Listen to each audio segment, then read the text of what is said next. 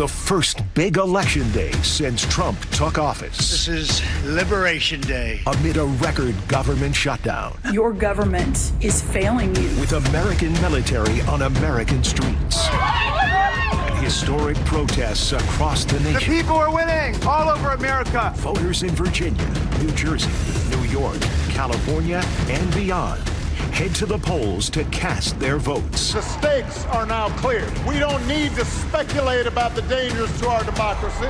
Tonight, MSNBC's special election night coverage with Rachel Maddow, Nicole Wallace, Ari Melber, Michael Steele, Alicia Menendez, Simone Sanders Townsend, Chris Hayes, Jen Psaki, Lawrence O'Donnell, Stephanie Rule, and Ali Velshi with results and analysis at the big board. MSNBC's special coverage of Election Night 2025 begins now. It is election night here at MSNBC. We are so glad to have you here. We know you can watch election returns anywhere or not at all. And so we are grateful, A, that you are watching, and B, that you are watching here with us. We're really happy to have you. We're grateful, and we will try to be worthy of your trust and your time. I'm Rachel Maddow. I'm joined here in studio by my beloved colleagues Nicole Wallace and Simone Sanders Townsend and Alicia Menendez and Lawrence O'Donnell. Ali Velshi is ready for us at the big board. I know, right? Very exciting. He's got all the data, all the exit polls, ultimately all the results tonight. It is a big, high-stakes night for an off-year election. We've got lots to get to from places all over the country.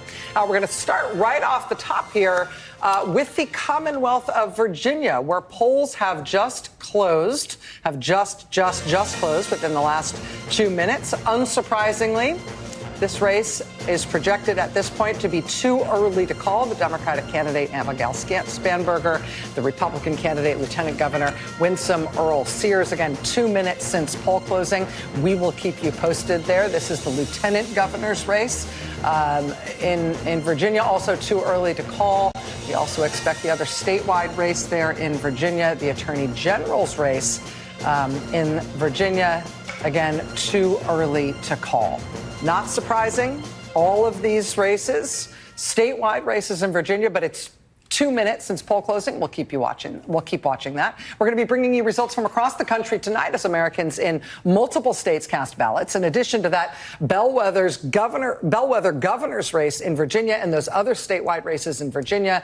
We're going to have polls closing in just under an hour in the great state of New Jersey, where voters are also choosing a new governor. In New Jersey, it's Democratic Congresswoman Mikey Sherrill and a former state assemblyman named Jack Ciattarelli, who is the Republican candidate, those two facing off in what's expected by many people to be one of the closest contests of the night. New Jersey, of course, has long been a blue state. But even as a blue state, they have been reasonably happy to elect Republican governors from time to time. And on top of that, New Jersey has shown some signs in recent years of turning a little bit purple. This time last year in the presidential race, Trump came within 6 points of Kamala Harris in New Jersey. That was a 10-point gain on his performance in the state against Joe Biden just 4 years earlier. In 2024, New Jersey, for Trump, that was the state where he had the second largest improvement over his 2020 performance anywhere in the country. New Jersey was second for him in terms of his most improved performance from 2020 to 2024. New Jersey was second. Guess which state was first? It was New York, where tonight, New York City's truth is stranger than fiction, totally riveting mayoral race finally comes to a close, whereupon all of the people involved in this race will presumably join an amazing sitcom. It's been Democratic nominee Zohran Mamdani, Republican Curtis Sliwa, former Democratic Governor Andrew Cuomo, who has been running as an independent in the mayor's race after he got shellacked in the Democratic primary by Mr. Mamdani. The turnout in New York City has been enormous. As of 3 p.m. today, when the polls are still slated to be open for another 6 hours, As of 3 o'clock today, New York had already zoomed past the total number of people that voted in each of the last 5 mayor's races. So just huge turnout in the New York City mayor's race. We knew it was going to be big early vote turnout. Now it looks like it's going to be big turnout overall. Also tonight, California holding a hastily arranged special election to vote statewide on one thing and one thing only, a proposition that is numbered 50. Prop 50 would allow the redrawing of California's congressional districts to likely give the Democratic Party as many as 5 additional seats in Congress in next year's midterm elections. Now, this is happening in California after President Trump ordered Republican-controlled states to redraw their own congressional maps to favor Republican candidates. So this is a fight fire with fire effort from California Democrats. I think many people thought at the outset this would be a really uphill battle in California, but the Yes on 50 campaign in California has just been a juggernaut, and so we shall see. We're also watching high-stakes judicial elections in Pennsylvania tonight. Ballot measures that would change voting rules in Maine and also in Texas. Some interesting municipal and legislative fights across the country. Some incredible mayor's races to watch tonight in places like Minneapolis and Seattle and Miami. And I mean, how is Boston's mayor running unopposed? Nothing is unopposed ever in Boston. What is J.D. Vance's half-brother doing in Cincinnati? It's a lot. There's a lot. There's a lot going on. It's going to be a very interesting night. Just 1 year after Trump won his second term in the White House, Trump does appear to be flatlining or worse politically. Each successive poll these days brings more bad news for the president and for his MAGA movement.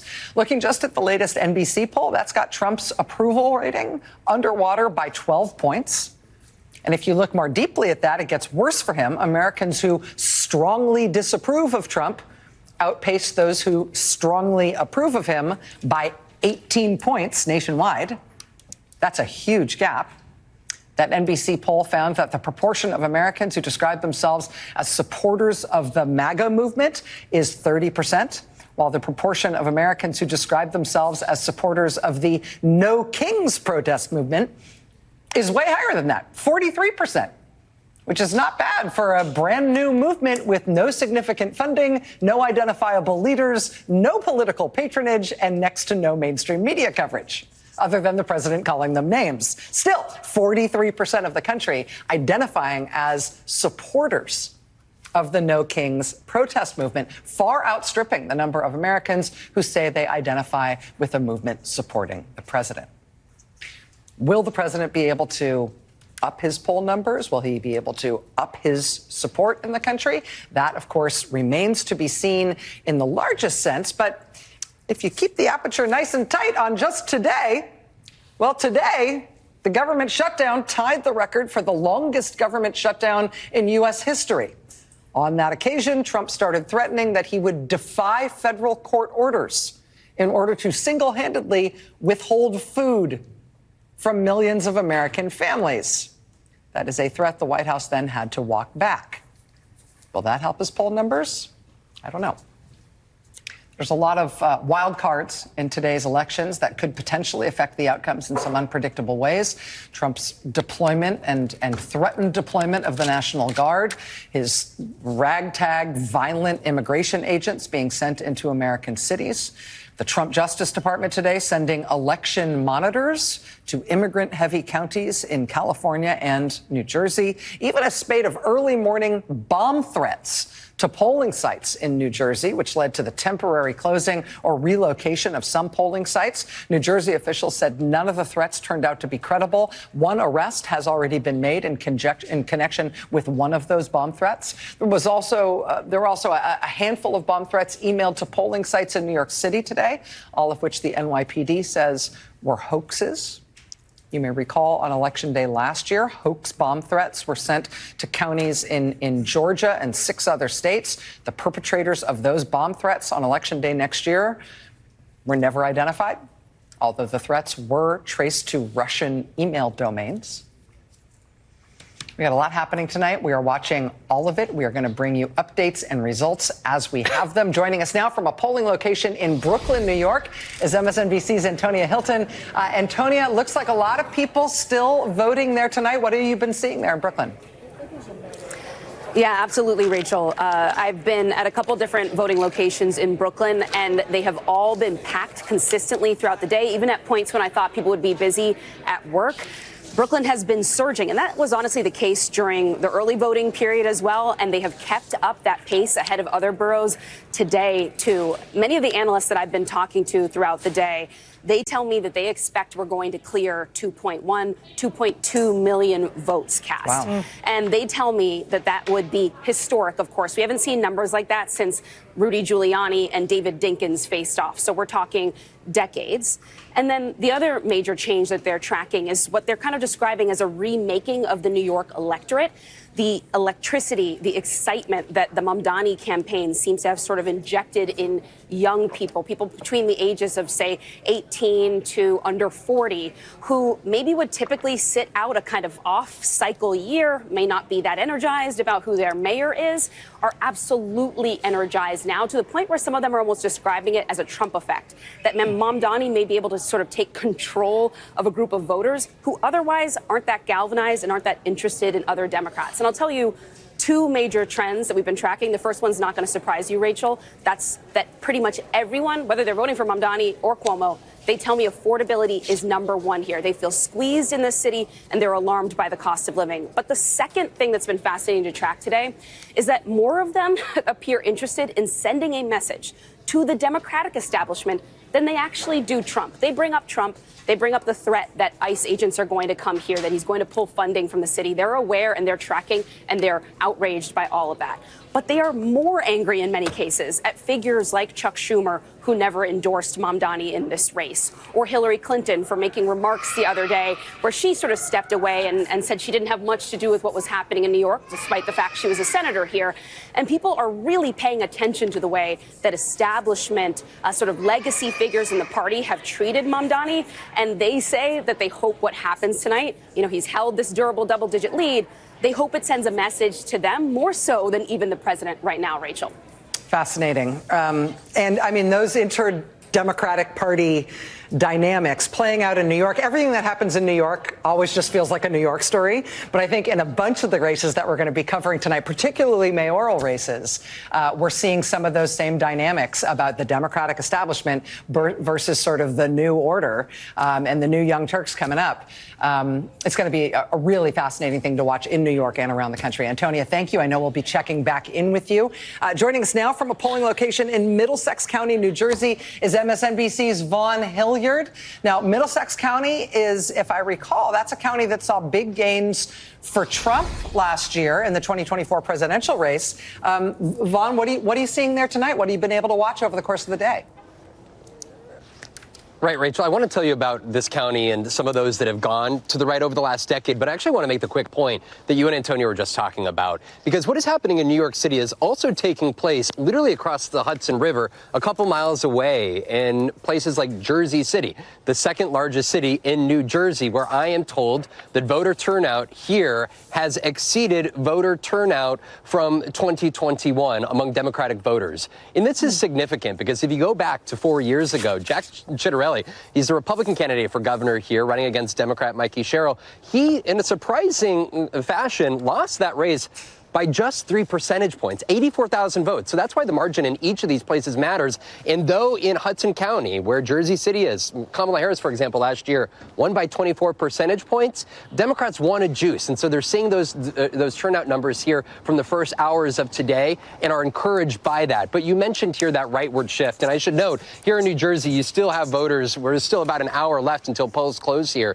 But this is a place, Middlesex County, where Donald Trump actually outperformed last last November, Jack Ciattarelli. There were 3 such counties. And when you're looking at the history of these counties, dating back to 2017, there has been a shift of 12% here to the right. And it's notable because Middlesex County is the second biggest county in New Jersey. And the same thing has happened in Bergen County, which is also the biggest county in New Jersey. It's gone through an 11-point shift. And so the question here is, can Mikey Sherrill, the Democrat, really put a stop to that rightward movement in the 2 biggest counties in New Jersey? I've been talking to voters that have been coming here, and I was talking just a bit ago to Dorothy Rose. She usually votes Republican, voted for Donald Trump last November. But she said the fact that that Mikey Sherrill is a Navy helicopter veteran, pilot veteran, and also noted that she has heard Mikey Sherrill talk about grocery prices and wanting to address those. She said that she came and voted for the Democrat here today. I was talking to also Michael, who said the SNAP benefits and the knowledge that kids in his neighborhood could be going without food also was his concern, and there was no question, even though he votes Democrat, he was showing up today to vote. And the other one he noted to me, he goes, seeing what was happening in Washington, specifically mentioning the White House demolition, saying that this is a moment in time for Democrats not to be disenchanted with politics, but to be engaged, and this is his first opportunity to do so. That's fascinating. I mean, and it's a really interesting contrast, Vaughn, talking about, I mean, we've spent so much time in the past, 10 years now, talking about the way the Republican Party has consolidated around one idea, one man, one leader, one way of doing things, which is all MAGA, all about Trump. And you either get with Trump or you're kind of out of the party. Whereas, separated by the Hudson River, you've got Democrats as widely divergent as Mikey Sherrill in New Jersey and Zohran Mamdani in New York City, both hoisting the Democratic Party banner and both hoping to win tonight, appealing to Democratic voters and to crossover voters with wildly different messages. It's a really interesting moment right now in party politics in this country. Vaughn, thank you so much for being with us from New Jersey. We'll be back with you as we get closer to polls closing there. Joining us now from a polling location in Arlington, Virginia, is MSNBC's Ali Vitale. Polls, of course, just closed in Virginia. 16 minutes ago? Ali, what have you been seeing today in Virginia? What was the turnout like in places that you've been watching? The signs are already coming up behind me, so 16 minutes was just enough time for them to start closing up shop here. I saw the last girl who came out having voted. She said, I ran to get here after work. She felt it was that important. And frankly, that's what I've heard from voters across several counties today as I've been talking with them. The idea that they felt that this was an important moment for them to register their voice at this pivotal moment in the second Trump term. I think the thing that I'm watching the most, I'll take you inside my text messages a little bit, is I'm hearing from Republicans who are sort of giving me like shrug emoji, we'll see what happens. They recognize that the exit polls show that the issue set and the things that voters care about don't necessarily bode well for Winsome Earl-Sears, the Republican at the top of this ticket. On the other hand, the text messages that I have going with Democrats is they're seeing the kind of turnout that they hoped that they would see. They are seeing the fact that they feel good about Spanberger. And the open question that they have among themselves right now is how long will her coattails be? I do think the one fascinating thing here in Virginia is the fact that it was a local election. Of course, all politics ends up being local. But for local folks here, it means they are federal workers who have seen Doge, been furloughed, don't know when their next paycheck is coming. And that was a key issue among many that made this really truly a referendum on Trump, even if 47% of voters are saying he was not the central pivotal point in their decision. Rachel. Ali Vitale for us in Virginia. This is going to be fascinating to watch the way this comes in. All of these races are so different with so many local dynamics, plus all of the national cross currents for these very different types of candidates, very different types of Democrats in particular. We are still seeing, we are now seeing the first votes coming in from Virginia, which gives us a fantastic excuse to go to our beloved Ali Velshi at the big board. Ali, first of all, I got to say, it's great to have you there. We're going to be leaning on you throughout the night. And you're right. This is about how different Democrats are approaching different things. As you said, we've got very little of the vote in right now for Virginia. It's just 1%. They'll start to come in pretty heavily. I just want to go to a couple of counties where we've got sort of double digits of the votes already in to just give you a sense of how they're going. Again, very early, Buckingham County right here in the middle of the state. 33% of the vote is in. Winsome Earl-Sears is at 54.5%. But take a look at where Donald Trump was in the 2024 election, 61.2%. So for the moment, again, 33% of the vote in, so hard to tell what's going on over there. Let's go over here. It's a small county. I'm sorry, over here. Lynchburg County's 9% in, so that's not really enough to give you a sense of. But take a look at Chesterfield County. We're going to be looking at this. Only 3% in right now. Abigail Spanberger outperforming at the moment. But this is one we're going to be looking at very closely. Right now, Abigail Spanberger outperforming the 53.6% that Harris got in 2024 over Trump. But we're going to watch carefully to see whether she can build over there. And we're watching these counties in Northern Virginia very clearly. These are counties that overwhelmingly go Democratic. So what they're looking to do there is get the vote to turn out. Remember, Northern Virginia, these are places where a very big portion of the 300,000 Virginians who work for the federal government live. They live in Northern Virginia. About half of those number work in Virginia at government installations. The other half go to D.C. or go to Maryland. I want to show you something very quickly before we move on. I want to go to the exit polls and tell you why people are voting the way they are in Virginia. The most important issue to Virginia voters right now is the economy. Now, that might be the same thing for most Americans, but remember that percentage of Virginia voters who are employed by the federal government, it's a very, very big deal. Health care is the second biggest issue. Immigration is the third at 12%. Hard to tell what that means, though. If you think immigration is the most important issue to you, does that mean that you vote for Donald Trump because you like the fact that he's doing what he said he was going to do? Or does that mean you vote against Donald Trump, even in a gubernatorial election? We'll be watching all of this through the course of the night, Rachel. Ali, fantastic to have you there. Thank you very much. Again, the first votes just coming in Virginia, where poll closings just about 20 minutes ago. We've got another big poll closing coming up at the top of the hour in New Jersey. Plus, it's going to be a long night. There's a lot going on. In terms of how this night is going to unfold, you guys, obviously, I don't know if we're going to have surprises.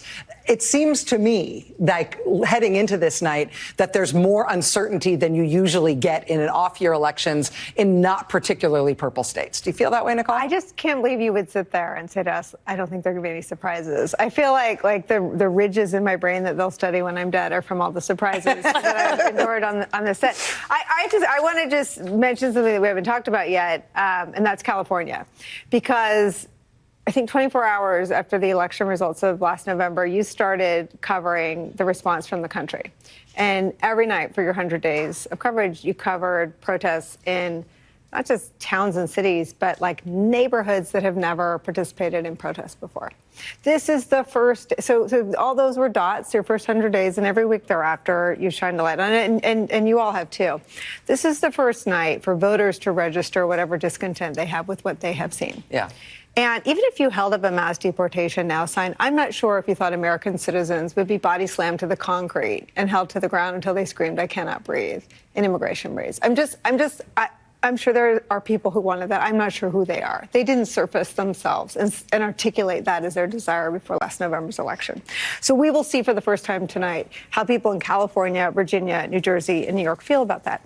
The second is the Times is reporting, based on California's Secretary of State's website, that a third of the registered voters in California have gone to the polls and voted today. There's one thing on the ballot in California. Yeah. There's one thing on the ballot. It's Prop 50. And it is a complicated thing to explain. It's about responding to a request that Donald Trump made from his friends in Texas to gerrymander already rigged maps in Texas. Gavin Newsom put all of whatever his political aspirations are on the line. He did it at an event where outside mass federal agents were patrolling because they were intensely patrolling Los Angeles at the time. And 7.2 million people in California have voted on Prop 50. Yeah. So we cover democracy every day. It's not always clear how people attach that to their lives. I think tonight we'll have a much better sense of what that means to voters. And we always watch turnout in terms of what it might mean for which side had better campaigning, better organizing, what it means about enthusiasm for particular issues or particular candidates. In this moment, it feels like big voter turnout is a sign of Americans valuing their ability to vote, because it feels like it's more under threat than it's ever been before. Lawrence. You know, Rachel, I was struck by something Von Hilliard reported from a voter in New Jersey, saying that this voter was out there today voting because of, quote, this is what Von said, the phrase he used, the White House demolition. Yeah. Donald Trump tearing down the east wing of the White House. That sent a voter to the polls in New Jersey. Surely it sent thousands of voters to polls all around the country. And the mind reels at how many ways, if you're a Republican candidate, Donald Trump can ruin your campaign any day of your campaign. Let's just assume Donald Trump was determined to do this to the White House. No one in the Republican Party could say to him, could you wait until November 5th? Could you just, November 5th, don't do anything before that. You think about the Gateway Tunnel, the tunnel on the new tunnel in the Hudson River. Donald Trump comes out 3-4 weeks ago and announces at the beginning of the shutdown, I'm going to kill the tunnel. This is so vital to New Jersey. You're the Republican candidate for governor in New Jersey, and your Republican president, who you have embraced, has just said, I'm going to make life in New Jersey so much more difficult for people in New Jersey trying to get to New York, back and forth to New York. For which Chitterelli's explanation was, he doesn't really mean it. I'm pretty sure he doesn't mean it. But again, if you are determined to say that, can you please wait till November 5th? Yeah. And no one can get him to do that. There has never been a wrecking ball within a party like Donald Trump. Now, that doesn't mean that the candidates lose, but it does mean they get less votes. And in some cases, it's going to mean that they lose. Simone, what are you watching tonight? Well, you know, after the 2024 election, which was a year ago today, there was a lot of talk about all the folks that swung, people who would usually vote for Democrats, parts of the Democratic coalition, and how they are now supporting Republicans. But I don't think there was enough conversation about the Democratic coalition voters that stayed home and that did not come out, the black voters that did not vote, not the folks that voted for Trump, but the people that just stayed home, the Latino voters that just stayed home, the working class white woman that was like, you know what, I don't know if I'm participating in this election. So I am looking for in New Jersey and Virginia specifically what those numbers look like. I'm hearing a lot of anecdotal notes about turnout in New Jersey, in Virginia, specifically among African-American and Latino voters. I want to know what the numbers actually bore out to be. And what's the anecdotal information? The anecdotal information is that black voter turnout in Newark is surging and surpassed, and anecdotally, according to these individuals I spoke to who are in the boiler room, actually out there on the trail, what this voting was by 4 p.m. in 2021, the last time there was an election, a gubernatorial election. I think that matters. People forget in New Jersey, Jack Ciattarelli, he was on the ballot before. He almost beat Phil Murphy by about 3 points, within 3 points. And someone I talked to has been doing a lot of organizing of African-American voters, particularly in New Jersey, said that this is for them about voting for freedom and democracy, and they feel like this is their last chance to take a stand, and that's why so many people have come out. Alicia? I don't think you need this reminder, but there is nothing normal about this environment. I was speaking with organizers who they go out, they try to talk to low propensity voters, and they say, we go door to door. We're supposed to have these conversations in your doorway. There is such an atmosphere of fear in some of these communities that people won't buzz the organizers into their buildings. So they are having these conversations from the floor level to the second or third floor window saying, are you registered to vote? Yes, I am. Who are you voting for? And that just makes everything more difficult. So those same organizers were at bus stops at 6 in the morning trying to get people to vote before they went to their job. They then had an afternoon of calls. The afternoon of calls was just supposed to be, I just want to remind you that you can vote today, turned into, I know that there was a bomb threat at your polling place, and I just want you to know that threat was not credible. Your polling place is exactly where it was before, and it is safe for you to vote. So as you watch these numbers roll in, remember that that is all in the ether. That's crazy. Wow. All right. One thing here before we take our first quick break. You might have heard that we here at MSNBC are about to get a name change starting November 15th. Right? A little less than 2 weeks from now, we're no longer going to be MSNBC. We're going to be MS Now. And we're not going anywhere. We're not changing anything other than our name. But as we are starting this new chapter, we have launched sort of a cool new ad campaign to let everybody know that we're changing our name, but not our mission. Obviously, this is a huge night for us. Election night is always a big deal. We have a ton to get to tonight. But this is our first chance to show you one of those new ads right now about our new name. So here it is. We're going to play it now, and then we'll be right back. We, the people of the United States, in order to form a more perfect union, establish justice, ensure domestic tranquility, provide for the common defense, promote the general welfare, and secure the blessings of liberty to ourselves and our posterity. Do ordain and establish this Constitution for the United States of America. We the free, we the proud, we the brave, we the people.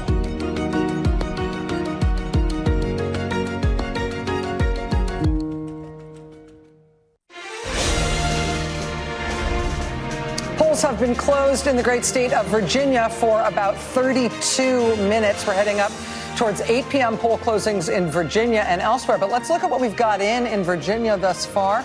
We've got just over 10% of the vote in. NBC News projects that this is still obviously too early to call. But with just over 10% of the vote in, we've got Abigail Spanberger, the Democratic candidate, just over 56%. And Winsome Earl Sears, the Republican candidate, current lieutenant governor, just under 44%. Again, about 10% of that vote. We'll check in just a moment with Ali Velshi about where that vote is coming in from and what we are going to be expecting to come in over the next few minutes, actually, really, in the rest of this hour. Right now, let's go live to a polling location in Sacramento, California. MSNBC's Jacob Soboroff is there. It's about just after 4:30 p.m. local time in Sacramento. We've got polls open for quite a while yet in California, Jacob. What have you been seeing in terms of numbers, enthusiasm, what people are saying?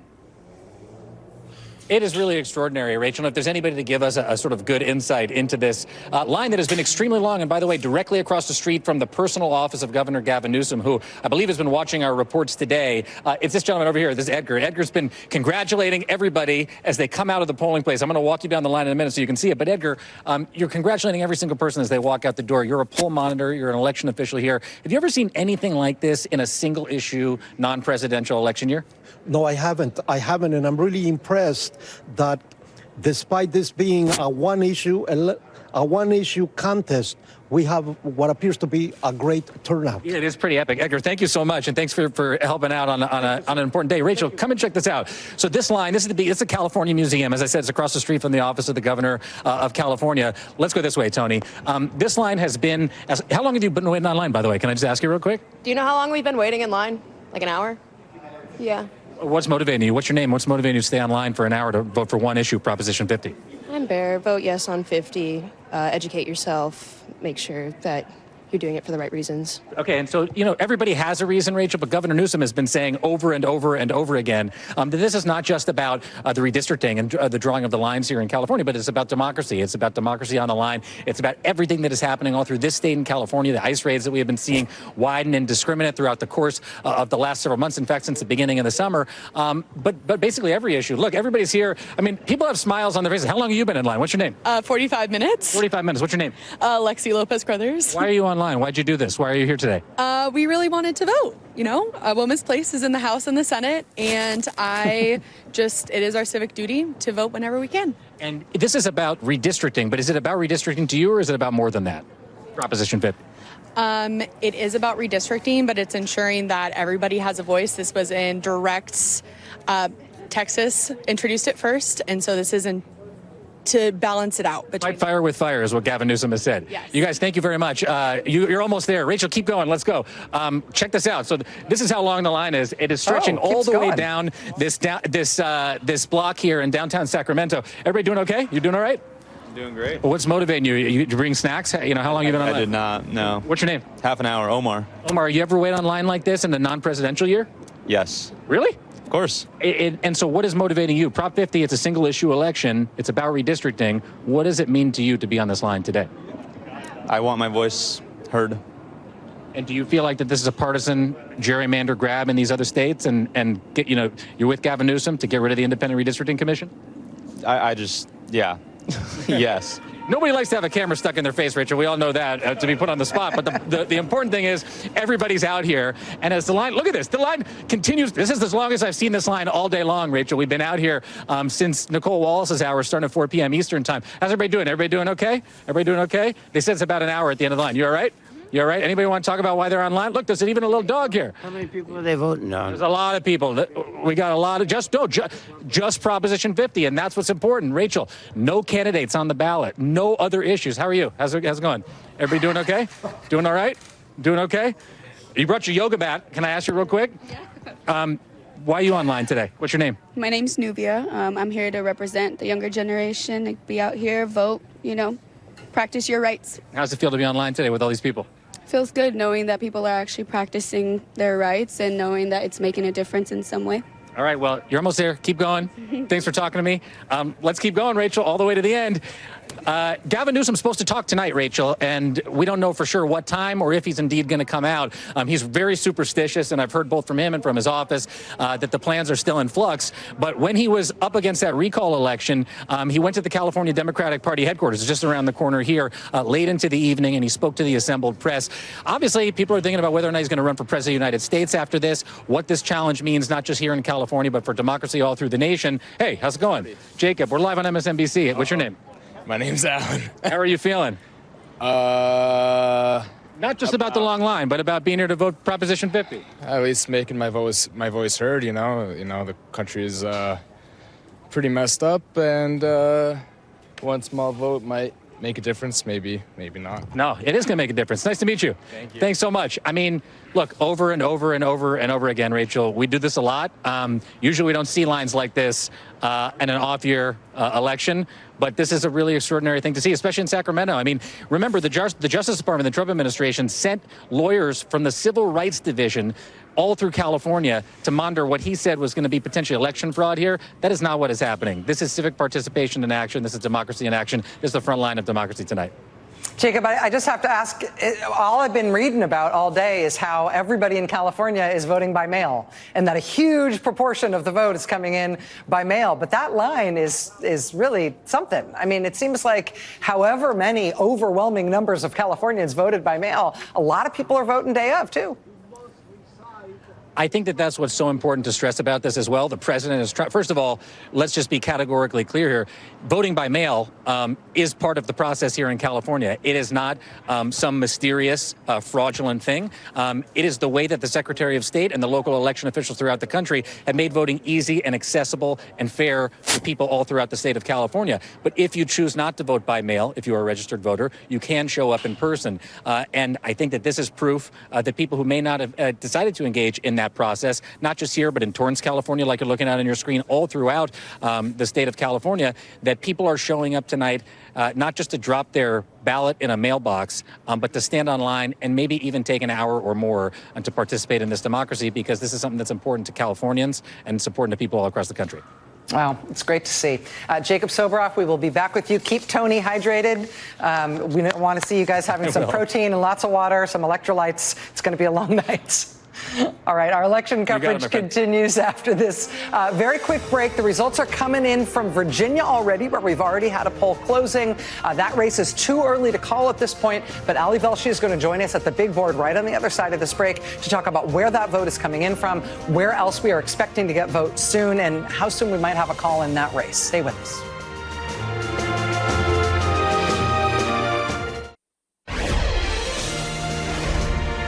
All right, Virginia polls have closed already. They closed 45 minutes ago.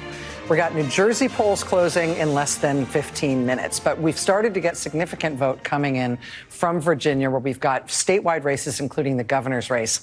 Ali Velshi, what are we seeing in Virginia? We're seeing the numbers coming in very fast. We're at 24% now. This has just moved 24%. And let me just give you a picture here. Abigail Spanberger's leading. She's got 56.8% of the vote. Let me show you what has to happen here. Kamala Harris got 51.8% of the vote in the 2024 election. Go back to the gubernatorial election in 2021. Glenn Youngkin won that one with 50.6. So Spanberger is outperforming Youngkin in 2021 and Harris in 2024. Now, take a look at a couple of of key things. I want to push into Northern Virginia right now, where Democrats typically do very well. In Arlington County, just 19% of the vote in. Look at that, 79.5 to 20.5. Now, again, Harris did very, very, very well here in 2024 at 77.5%. Abigail Spanberger is outperforming that. Let's take a look next door at Alexandria County. Harris won that at 77% in 2024. Spanberger right now, again, 20% in at 86.8. That's what they need to do in Northern Virginia. Spanberger's people need to just make this vote bigger and bigger and bigger. Loudoun County, Northern Virginia, 96% of the vote is already in. So you can tell that these trends are actually there. Look at the way Abigail Spanberger is outperforming what Harris did in 2024, 56.3 back then to 64.2. Let's go back to the 2021 gubernatorial election. Terry McAuliffe did win in Northern Virginia. That would be expected with a 55% margin. With 96% in, Abigail Spanberger's got a 64% margin. Let's go down to Chesterfield County, south of Richmond. This is one that they've been looking at very carefully. 43% of the vote is in right now. Kamala Harris got 53.6% in 2024. Abigail Spanberger, every single one of these counties we're looking at that went Democratic is going stronger Democratic for Abigail Spanberger. We're looking at this pattern emerging in all the Democratic strongholds in Virginia. Of course, this is the main one that they're looking for because this is where Democrats win by a lot. But what they want to do is use that to run up the vote count right now. Northern Virginia is going heavily toward Abigail Spanberger right now.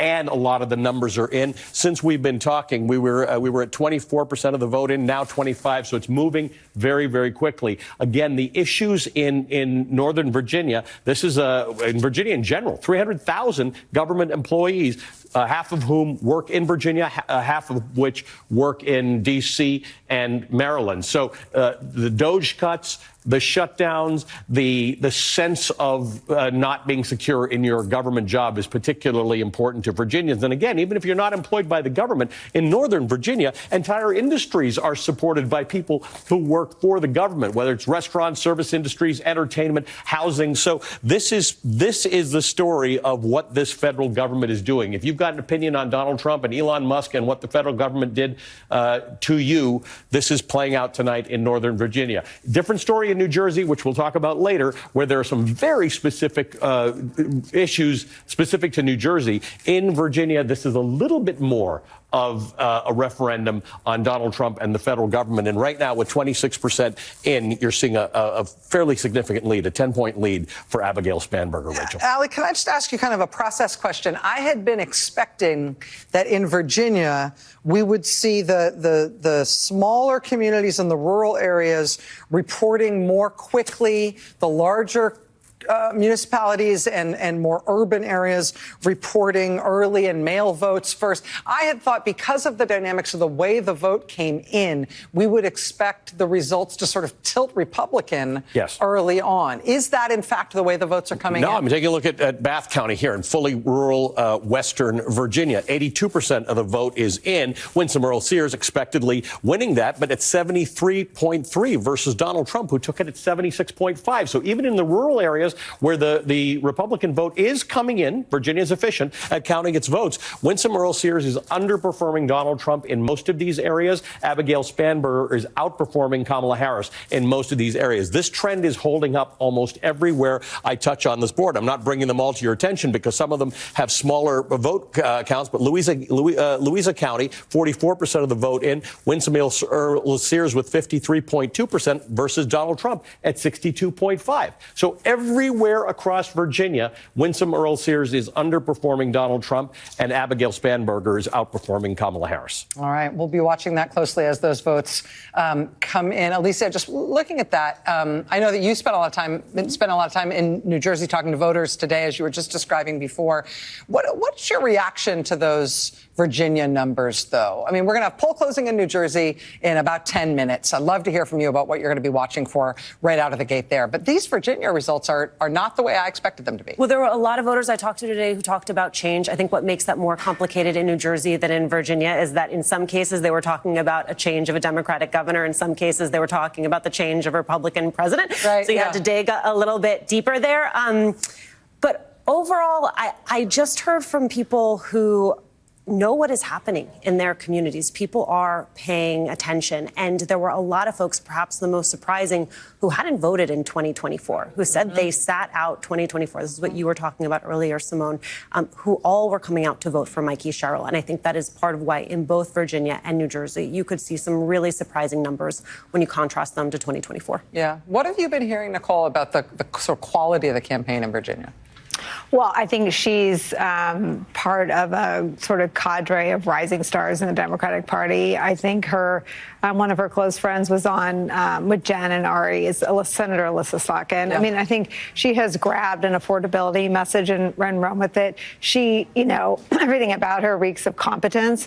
And when you are trying to contrast yourself with the national party led by Donald Trump, I mean, just standing there and looking competent is a political advantage at a moment when his approval rating, as you said, is plunging by the hour.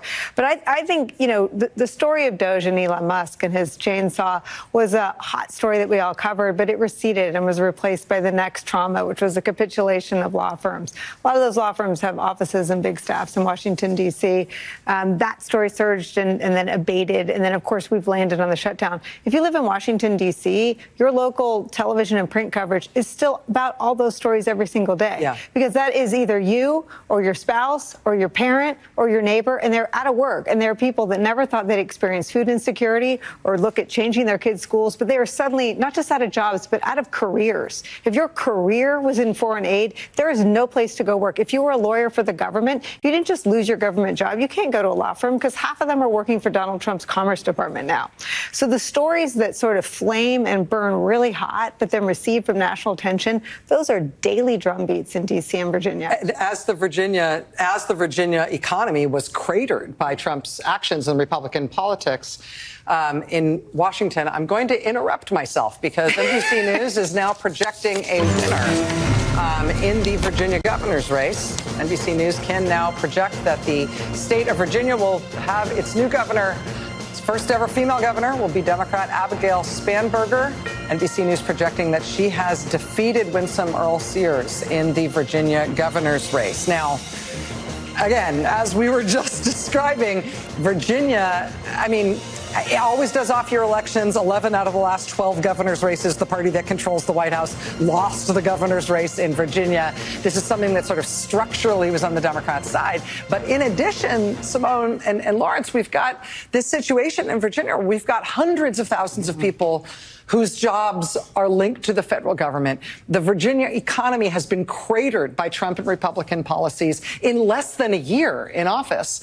In Washington, and Winsome Earl Sears, whatever her skills were as a candidate, and she's the serving lieutenant governor of the state, she would not say one critical word about Donald Trump and the Republican Party at a time when the state is really being hurt by it. I don't see how you could be the best campaigner in the world and win against those kind of Donald headwinds. Trump declared war on Virginia. Yeah. And it's not California. It's a state that Republicans have won and can win.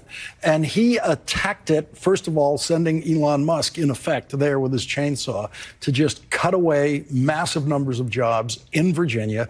That's cutting the tax base in Virginia. It's cutting the state's ability to finance its own government.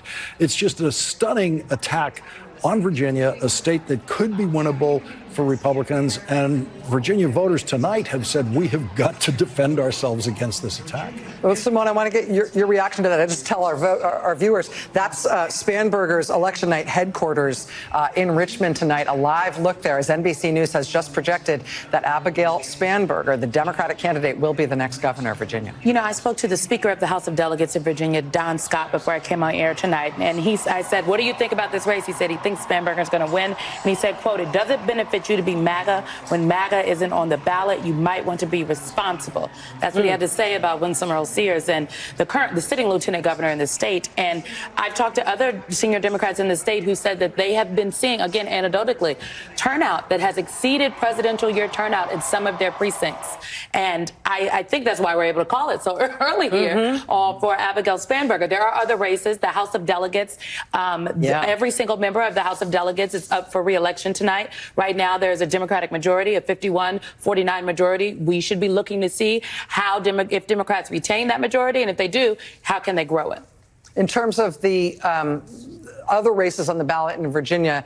Eventually, Ali, we're going to go to you and want to ask you about the lieutenant governor's race and the attorney general's race. Those are the other two statewide races in Virginia tonight. But you're absolutely right that the legislative seats, the Virginia State Senate, not on the ballot tonight, but the state legislature, the House of Delegates is, and that's particularly high stakes. We've been talking about that California Prop 50 and the redistricting issue. If Virginia is going to redistrict in order to send more Democrats to Congress from Virginia as part of this nationwide arms race, it's going to be that House of Delegates margin that's going to make all the difference as to whether or not they're able to do that.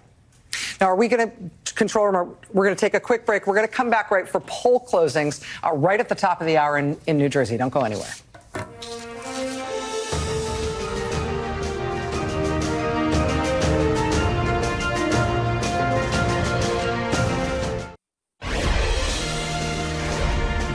It is 8 o'clock on the East Coast, which means polls have just closed in the great state of New Jersey. In New Jersey, of course, it is a gubernatorial battle between Democratic Congresswoman Mikey Sherrill and former state assemblyman Jack Ciattarelli, who is making his third run for governor in New Jersey. This race at this point is too early to call in New Jersey. We will keep eyes on that as we start getting the first vote in, where, again, polls have just closed. We have just had a very important call. NBC News projecting that in the Commonwealth of Virginia, the new governor in Virginia will be Democrat Abigail Spanberger, defeating Republican Lieutenant Governor Winsome Earl Sears. This is a flip of the governor's seat in Virginia from the Republican Party to the Democratic Party. Abigail Spanberger, former CIA officer, Democratic Congresswoman, taking that seat for the Democratic Party in Virginia. We expect to hear from Abigail Spanberger soon. We will bring you her victory speech as soon as she starts speaking. Chris Hayes joins us now. Ari Melber, Michael Steele, good to have you guys here. Chris, let me get your reaction to this news out of Virginia. The Virginia, this is the first time that people have gotten to vote in a big election since the second Donald Trump term. And we're constantly trying to kind of like echolocate where the country is as we fly through this strange world we live in. And we use polling and we use reporting and we use little special elections. This is the best data we get. And this is real data. 4 years ago, in 2021, Glenn Youngkin won this state by 2 points. Spanberger's tracking maybe something of a double-digit win. That's a huge swing. Kamala Harris carried the state a year ago by 6 points. This is the first chance we have to be like, okay, voters, thumbs up, thumbs down broadly. How are we doing? Yeah. And it's a big thumbs down for the direction of the country. And the thing I think is really important about tonight, the weirdest, most unnerving thing in some senses of the last 9-10 months is how little the Republican Party seems to care about the median voter. They seem to sort of give, no one seems to be tracking, hey, man, the guy's at 37% approval rating and not going great, got a bunch of seats you might lose. I do wonder whether, actual tangible results shocks the system a little bit in Washington. Yeah. It tends to. These races tend to do just that. And we all saw Chris Christie. We saw what happens when these bellwethers happen, when the voters are saying, I don't like the way this is going. You'll see if that happens. Well, it's also on that point, on the Virginia race specifically, all the drama about Trump in the Virginia race was whether or not he was going to deign to associate himself with Winsome Earl Sears because he thought, presumably, that she was going to lose. And so you wouldn't want to sully Trump by associating her with him. Well, what about the prospect that he might help her win? Right. They're not working in those terms at all, because the Republican Party is about his fortunes and his fortunes alone. And that can be a real strategic problem, a real tactical problem in a race like that. And the point that you made before about the gerrymander, typically, again, when I've watched the shoe on the other foot. Now, Democrats are very good at freaking out, and they have higher levels of neuroses at a baseline level than the Republican Party. But, there are a bunch of competitive seats, and generally the way this works is the people in the competitive seats starts to get worried that their association with the unpopular leader of the party is going to hurt them. And they start to do things about that. We have seen none of that. They're not allowed to. They're not allowed to. Yeah. But one wonders if a little bit of gravity is real, this is the way it works, people don't like it, you should start thinking about your own political future starts to dawn a little bit if the night goes the way that Virginia looks like it's going right now. We have a call on that race, and we'll see what happens. Yeah, and not only for these Virginia Republicans who may lose tonight, but for Glenn Youngkin, who all signs indicate really wants to run for president in 2028. And if the way he's leaving office is by Republicans losing up and down the ballot in his state and leaving behind essentially an electoral wasteland for his party, that's going to affect his ability to put together what seems to be a good run in not too long from now in 2028. Look, I think, and I don't know what you think when you hear, this is the point. I mean, Speaker Mike Johnson, whose actual job is White House Director of Legislative Affairs, has not seated a member of Congress who won over a month ago after going on a podcast and saying he too thinks the Epstein files should be released. Someone reined him back in with a shock collar or whatever they have on him to control his behavior. And he has not done the basic function of his job, which is to swear in a member of Congress who won. So what my point is that worrying about the political standing is downstream from doing the functions of their job. Yeah. So not only are they not worried about their political standing, they're not doing the basic functions of their jobs. Now, I think it raises a much bigger question, and even if we're on for 12 hours, we probably can't answer it. Why not? But if the plan was to rig the maps, Gavin Newsom just delivered a blow to that as well. And if the Virginia House goes for the Democrats, that will be more seats to address the rigging of the maps.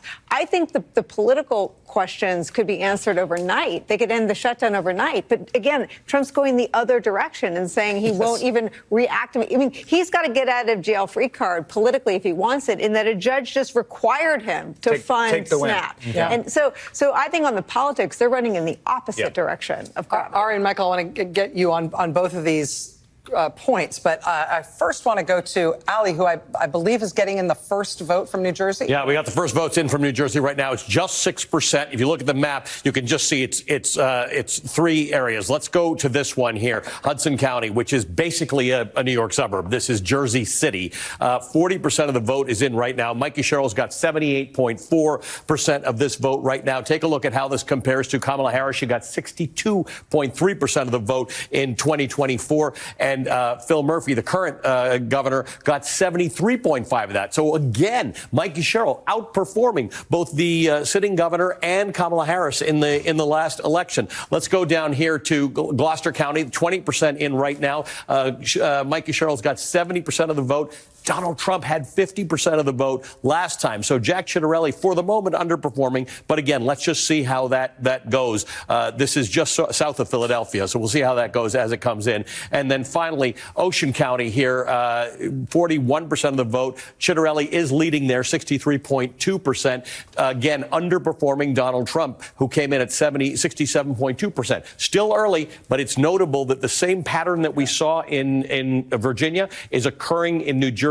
Where Mikey Sherrill is winning, she's outperforming Kamala Harris and she's outperforming Phil Murphy. Where Ciattarelli is winning, he's underperforming Donald Trump in the last election. So again, very early, but we just got a little bit more that's coming here. Essex County is 35% in. Mikey Sherrill, look at these numbers, 78.7. Kamala Harris had 71% in 2024. Phil Murphy did better than that in 2021 at 74. 78.7. These are remarkable numbers. Let's go back out to the state right now. We've got 12% of the vote in. Again, too early to call, but moving quickly, 54% to 45%. Not a dissimilar margin to what we're seeing in Virginia. These are big numbers, closing in on double-digit leads here. Again, in New York suburb, Bergen County, lots of people we know who work here live in Bergen County. Mikey Sherrill's got 51% of the vote right now. Kamala Harris had 50% in 2024. In 2021, Phil Murphy got 52.5%. So here's one place where we're going to see what happens. But again, not that much of the vote in right now. That's 20%. But you can see here that it's starting to populate very quickly, 16% in Burlington County. So I think we'll stay close to this and we'll have a lot of information for you. But statewide right now, too early to call. Mikey Sherrill at 54.4% versus Jack Ciattarelli at 45%. Michael Steele, looking at this as a political professional, as the former Republican Party chairman, as lieutenant governor in Maryland, looking at those numbers and looking at what we've seen already from Virginia, what are you seeing? Actually, a number of things. I'm having some flashbacks to Virginia and New Jersey in 2009. when we had Bob McDonnell and Chris Christie on the ballot. And there was a lot of talk about what it would pretend nationally. And I was always very cautious about that. I've always been very cautious about looking at races like this and projecting too much, because you can overstate the win in a way that sort of disguises some fault lines that may exist downstream. But the numbers do tell you a trend line. They do set in motion a trend line. The overperformance by both of these Democratic candidates in their states, respective states, is a big signal that not only have Democrats been able to make a case, but they've been able to make it in such a way that some of the voters, maybe a lot of their voters who stayed home in 24 and didn't play because they were mad about the price of eggs or they were mad about Gaza or whatever, they've cleared their eyes of that and are now looking squarely at this administration and what it is doing to the American people, what it is doing to their own personal safety and economics. So that's going to be a driver setting up 2026. I think to some of the points that Chris was making, here's the side of the Republican Party, this Republican Party you cannot lose sight of. The reason they don't care, it seems like they don't care, is because they got a plan B. Well, definitely, yes. And the plan B is the state election offices that they now control. And setting up those operations going into 26 to make sure not just that you have ballot watchers and poll watchers, but they have their fingers in some degree on the system is something that you need to be mindful of, because you can't lose sight of that side of this equation of how they get the ultimate control. And of course, all the other things that lead and feed into those various narratives. Tonight's a good night for Democrats. Tonight's a good night for the country, in the sense that you do have this ability to go out and vote and participate in the system as you're supposed to. And that, to me, is more important than anything else in the face of all the other things that have happened over the last 10 months that seems to tell us, oh, man, we're in trouble. But the American people are here to remind us we're resilient and we can and we will exercise our rights. Well, to pick up on what Michael's saying, sometimes we go hip hop, but you're making me feel more Grateful Dead. There you go. Every silver lining has a touch of gray. Yes. And so here we are in the middle of, people are speaking up, and then you're like, but they might steal it, which we've all covered. So I feel you. I feel you on that. I would agree with everything that's been said, because a year ago, when we got these exit polls, it said 45% of voters felt worse off than before economically. Yeah. And it was worse than in the 2008 vote after the crash, in terms of how people were feeling and what they'd been messaged. And so here we are a year later, and what I think we're seeing at least some Democrats succeed on is, how's that going? Are you better off than a year ago? And is this Trump thing working? Because if people voted on lower prices, they got revenge indictments. And if they voted on jobs, they got Doge and a shutdown, as you were all elucidating. And so in Virginia, you feel that one way. In New York, which is not representative of the whole country, but is a diverse version of a lot of the different groups you want to appeal to, including what the Democrats need, which is excited young people. And you have a message on affordability that may be working. Right. And so you loop that all together, and at this hour, it might be more silver lining than touch of gray, although we could do both, where some of this is breaking through. And you just flipped a state like Virginia that does look like the places you want to win in the future. Yeah. Exactly. And, I should say the New York City mayoral race, polls are going to close there at the top of this upcoming hour at 9 p.m. We do have polls closed in New Jersey as of 8 p.m. Eastern. We have polls closed in Virginia as of 7 p.m. Eastern. And NBC News has projected a winner in the Virginia governor's race, Democrat Abigail Spanberger there. We are expecting to hear from Abigail Spanberger sometime soon. And as soon as she starts her victory speech, we will be bringing that to you live. We have some news coming up here, of course, as we move along. You may have heard that in less than 2 weeks from now, the name of this channel is going to change. MSNBC will become MS Now. Nothing else will change. Okay, you watching this right now, you don't have to do anything.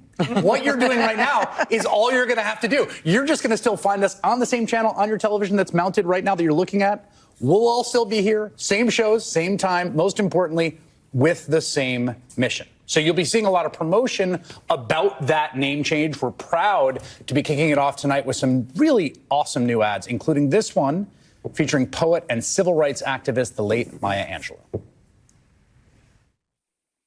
I was asked to say something wise, to have some wise words.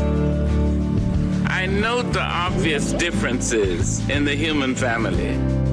Some of us are serious, some thrive on comedy. Some declare their lives are lived as true profundity, while others claim, no, they are living the real reality. I've sailed upon the 7 seas and stopped in every land and seen the wonders of the world, but not yet one common man. I note the obvious differences in every sort and type, but we are more alike, my friends, than we are unalike. But we are more alike, my friends, than we are unalike. We are more alike, my friends, than we are unalike.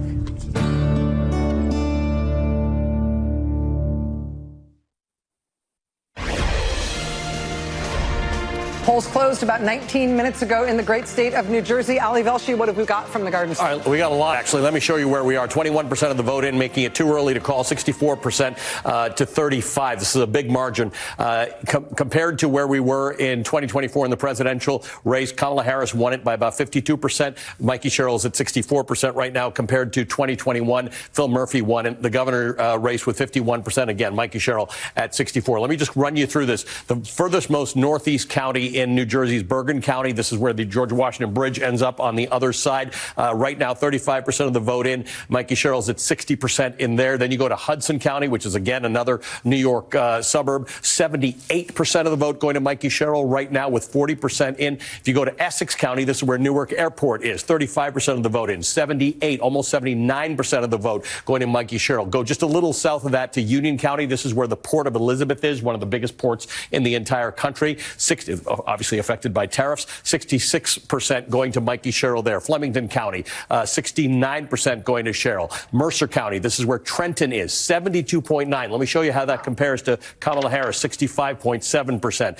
Go down further, closer to Philadelphia. Burlington County, 65% going to Mikey Sherrill. Camden County, which is Camden, right on the other side of the river from Philadelphia, 73% going to Mikey Sherrill. Compare that to 2024, 62% went to Kamala Harris back then. Go south from there and go to Gloucester County, again, a Philadelphia suburb, 70.7%. Again, this is a low number, 20%. So we're going to see what happens here. This one feels not as right to me. 70% going to Mikey Sherrill. Trump won this with 50% of the vote. And go down to Ocean County, Atlantic County, 18% of the vote in. Again, Mikey Sherrill outperforming at 67%. So same pattern we're seeing in Virginia. The Democrat outperforming both Kamala Harris and expectations. Now, in Virginia, Ali, just to recap for our viewers, we have had NBC News project a winner in the Virginia governor's race. The Democrat Abigail Spanberger projected to win there.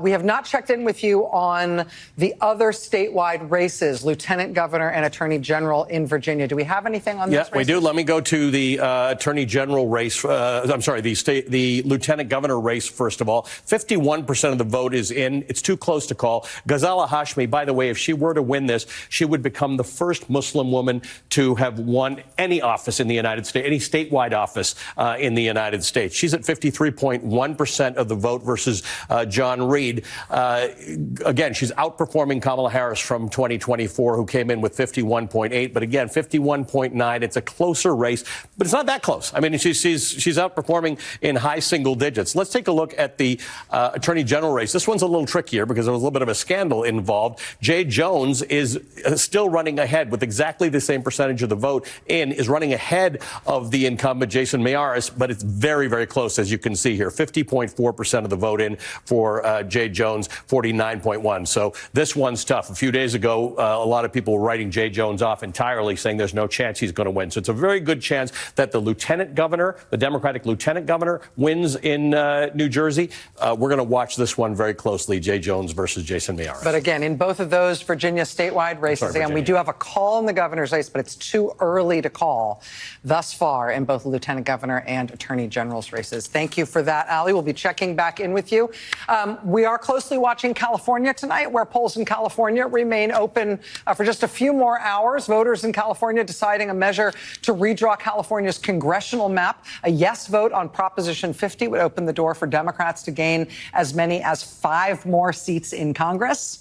In next year's midterms, that would effectively counteract the Republican redistricting that was ordered up by President Trump in Texas, where they are trying to send 5 more Republican members of Congress from Texas next year.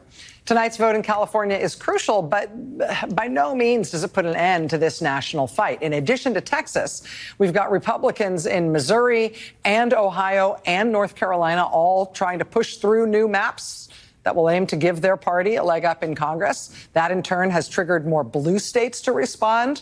That's why we are seeing these people lined up in California tonight to vote on Prop 50. But I will tell you, the latest Democratic-controlled state to weigh in on this just today is the great state of Maryland. Democratic Governor Wes Moore of Maryland has announced as of today that his state is going to form a new redistricting advisory commission. According to Governor Moore's office, this bipartisan commission will solicit public feedback from voters.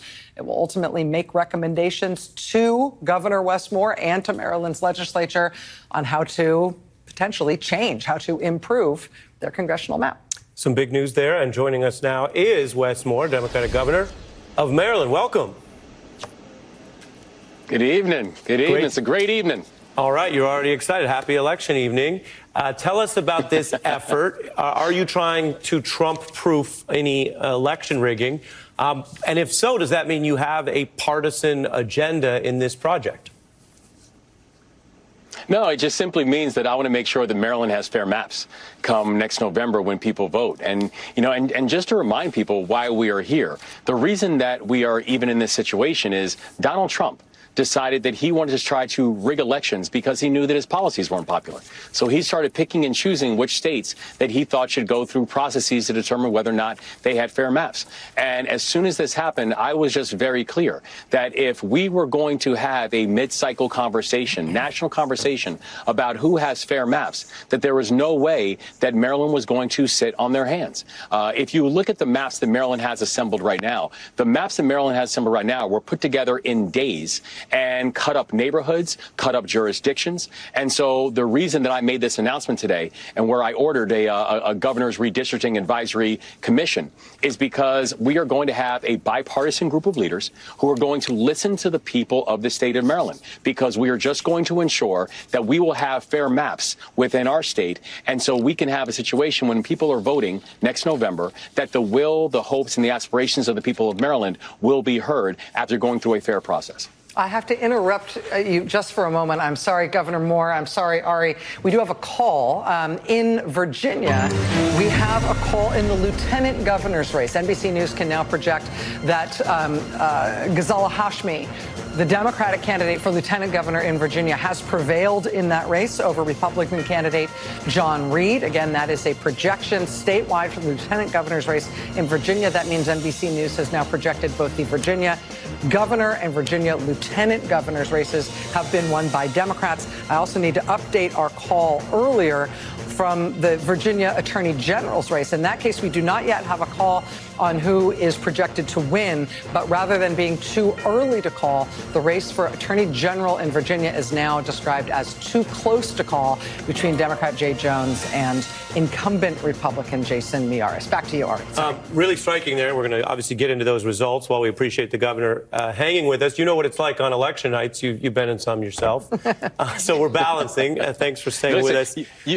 Go ahead. You can interrupt me with news like that anytime you want. Well, it takes us to the next question, which is you were just talking about the future midterm planning. As for tonight, it is early in the night. But what do you see here for your party? And specifically, are you doing anything different than the Democratic message a year ago tonight? Well, listen, it's a great night for democracy. And honestly, it really highlights the things that I had heard. I mean, I campaigned hard on behalf of Abigail Spanberger and on behalf of Mikey Sherrill.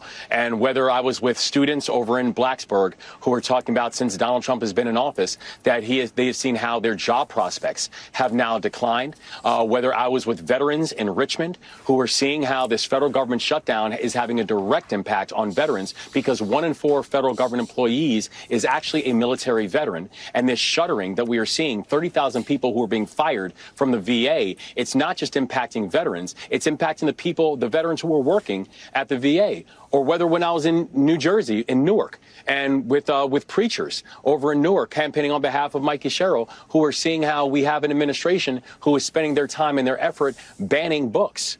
And so the thing that we are seeing right now, and the thing that I'm really excited about is, our push in Maryland around affordability, our push in Maryland around public safety, that people are seeing that the Democrats, this is a big tent and a big party. And whether it's, our focus that we've had where, we've seen as the Trump administration has tried to ban books in Maryland, I signed legislation banning the banning of books, that we have said that we're going to build more housing and build faster because we've got to increase inventory, or whether I made the large investments in local law enforcement in our state's history, that we're all focused on the same issues, affordability, public safety, and creating opportunity for people, and that this party might have a different ways of being able to get there, but our focus and our North Star stays exactly locked in. Yeah, and if there's a book ban and you ban the ban, then there's no ban. The bad thing becomes a good thing eventually. There's no ban. Then there's no ban. You ain't doing it in Maryland. Governor, thank you again for joining us on election night. I know a busy night for everyone. Appreciate it. Rachel? Yeah, it's interesting, him reacting with that big smile to the Virginia news. Obviously, Virginia and Maryland, states whose fates are often quite intertwined. Very different approaches to politics, but also neighbors in the D.C. region, profoundly affected by the economic impact of Trump and Republican policies in Washington. Yeah, and you've also got, one of the things that's interesting as we watch these results come in, right? You've got the national mood, which is a real thing. When you talk about 2009, right? New Jersey and Virginia, the national mood was very clear that night. And if you would have been, it would have been malpractice to ignore it, right? But then you've also got individual races, you've got candidate quality, local dynamics. One thing I think it's worth mentioning since we've called the Spanberger race is how much her opponent in this race focused on demonizing trans folks, talking about trans issues, running 1 million ads about trans kids trying to play sports. And I think thought that she looked at polling, she thought this was a motivating issue, and it did not work for her. Yeah. And I do think it's worth everyone kind of sitting with that a little bit, particularly because we've heard so much about how this is a wedge issue the Democrats are on the wrong side of and are backfooted. We've got a little bit of a test case in Virginia. Not the only thing that happened. There's national mood, there's candidate quality. But I think it's pretty striking how central those ads and that message was to that campaign. Yeah. And how much that seems to have been thoroughly rebuked by voters who, to Wes Moore's point, do seem continually laser focused on affordability and economic prospects as the things that are most. Yeah, Winsome Earl-Sears refusing to put any distance whatsoever between herself and Donald Trump, herself and even House Republicans who wants to associate themselves with Congress, but she wouldn't. Not even Marjorie Taylor Greene. Yeah, but then also thinking that she can ride this culture war stuff right to the end, and it looks like it paid off incredibly poorly for her. Yeah, I think that Wes Moore is also smiling because he was a very in-demand surrogate. Mm-hmm. He was, we all covered President Obama's swing last weekend, but Wes Moore was there. He was on the ground, and he's a rock star. And for all those candidates, he was in high demand, draws big crowds. A lot of people know him. He's been on television. He was here, had some of these jobs. He's been having this conversation and very much finger on the pulse.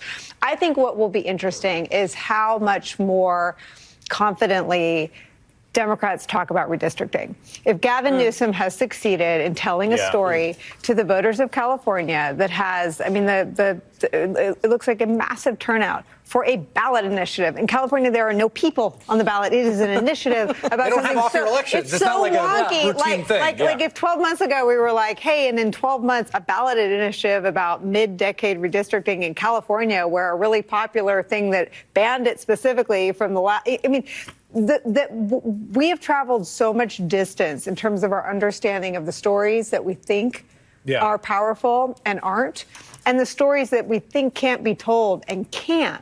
And I think the story on redistricting you have to give Democrats credit for doing all the things that people spent 5 months saying Democrats couldn't do. They can't go into hard places and communicate. Well, Gavin Newsom did. Yeah. I mean, he launched his own podcast. And again, not every at-bat was a home run in the eyes of his own supporters and his own party. But it looks like, is going to get, an incredible result on something with a huge question mark around it that he launched with masked ICE agents outside of his event. It happened in the 4 o'clock hour. And when he launched Prop 50, it wasn't that long ago. It was in the heat of the raids in L.A., and there were masked agents outside. The press covering them walked through these, and we called DHS. We said, why are they there? Oh, there's something nearby. I mean, what he has, I think, modeled in terms of storytelling around making the midterms fair will go the farthest toward ameliorating what you described as the Republicans' plan B. Well, again, this is, I'm glad you framed that the way you did, Nicole, because the redistricting piece is huge. If you want to know how we did 2010, I focused on state legislatures. Who draws the maps for Congress? Not Congress, the state legislature. So the redistricting piece is huge. How do I know that? I fought the governor of Maryland when I was state party chairman in 2000 on redistricting, on the maps the Democrats drew in the state of Maryland. And I won as the Republican chairman. We got the state Supreme Court to change the maps. The fight is there. The question is whether or not the Democrats can level up to the game, because you cannot go into this half-hearted. I think Gavin Newsom has shown a way to message, shown a way to fight with humor, and to fight with a little bit of panache, and to fight with a lot of grit, not afraid to throw a punch when he had to. That's what you're going to have to do here, because the Republicans are doing what they're doing because they know they can get away with it. And there is no counterpunch coming. That's why what Gavin Newsom is doing is important. Yeah. The thing that the good governor of Maryland has to worry about is that within his own party, the Senate president is not on board with this redistricting effort. He's got to do a lot of moving inside the state. And again, so that also goes to the fight that within the fight. You got to do the work. Yeah. Abigail Spanberger stepping up to the mic.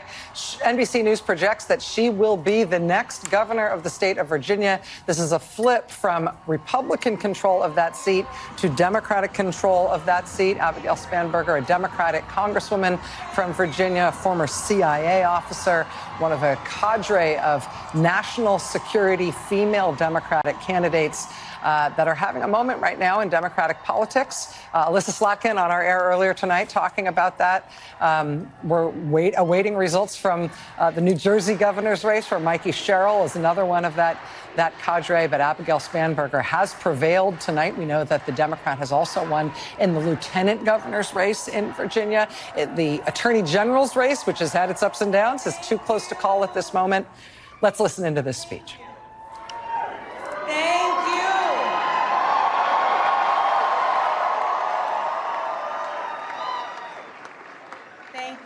Thank you all so much.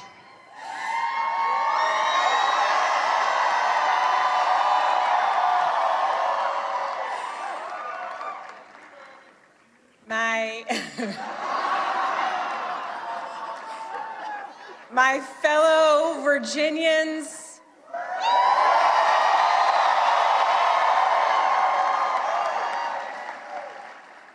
tonight we sent a message.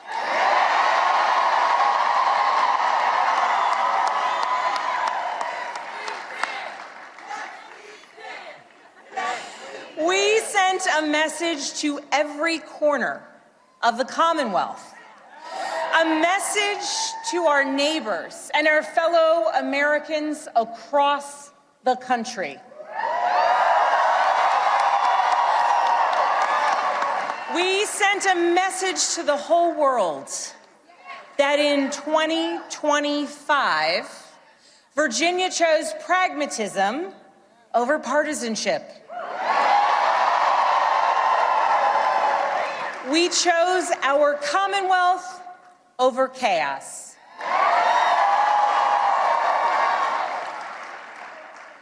You all chose leadership that will focus relentlessly on what matters most: lowering costs, keeping our communities safe, and strengthening our economy for every Virginian.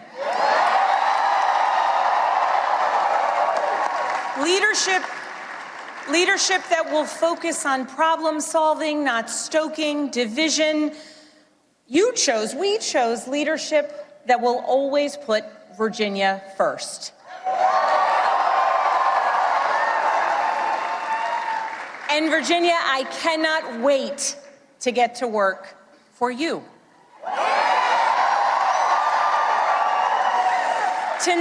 Tonight we turned a page. We turned that page by listening to our neighbors, focusing on practical results, laying out a clear agenda, and leading with decency and determination.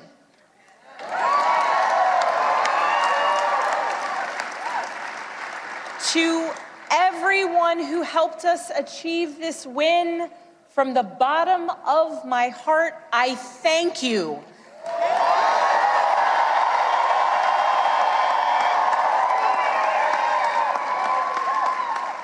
I thank you for the trust that you have placed in me, and it is the honor of my lifetime to be elected the 75th governor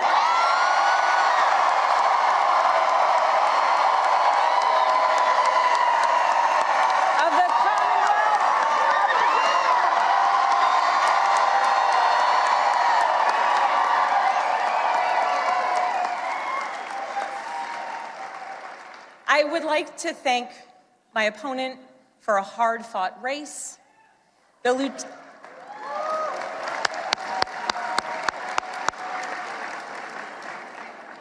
Lieutenant Governor's story, her military service, and her years of service here in Virginia deserve our respect and our gratitude, and I ask that you join me in wishing her and her family well.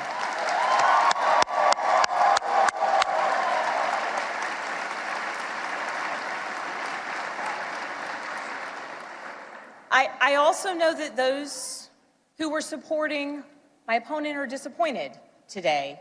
And to those Virginians who did not vote for me, I want you to know that my goal and my intent is to serve all Virginians.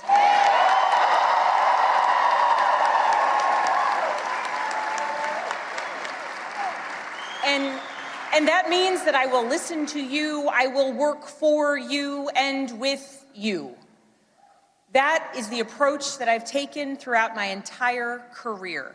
I have worked with anyone and everyone, regardless of political party, to deliver results for the people that I serve. And that's because I believe in this idea that there is so much more that unites us as Virginians and as Americans than divides us.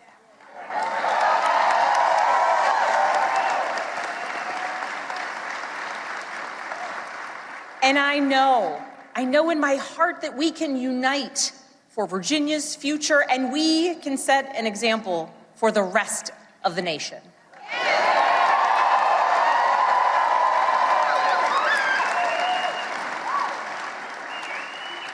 Our founders understood this from the very beginning. They didn't choose to call Virginia a Commonwealth by accident. They chose it to signify that our government would be based on the power of the people united for a common good. Not for a political party, not for a president, not for a monarch, but for a common good, together. And tonight, Virginia proved that that tradition is alive and well. We are still a Commonwealth in every sense of the word.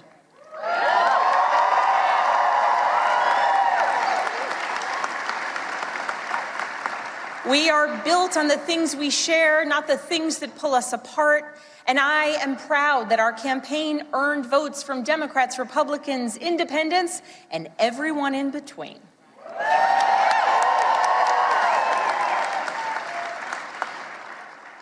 That's the Virginia I know, that's the Virginia I love, and that's the Virginia I will have the honor of serving as your next governor.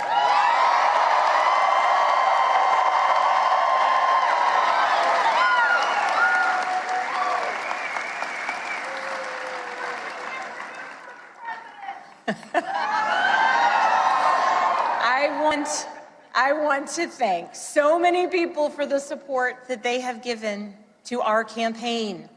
Thank you for your work. Thank you for your support. To our tireless volunteers, to those who believed in me, thank you.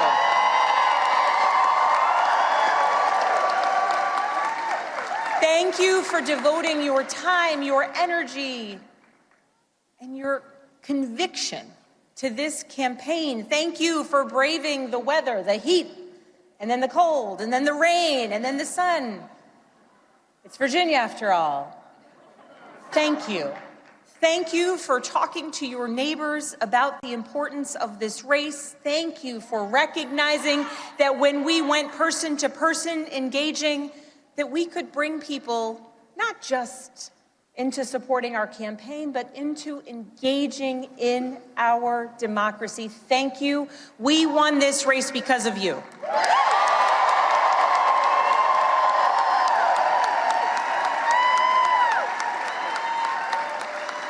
To our campaign team, you're the best in the country.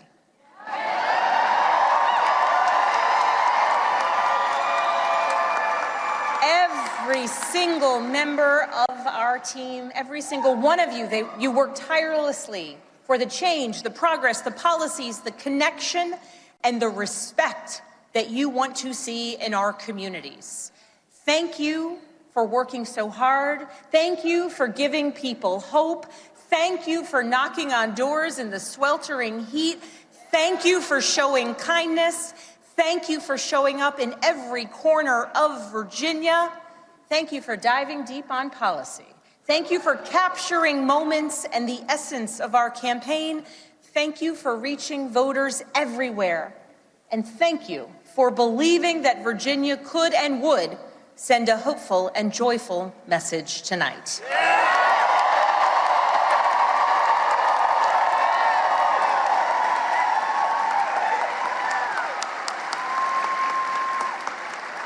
Thank you for giving everything to this campaign and then some. And thank you to my family.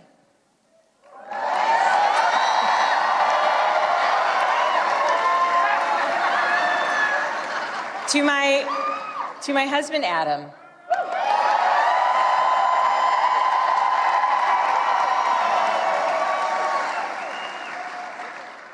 My partner in everything, I love you with my whole heart. I am grateful for you. And it is very strange to declare my love for you in front of millions of people.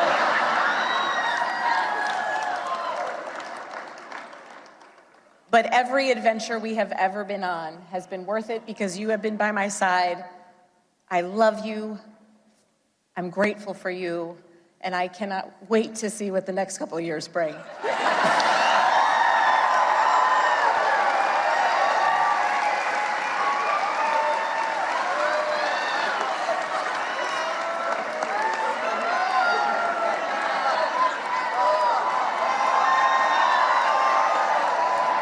To my daughters, Claire, Charlotte, and Catherine, you inspire me and motivate me every single day.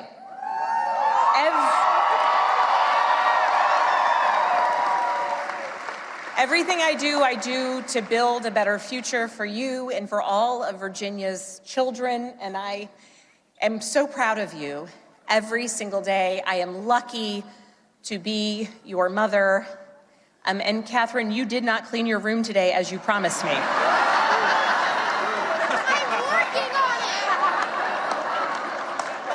She's working on it. If I was working on it, we wouldn't have won this election, okay?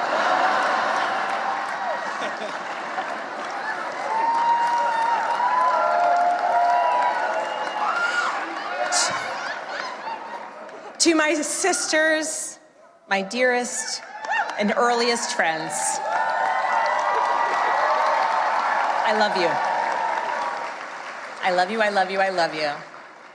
To my friends who have traveled from around the world to be here with me today, thank you. Thank you for making me who I am, and thank you for always believing in me. And to my parents, I love you. Thank you for leading by example every day. And I know that today is a day that you all could have never imagined.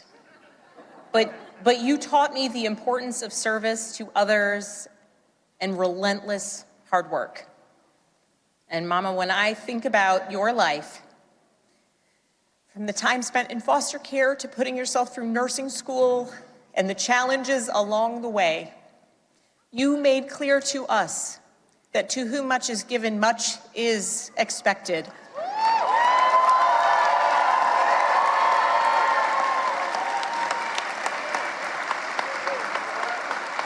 And you have given me so much, born of your own struggles and your own challenges, and I know much is expected. And Dad, thank you for your example of service and tireless devotion to family and country. Nothing has made me prouder than to follow in your footsteps, so many steps along the way. I love you.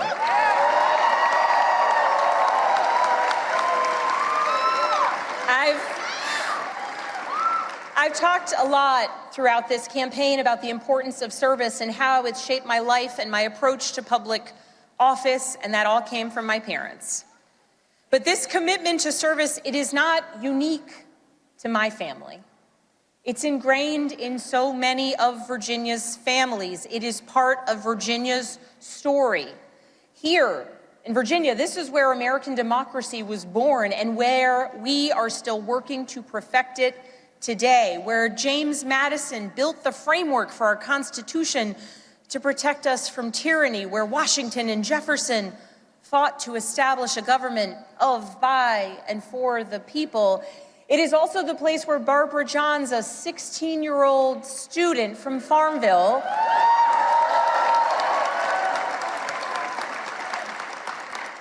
led a walkout of students that became part of the Brown versus the Board of Education case to integrate public schools.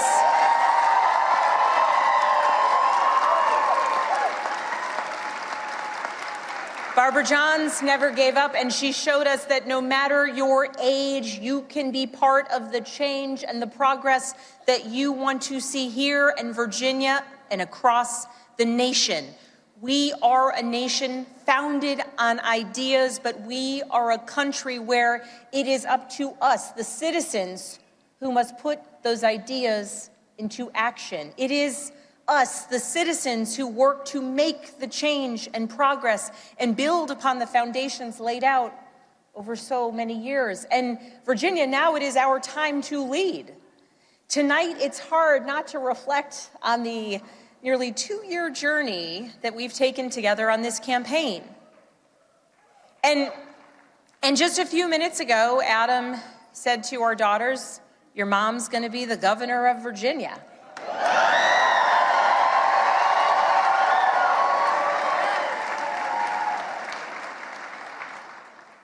And I can guarantee those words have never been spoken in Virginia ever before.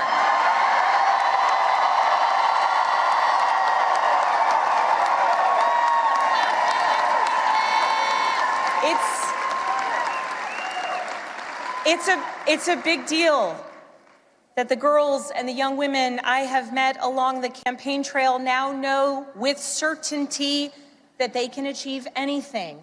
It's a big deal to the women older than I am who forged the path in dreams, hard work, and in a belief that change and progress would be possible so that so many of us could follow in their footsteps in any career, in any role, in any challenge. The history Virginia is making tonight, it is yours. And I thank those who have come before me, and Mary Sue Terry in particular.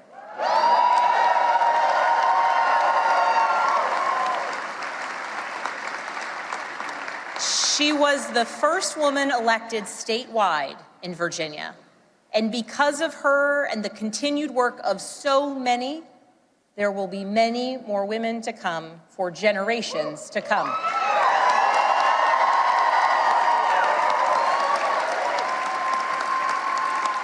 So now that the campaign is over, the real work begins, because this was never about just winning an election. It was about what comes next. It's about the governing. Virginia voters made our choice tonight, and that choice was loud and clear. We are going to work to lower costs of renting, buying, or staying in your home. We are going to cut red tape and build homes families can actually afford. We're going to lower health care costs. We're going to crack down on predatory pharmaceutical practices and surprise billing.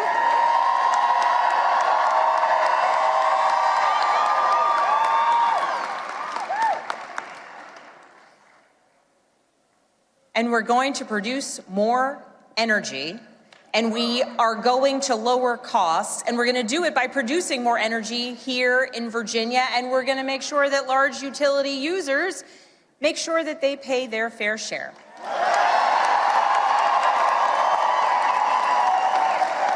We're going to grow Virginia's economy by investing in apprenticeships and job training of the future. We're going to leverage AI and cutting-edge manufacturing to bring more capital investment into our Commonwealth. We are going to take politics out of our schools. We're going to make sure that teachers are well paid and well respected.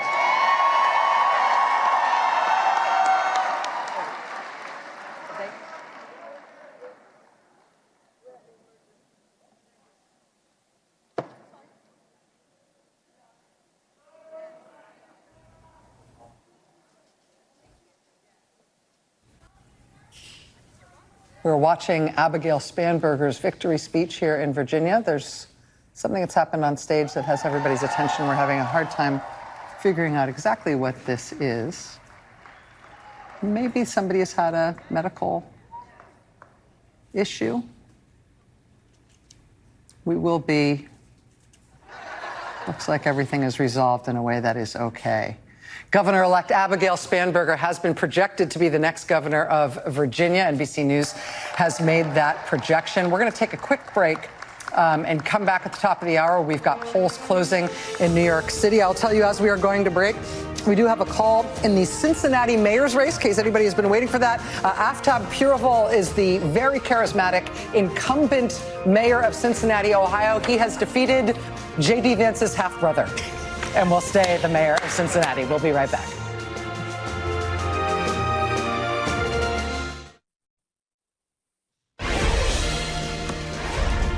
We're so happy to have you with us here on this election night. Beaming to you here from MSNBC headquarters, we are just closing in to 10 seconds. We have just had polls close in the New York City mayoral race. New York City is another world and sometimes doesn't feel like America when you cover New York City politics.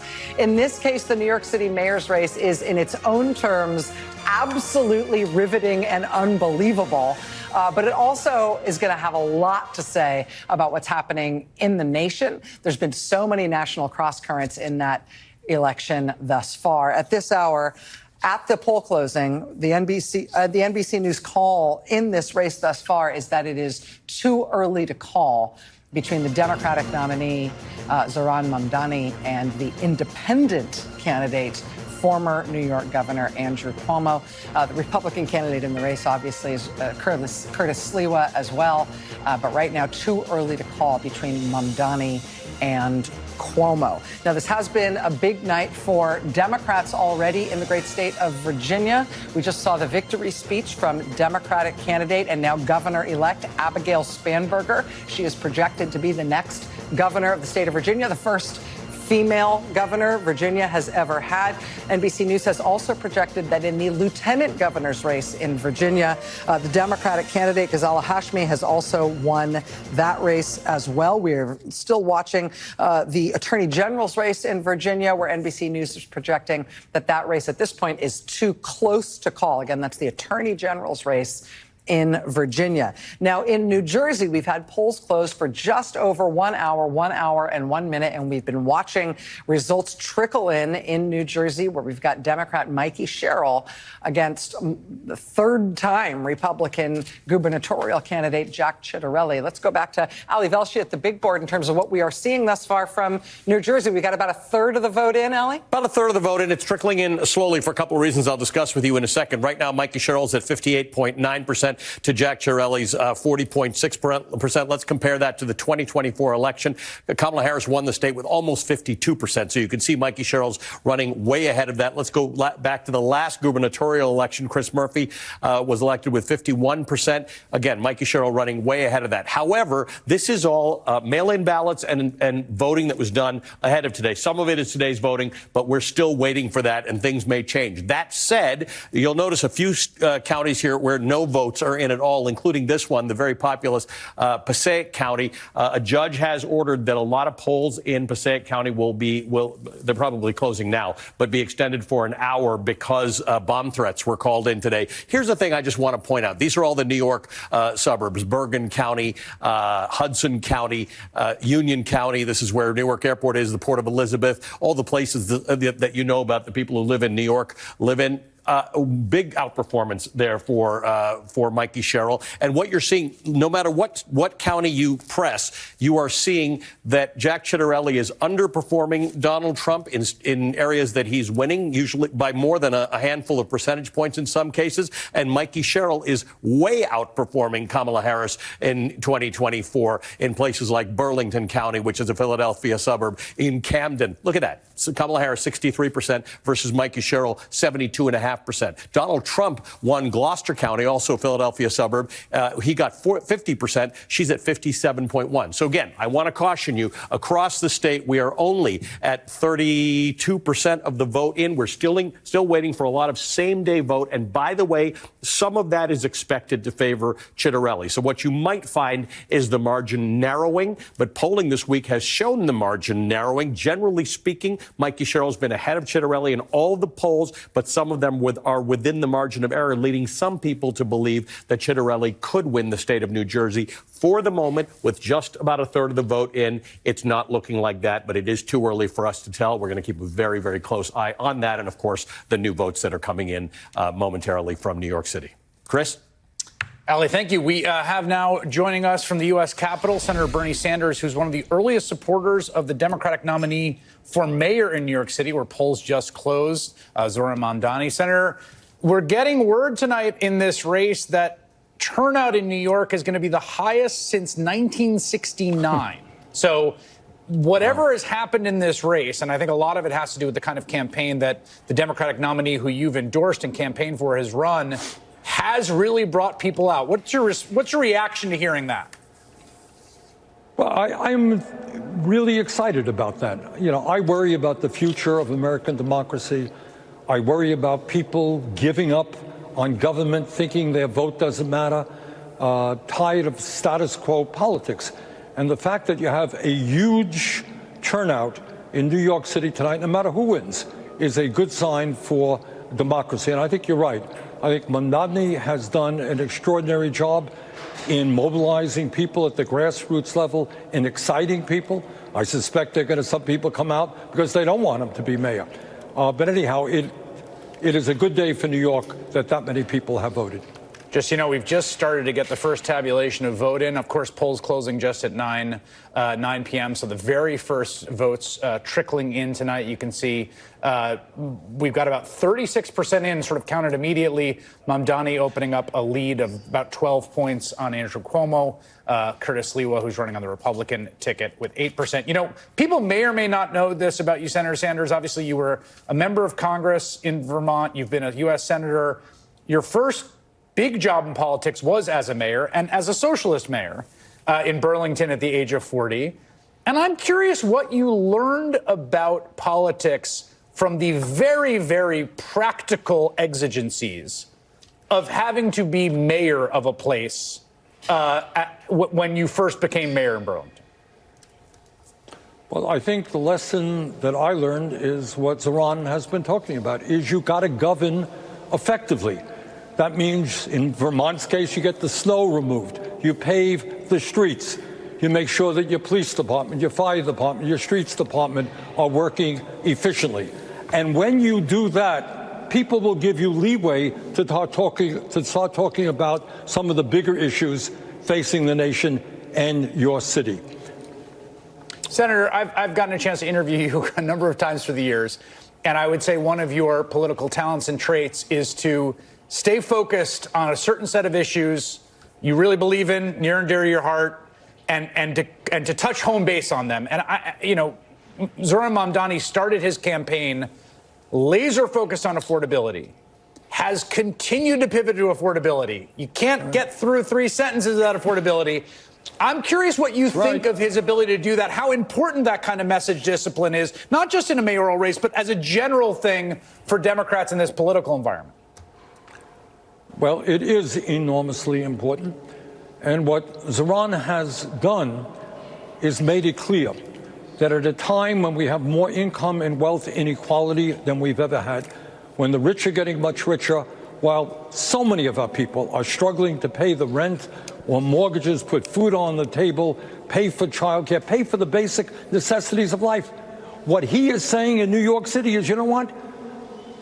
We are going to take on the oligarchs. We're not going to give them tax breaks. We're going to make sure they pay their fair share. We're going to pay attention to the working people of New York City. And that is what, in my view, Chris, we've got to do all over this country. People are hurting. They are sick and tired of a situation where one man, Mr. Musk, owns more wealth than the bottom 52% of American households. That is insane. There is no reason in the richest country on earth. Mamdani understands this. Most Americans understand that we are the only major country not to guarantee health care to all people as a human right. So if you run your campaign saying and being clear that you're going to fight for the working class, you're going to take on the oligarchs, that the ideas that you are talking about are not radical. They already exist in many other countries around the world. That's how you win elections. Senator Bernie Sanders, one-time mayor of Burlington, Vermont, member of the House, and now, of course, U.S. Senator. Thanks so much for your time tonight, Senator. Thank you very much, Chris. Take care. I mean, Burlington is very happy to have Senator Sanders as their senator. I think they'd be 10 times as happy to have him back as mayor. I gotta say. You never know. He's still got more fight in him. He absolutely does. Jen Psaki, Stephanie Ruhle, very good to have you with us. Let me get your reaction to what you've been hearing over these last few minutes. We just had polls close in New York. We've got a big call in Virginia. We're still watching stuff come in New Jersey. How are you feeling about what you're seeing tonight, Jen? Well, first of all, as a Virginian, I will say that one of the things that she talked about through the course of the campaign was the impact on the federal workforce. And I know Nicole talked about this before, and it may sound like just something we say on TV, but at the bus stop I go to, and I think at bus stops throughout Northern Virginia, this is what people are talking about. The impact on their lives, the impact of the dismantling the federal government. This is what they care about. And she is somebody, I mean, she just gave a really solid speech. We were just talking about Abigail Spanberger. I'm sorry. Yes. She just gave a really powerful speech, probably one of the best speeches I've seen her give. She's gotten better. I think Nicole said this. I agree with this. Through the course of the campaign as a public speaker, she also is not somebody who's going to do a TikTok video, right? I mean, she is competent. She's the opposite of chaos. That is still a winning strategy and a winning combination of characteristics for a candidate. And I think that's one of the things that race tells us. I would just say on Senator Sanders, one of the things about Zohran Mamdani, and he just gets caricatured probably more than anybody else out there on the public scene. He ran as an anti-establishment candidate, right? He did not run he ran against somebody who was from a generational family, Andrew Cuomo, who had more money than who knows what, who had every endorsement. I had to practice pronouncing his name. I don't know if I'm the only one. About 8 months ago, he showed up places. He was relentless in his message, and he was anti-establishment. So I think there's a lot of caricaturing of him, but I hope that's part of the takeaway if he wins this race, he looks on the path. It's also, a very good point about his message discipline, which, I mean, people can take shots at because that makes him a more polished politician or whatever. But how is it possible that we just had a mayoral race in New York City, where nobody much talked about the fact that the sitting mayor was federally indicted on corruption charges and then pardoned by the president in a transparently corrupt effort to have a wholly owned New York City mayor in the president's pocket, who then got shellacked in the polls and then at the last minute endorsed Andrew Cuomo, who won't talk about that fact. Well, Rachel, I'm pretty sure Cindy Adams closes her New York Post column every day with "Only in New York, kids. Yes. Only in New York." Yes, it's true. For me, Spanberger, after years of decline, 18 to 29-year-olds who had been moving away delivered for her by a 35-point margin. Like, that tells us that when Donald Trump is not on the ballot, but his record is, people do not show up for him. Yeah, and I want to talk about a little bit with some of the returns we're getting. One of the things that happened if you go back to 2018, right, so the first midterm of Donald Trump's first term, one of the things we saw was Democrats had a good night, but places that were getting Trumpy were getting even Trumpier in that first midterm election. Yeah. I mean, right? Republicans won a few Senate seats in Missouri and Montana, states that were very difficult for Democrats to defend. Not Montana.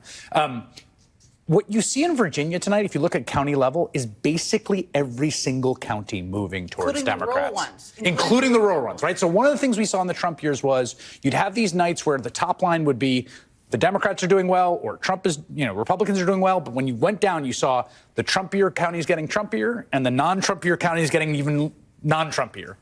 What we're seeing tonight in Virginia, if you look at the county level, everything moving towards the Democrats. Including the Trumpy counties. And in demographics, too. So young people, men, women. So what we're seeing is like a real kind of wholesale shift as opposed to just the continuation of those. All of these elections are about affordability and who's delivering on them. Yes. Zohran Mamdani's message right now, while his policies are wildly different, he gained extraordinary popularity in the same way Trump did in 2015, 2016, saying the system doesn't work for you, it's broken, I'm going to make America affordable. Fast forward to Trump 2.0.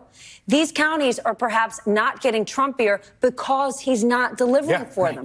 Trump 2.0 isn't even speaking to that classic MAGA voter. It's speaking to the ultimate wealthiest establishment that shunned him in 2015. So it's not a surprise when you look at those rural counties how they're saying, well, I'm sorry, your policies aren't delivering for me. And the end, you mentioned this earlier, Chris, and as, again, living in Northern Virginia, there are so many ads. You're like, what in the hell is going on? There's all these anti-trans ads every time you turn on the TV. It was the majority. I looked this up because I was curious. 57% of all of the money spent by both the campaign for Winsome Sears as well as the outside groups was on anti-trans ads. More than 50%? More than 50%.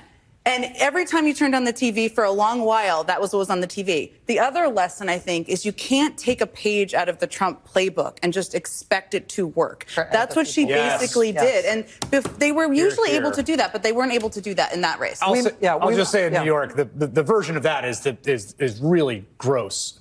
Islamophobic and bigoted stuff that's been directed at Zohran Mamdani that has just been pummeling the airways where they're within an inch of basically saying the guy did 9/11. I mean, honestly, it's gotten incredibly gross here. And I think, to your point, like, that to me is a sign of desperation more than it's a sign of confidence. It was clearly the case in Virginia. We'll see tonight what happens in New York. But Chris, if I'm a federal worker living in Northern Virginia and I'm home because of the shutdown, not getting a paycheck, and I'm watching TV and it's an endless stream of anti-trans ads, that doesn't matter to me. Exactly. That's exactly right. Yeah. And we will see these dynamics that you guys are talking about in terms of the way the campaign was run or maybe mismanaged on the Republican side. The Democrats in the Virginia legislature have put out a press release already tonight crowing about how they have done great. Virginia State Senate not on the ballot. Virginia House of Delegates on the ballot. Democrats have a 51-49 majority, and we don't know exactly how that's all going to shake out. We can't call it, but they are crowing that they have increased their majority tonight. And you can't do that with statewide vote. You have to do that all over the Commonwealth of Virginia. Back to you, Ali Velshi, for our first look really at the numbers that we've got from New York City. And they are remarkable. A couple of things. We've got an update now. 43% of the vote is in. The overwhelming majority of this was early, but now we're starting to get today vote in. The New York Board of Elections says we have surpassed 2 million votes in New York City. The last time 2 million votes were surpassed in New York City was the year 1969. So this is very big. New York City wide, Zohran Mamdani getting more than 50% of the vote right now. Andrew Cuomo coming in at about 40% of the vote. The interesting story here is Curtis Sliwa is coming in with 8.2% of the vote, lower than a lot of the predictions. I'm clicking this because I'm going to see if Eric Adams, who is technically on the ballot, is showing up, but he's not. Let's just go around New York for a quick second here and go to Manhattan. Right now, again, 49% of the vote in. Zohran Mamdani, 52 to 43, so almost a 10% lead. Curtis Sliwa, who is the official Republican candidate, the vote has entirely collapsed for him, 3.3%. There's some theory that his votes went to Cuomo. Donald Trump, of course, endorsing Cuomo. Elon Musk endorsing Cuomo. Let's go to Bronx. 51.4% of the vote going to Mamdani. Smaller percentage going to Cuomo, 39.2%. Curtis Sliwa doing a little better in the Bronx, as expected. More Republican votes, generally speaking, in the Bronx. In Queens, Zohran Mamdani's home borough, 48% of the vote. So that's the only place so far that he's under 50%. 48. Cuomo's doing pretty well there, 39, but still almost a 9-point spread. Curtis Sliwa doing better there, 11.4%. Go to Brooklyn. Take a look at this. Zohran Mamdani, 59.3% of the vote to Andrew Cuomo at 34%. Curtis Sliwa at 5.2%. And then finally, Staten Island. This is the place that you would expect that Cuomo would do better. He is the only borough he's winning in, 54.5%, with 60% of the ballots in. 54.5% going to Andrew Cuomo, the former governor of the state of New York. Curtis Sliwa coming in second there with 23.6% of the vote. So if you add these two up, the anti-Mamdani vote in Staten Island is pretty significant. Mamdani coming in with 21.3% of the vote in Staten Island. Again, that would be expected. Staten Island, the most conservative of the boroughs in New York. But as of now, with 43% of the vote in, 50% going to Zohran Mamdani. The question wasn't in most people's mind whether he would win. It would be, would he get more than half of the vote? And then what would he do with that, given his ambitions? Would that be considered a mandate, or would he then try and coalesce around the larger New York community? All right. Overall, we've got about just over 40% of that vote in New York City. We're going to take a quick break. When we come back on the other side of this, we're going to look at how much of the vote is in New Jersey. We are keeping a very close eye on that very interesting governor's race. We're also still watching the AG's race in Virginia. We've got some news to tell you about out of Pennsylvania. So much to come. We'll be right back.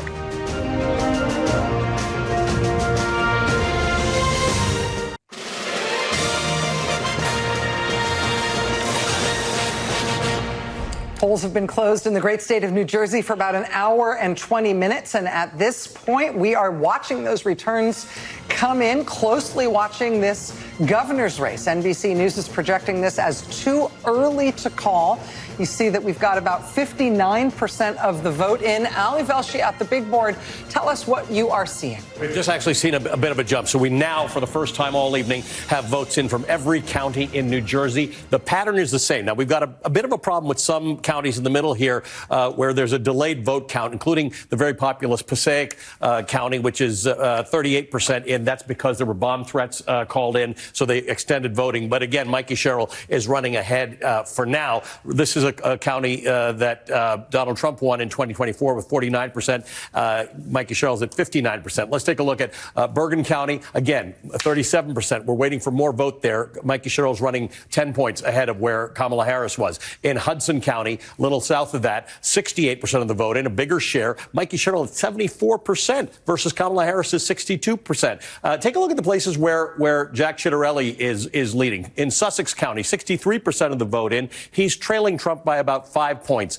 in Sussex County. In Warren County, he's trailing Trump by about 8 points there. Let's go to another conservative county, Monmouth County, 90% of the vote in. So we're almost done there. He's pulling ahead. He hasn't exceeded Donald Trump's vote anywhere in the state, but he's pretty close there, 54.2 to 54.6. If you look at Ocean County, same thing, 84% of the vote in. He's within a couple of points of where Donald Trump was. Go down to let's go down here to Salem County. Same thing, well, just 24%. So let's skip that for now. Cape May County, 81% in. Ciattarelli's almost where Trump is. So as you're seeing more votes come in to Republican counties in New Jersey, you're seeing the margin between Mikey Sherrill and Ciattarelli narrow. But the bottom line is right now, statewide, with 61% of the vote in, you're still seeing a pretty comfortable lead. Mikey Sherrill at 56.9, Jack Ciattarelli at 42.6. And remember, these areas around New York City where where we're still waiting for vote to come in, they're overwhelmingly going to favor Mikey Sherrill. So again, too early to call, but we're let me interrupt you. Oh, okay. NBC News has a call to make in the New Jersey governor's race. In the New Jersey governor's race, NBC News projects that the Democratic candidate, Congresswoman Mikey Sherrill, has prevailed over Republican candidate Jack Ciattarelli. No. This was by no means foretold. No. This was a race that was considered to be the closest big deal race of the night, likely, based on polling.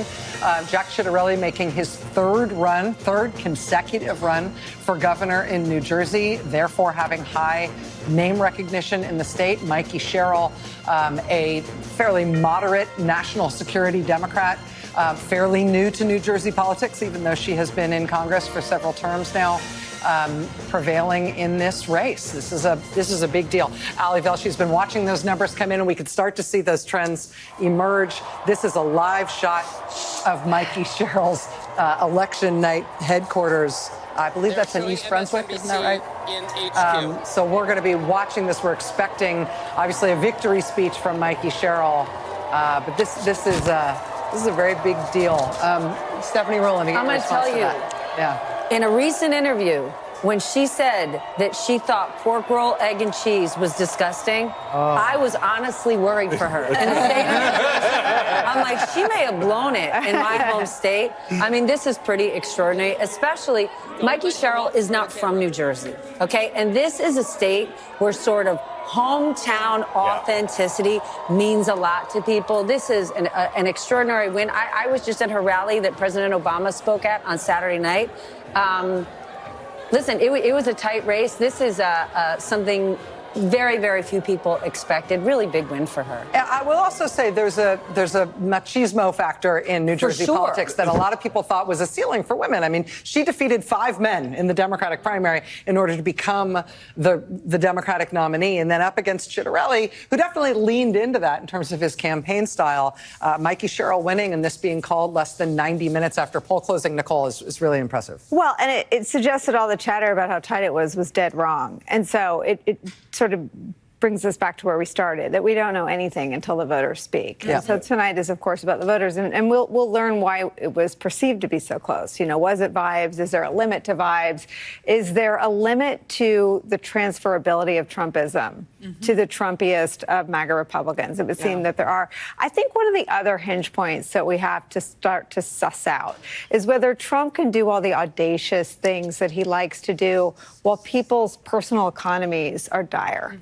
And I think that the first term was obviously had COVID, blew up in the middle, and it was a global pandemic, and it scrambled the perception of what he had done to the economy. Before that, people had, for whatever reason, vibes that his wealth was transferable. His people would make any excuse possible to say that they just felt better with his hand on the steering wheel of the economy.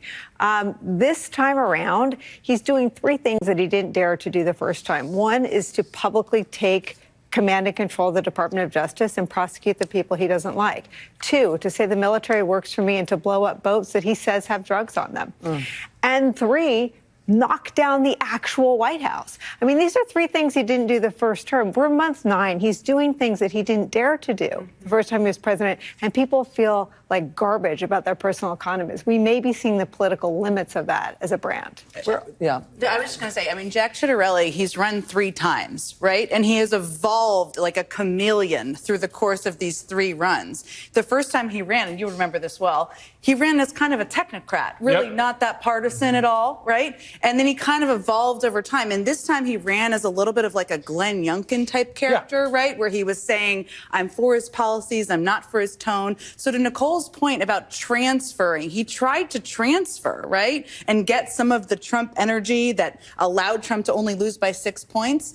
We don't know what the outcome is, but it didn't work. But Trump freezing money for the Gateway Project hurt. Jack, I mean, that's thousands of jobs. And to Nicole's vibe point, machismo is very loud. And Trumpism is loud, and Trump gear and all that is loud in a state of loud New Jersey voters. But clearly, the numbers didn't bear out. Well, the thing she's about to be the first female governor of New Jersey ever. Phil Murphy, who is the incumbent Democratic governor, is not popular in New Jersey. But this will be the third consecutive time when we've got the Democratic Party holding the governorship in New Jersey. A single party has not held the New Jersey governorship for 3 straight terms since 1961. Exactly. But Mikey Sherrill has just pulled that off. But the thing about machismo is that, the much ballyhooed manosphere, which had me spending hours I'll never get back in my time on this earth listening to podcasts that I'll never unhear, may have misread how those men were drawn to Trump and Trumpism. Because the most emasculating thing on the planet is the loss of your purchase power, the loss of the ability to pick up a tab, the loss of the ability. Do you know how much a cart at Costco costs? A load of money. The carts are huge and everything is expensive. I mean, the impact on the economy, to people's sense of their power and their agency is massive. And no one except Marjorie Taylor Greene seems to care about it in the MAGA coalition. And one of the things that was interesting that I picked up in talking to folks in New Jersey and Virginia tonight, and it's particularly true in Virginia, it was an interesting comment. Voters are exhausted. They're tired. They're tired of the whole constant drumbeat. Everything. They're on edge. They just feel there's this constant pressure on them to pay attention to what Trump is doing and to somehow be responsive to that. And meanwhile, to your point, Nicole, moms and dads are sitting down at kitchen tables and going, the books aren't balancing. It doesn't add up. It doesn't add up. And wait a minute, you mean they cut the SNAP program? What are we? My husband just lost his federal contract? Yeah. Because the downstream effect of what Trump did, and this has been lost, I think, in translation, it's not just the federal and government employees who've been impacted. It's been the contractors and the men and women who work with the federal government whose jobs were frozen or lost or businesses closed because of what Trump did. And so you compound the pressure of just having to be tuned into everything this man is doing 24/7 with his damn tweets. And then I got to sit down and balance my books too. And he's telling me it's all good. And yet on Halloween, he's hosting this Great Gatsby Gala after having torn down the White House, weaponized the DOJ against people that I know. It all comes back and people get exhausted and they're just tired. And I think in New Jersey, I mean, we should know it should have really ran a pretty good race, like completely compared to. I need to interrupt. Yeah, okay.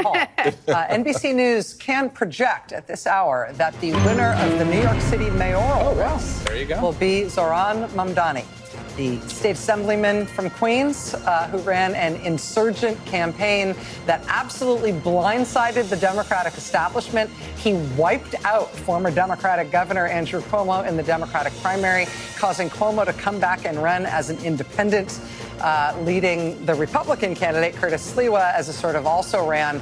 But NBC News can project that Zohran Mamdani will be the next mayor of New York City. He is not, despite popular impression, will not be the youngest man ever elected governor of New York. There have been some younger than him, but this is a very big deal, and this will have, even though New York is sui generis, New York is its own thing, this will have political shockwaves around the country for the Democratic Party and for the way the Republican Party likes to talk about the Democratic Party. It is worth noting that Mamdani had essentially zero name recognition. He was 1% of the polls. The thing that lifted him out of obscurity was that he went to 2 districts that had swung heavily for Donald Trump, working class districts, working class voters of color, one in the Bronx right by Fordham Road, which I know well, one in Queens, and he talked to people about why they had voted the way they had. And in fact, there's behind the scenes footage of him holding a sign saying, "Let's talk election," and going up to people, "Oh, you want to talk the election?" I'm like, yeah. And his focus on winning back those voters is actually where that campaign started. That is the first thing he did. This was 3 or 4 days after the election.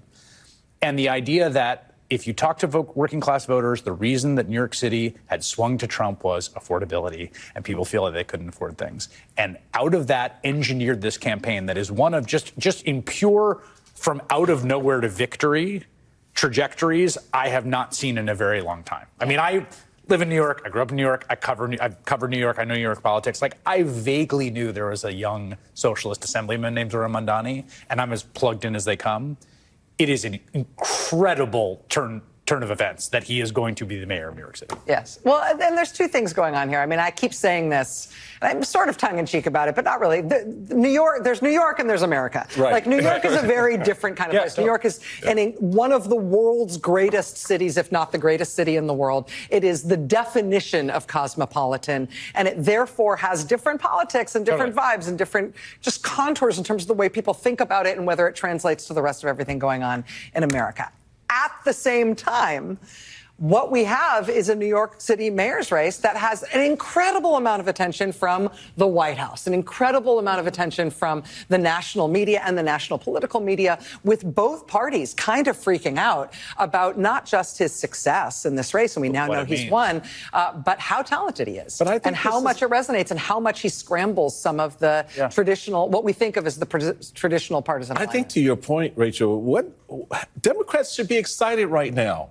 If I'm the chairman, having the best possible night they could so far. But for the right reason. Yeah. Okay, understand, they got to be excited for the right. If I'm the chairman of the DNC right now, you know what I'm saying?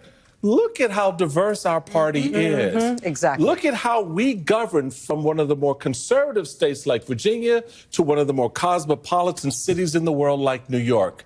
And the people of this country chose us. Yeah. And in the middle is New Jersey, which is a cosmopolitan city in its own right? It brings us. No one says that. No one says that. You're the first person to ever say Look, that. I said it in its own right. Siri, what's the opposite of cosmopolitan? I deeply appreciate that. I didn't win lieutenant governor for nothing. So, but I think that this is got to be one of those moments where you take the plank out of your eyes and you see what the country's saying to you. Well, you hear what the country's saying, and you see who they're trusting.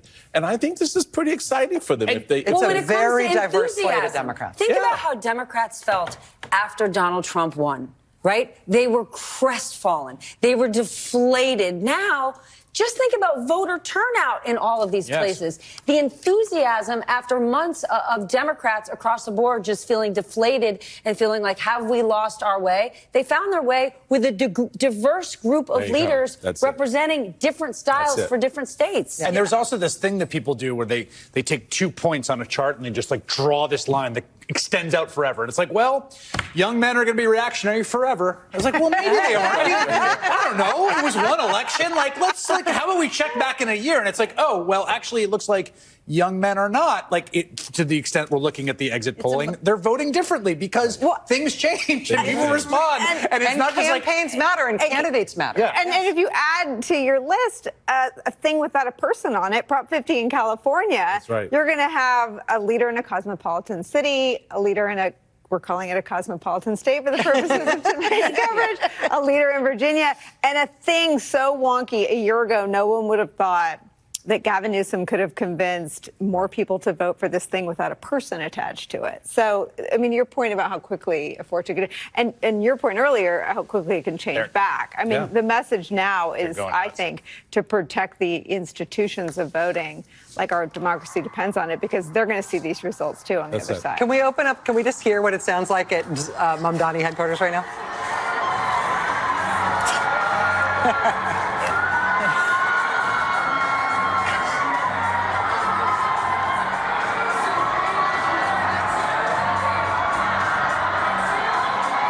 Yeah, we'll listen to that. So this is the Paramount Theater in Brooklyn, which is Mamdani headquarters tonight. I imagine that I should actually ask the control room by saying it live on television. Do we have any idea about expected speeches from Mamdani and from Mikey Sherrill in New Jersey? We've had calls in both of those races. We expect Mikey Sherrill first, I am told, but then we also expect a speech from Zohran Mamdani. To your point about New York being a very distinct place from the rest, although it is larger than 38 states in our union, I will just say, in terms of population. They have their own local news cable channel that they're watching there. New York One, New York One, which is a great channel. But one of the things I think is important to think about in this diversity, right, is like, you wouldn't run Zoran Mamdani in the gubernatorial race in Virginia. Yes. Like, everyone understands that that's not probably going to work. Exactly. And I don't think Spanberger wins the New York City mayoral race. And Rob Sand, who's trying to be governor in Iowa as a Democrat, who's the only statewide elected Democrat in that state, running in a state where Kim Reynolds, the incumbent governor, has the lowest approval rating of any governor in the union, in a state whose economy is contracted by 5.6%, Rob Sand in Iowa is going to sound very different than Zoran Mamdani in New York. This is the whole thing, right? And you have to figure out a way, for the Democrats have to figure out a way to have a national brand that coheres in some level, but is going to be quite variable from place to place. And the key thing, I think, is rejecting this question. I think there was a headline, maybe in New York Magazine, not to call them out, is Abigail Spanberger or Zoran Mamdani the future of the Democratic Party? Yes. And the answer is yes. It's like both and neither. Right. Like in the sense that Zoran Mamdani is going to be the mayor of New York City. Right. This is the biggest city in the country. You know what he should do? Be the mayor of New York City and not leave the 5 boroughs, because that's a hard job. And Which Rudy he promised to do. And Rudy Giuliani never became the brand of the Republican Party. No one Despite with his people, record or Chris on Christie, right? Right, ever became the brand of the Republican Party. Let me go live to Antonia Hilton, who's actually at Mamdani headquarters right now. I think we actually, our camera setup is such that we're going to hear from her but not see her. Antonia, can you hear me? Rachel, yes, I can. Over the screams of people who are in shock that this result came in so early. People thought they at least had a few more minutes, another hour or so before they would get this result.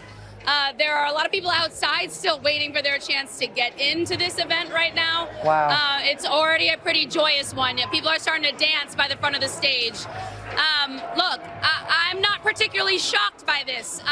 What I have been shocked by over the last several weeks of reporting that I've done on this race was just the reshaping of the electorate. The number of 18, 19, 21-year-olds who told me they had never cared about a politician as much as they cared about Zoran Mamdani. That's why they were coming out in a kind of off-cycle year. They were more energized in many cases about this mayoral race in New York than they say they were about the 2024 election. And that, to me, sort of said everything, that something fundamental was shifting here. And I had a conversation with a couple different Democratic strategists and New York City analysts this morning. And what some of them said to me is that they think there is going to be an almost Trump-like effect with Zoran here in New York. So what they're expecting is that anytime his name is on a ballot or someone closely aligned with him is on the ballot in this state, that there will be a sort of a reshaping of the electorate, an unusual number of young people who come out, and of working class people who previously felt that nobody in any political party was really listening to them. I had conversations with people as young as 18 and as old as in their 70s and 80s today who wanted something new, wanted to give this young 34-year-old a chance. That was really their vision. They wanted to turn the page. A lot of people talked about Cuomo as representing something very old. And those endorsements, those 11th hour endorsements that came in last night from Trump, Elon Musk, and Stephen Miller, of all people.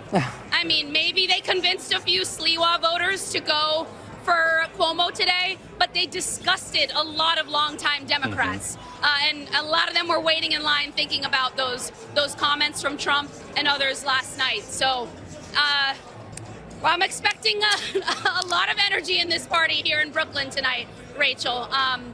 The people are not surprised by the result, but they're surprised, and what they're probably waiting for now is for the full totals to come in because they want to see Zoran pass 50%. That's what they think a mandate would look like here in New York.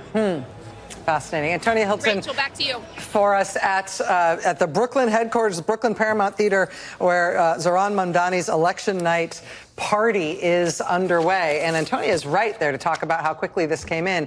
We had polls close at 9 p.m. Eastern, and we had, I mean, it's not even 45 minutes. And we've had the call for some time. Her point about the Trump, Musk, and Miller endorsements. I mean, Trump doesn't play 3D chess, so the idea that he was trying to yield a Mamdani win is farcical to me. But there's no way he helped Cuomo win if that was the intention. So I remember, I think that broke last night when I was getting off the air, and I was like, what are they doing? And I think it'll sort of remain one of the enduring histories. I want to look at some, Antonio was talking about young voters, and I think again, this is something that happened in the last election where we saw particularly young men, move to the right. We saw young voters generally move to the right in the last election. Is this is it the attention environment and the information environment? Is it something having to do with like this generation? Or is it that young people are some of the people most exposed to higher cost of living and the most frustrated when things start to get more expensive? And what we are seeing so far that we have in the demographic polling in all of the exits in the three big races is big swings to Democrats among youngest voters. One of the Mamdani things that I think we should talk about is he inspired and excited people. I worked in politics for 20 years. That's what it is supposed to be about. And I think we've gone through a number of election cycles where it has been such a freaking grind because people are voting against Trump. They're less excited, whatever it may be. And it is possible for people to be excited and vote for something and not just against something. And he didn't run. Trump is the backdrop of all of this. But he didn't talk about Trump all the time. Nor did, and it's interesting, Spanberger barely mentioned Trump or didn't even say his name in that. And partly it's because of your point, Michael, about how oppressively ubiquitous it all is. Yes. That when you're the candidate, there's no reason to talk about it. You don't have to. So it's like, knows it. Exactly. That's right. That's right.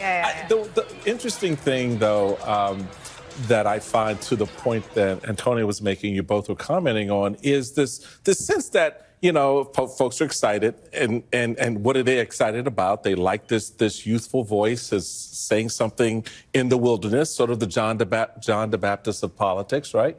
Come follow me in a new direction.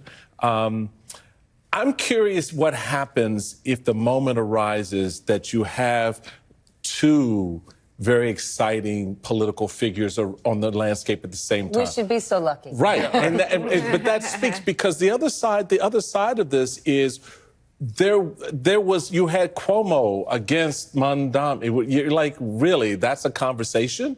And so an 18-year-old is looking at that saying, there is nothing appealing here for me except him. Yeah. Right. So that move in that space, and going back to the 24 election, those young men didn't have a countervailing voice from the other side that was appealing to them, that pulled them in their view. It wasn't for whatever reason. Not for lack of trying. The Harris campaign was trying. But again, you can try, but you have to understand why it's not working. At a certain point early on, it's not going to work.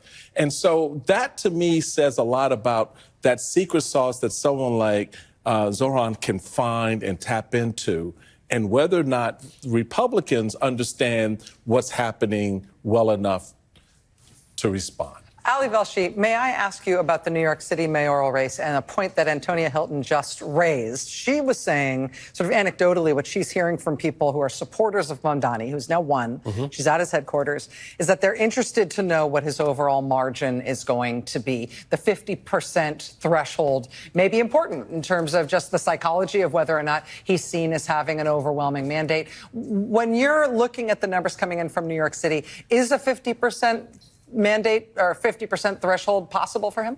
It's possible. It's not necessary in New York. It's a first past the post system. There have been mayors who have received much higher than 50% of the vote. Generally, it's when there's a two-person race, one of whom is a Democrat, one of whom is the Republican. This is a super complicated race because you've got a Democratic candidate, Zoran Mamdani, who a lot of people didn't think was a Democrat because he's a member of the Democratic Socialists of America, but he was on the ticket as a Democrat. You have Andrew Cuomo, who in theory was a Democrat but ran as an independent. You have Curtis Sliwa, who is a Republican candidate. Then you have Eric Adams, who was a Democrat, who actually was on the ballot but wasn't in the race. So it's really complicated to make sense of it all. Bottom line is 60% of the vote is in.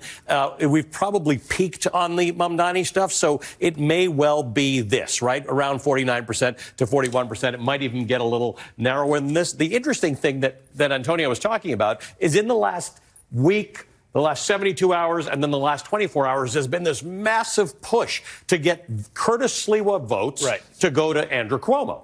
And look, Curtis Lewa has come in with a lower number than he was polling, not that much lower, but a little bit lower. And Cuomo's coming in with a higher number than he was polling. But this was meant to consolidate Republicans, moderates, and maybe some conservative Democrats into Andrew Cuomo being elected over Zohran Mamdani. So at this point, it sort of doesn't matter, the 50%. What matters is that all the efforts to do everything to come out against Mamdani, including what Chris said, basically almost tie him to 9/11, and to get everybody else who didn't like Mamdani to coalesce around Andrew Cuomo, didn't work. This is going to be a handy margin any way you cut it, whether it gets to 50% or not. Brooklyn is the place I'm going to look at. That's where Zohran Mamdani is doing the best, 58% versus Cuomo's 35%. But Queens, where Zohran Mamdani is from, he doesn't have that sort of margin. He's only got about a 5-point margin there. Staten Island, where he was never going to win, he's got less than half the percentage vote of Andrew Cuomo. And of course, the Bronx, he's at 51%, doing a little better than half of that to Cuomo's 40. So I think we're probably in the neighborhood of what we're going to see. It's not clear whether he'll keep his or reach the 50% margin and stay above it.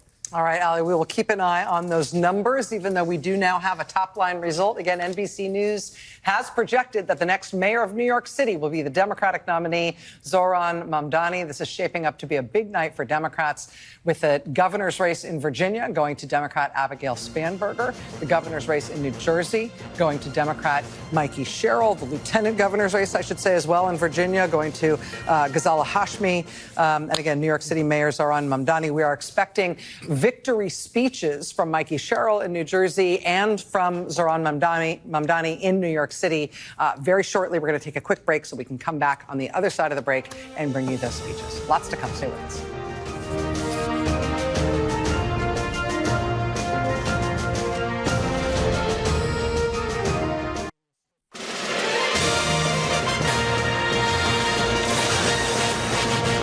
It has been a big night thus far, and there is a lot still to come. Thus far, we have had a call in the New Jersey governor's race. The New Jersey governor's race is projected to go to the Democratic candidate, Congresswoman and Navy veteran Mikey Sherrill, defeating Republican Jack Ciattarelli in New Jersey. Also in New York City, the Democratic nominee, Zohran Mamdani, projected right now to be the winner of the New York City mayor's race. A lot of interest in what his overall margin is going to be, but Zohran Mamdani will be the next mayor of New York City. In Virginia, NBC News projects that the next governor of Virginia will be the Democratic nominee, Democratic Congresswoman, CIA veteran Abigail Spanberger, defeating Republican incumbent Lieutenant Governor Winsome Earl Sears in the Virginia lieutenant governor's race. The NBC News projection there is also that the Democratic nominee, Ghazala Hashmi, has defeated the Republican nominee for lieutenant governor, John Reed. And this is new. NBC News can project that in the attorney general's race in Virginia, the last of the statewide races in Virginia, Democrat Jay Jones has defeated the incumbent Republican attorney general of Virginia, Jason Miyares. Again, that is new. The attorney general of Virginia's race also going to the Democrat. And I got to say, there's one other one that I want to tell you about. Democrats obviously having a huge night tonight thus far. Tonight, amid all these big races that we've been covering in Virginia and New Jersey and elsewhere, we have also been watching judicial elections in Pennsylvania. And I know you just nodded off. Judicial? No. Nobody it nodded sounds off. very low key. It sounds very obscure. But I'm telling you, these Pennsylvania judicial elections might be the most important races today that you haven't heard much about already. The Pennsylvania Supreme Court has had a Democratic majority, in effect, for the past decade, since 2015. In that time, the court has struck down a Republican gerrymander that had given Republicans several additional congressional seats from Pennsylvania. That court also blocked several moves by Republicans in Pennsylvania to restrict voting rights in that state. And most famously, particularly for national politics, it was that Pennsylvania State Supreme Court in 2020 that rejected multiple attempts by Trump and his allies to overturn and falsify the election results in Pennsylvania. That state Supreme Court was absolutely crucial to Trump not being able to overturn and falsify that result. Well, there are 3 Democratic justices who were elected for the first time to that court in 2015.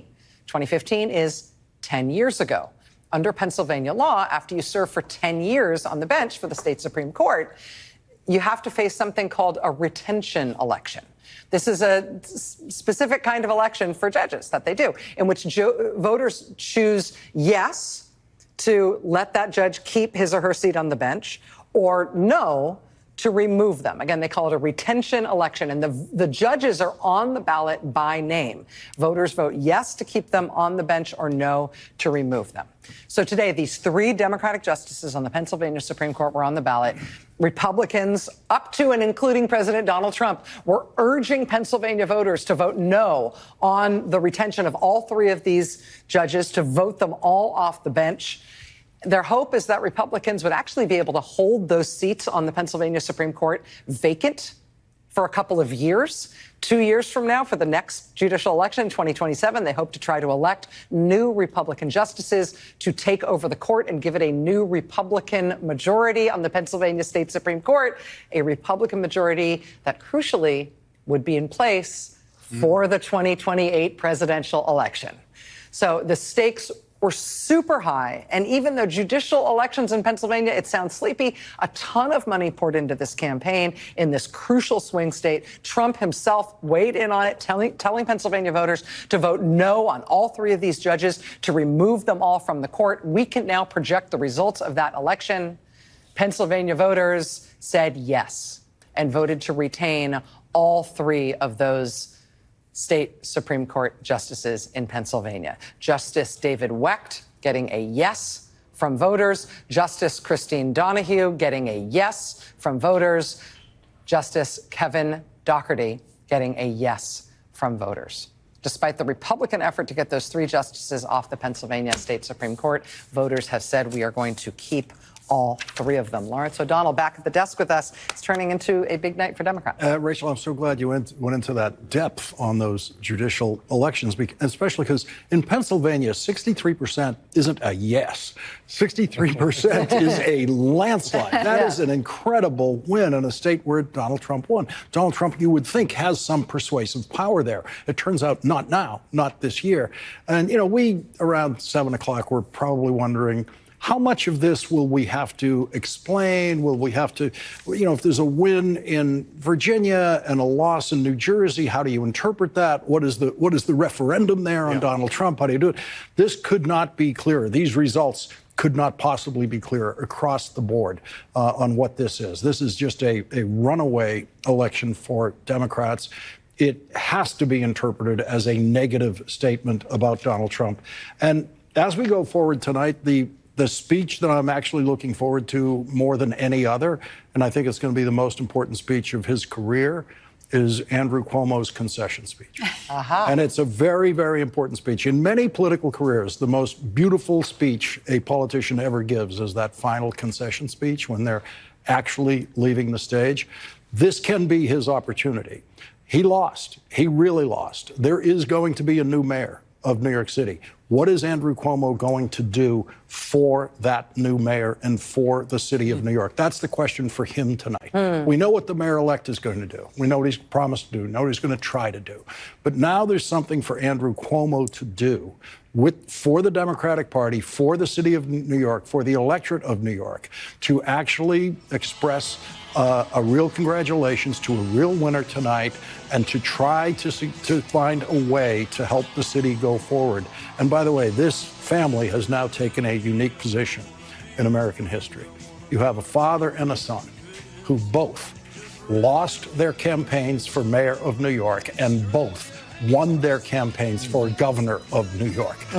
We've never seen anything quite like that. They did it in reverse order. Mario Cuomo lost his campaign for mayor of New York against Ed Koch, and then beat Ed Koch in the campaign for mayor, the first campaign for mayor. Andrew's done it in reverse order, but his speech tonight is the most important speech that will be heard in the city. I think we know what the mayor-elect's speech is going to be like, but Andrew's speech could be ultimately more important. Here's Mikey Sherrill about to give her victory speech in New Jersey. I should mention, I said earlier she'll be the first female governor of New Jersey. That, of course, is not true. Christy Todd Whitman, Republican female governor of New Jersey before her. Here's Mikey Sherrill. You guys just screamed from the rooftops.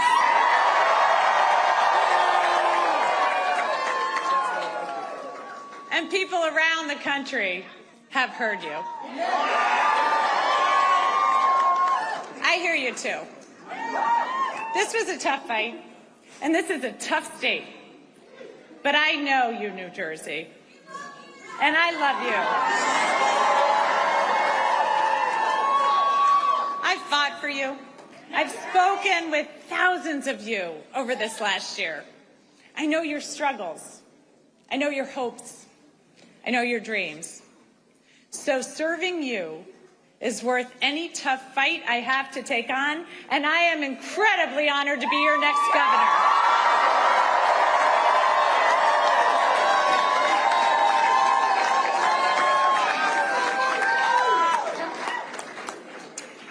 When I was 18, I raised my hand and I swore to defend the Constitution.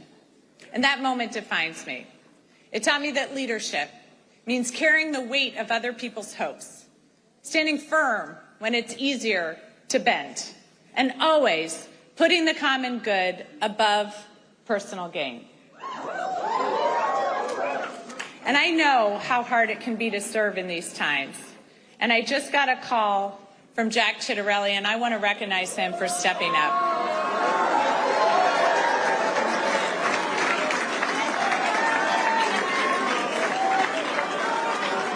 And all of you know, I love our history, and our state motto has always stuck with me. In 1777, New Jersey was one of the first states to choose a motto. Anybody? Liberty and prosperity. I'm going to get some more civics education going. We'll get that known by all. But it was a demand for freedom from oppression and a commitment to creating better opportunity and a better future.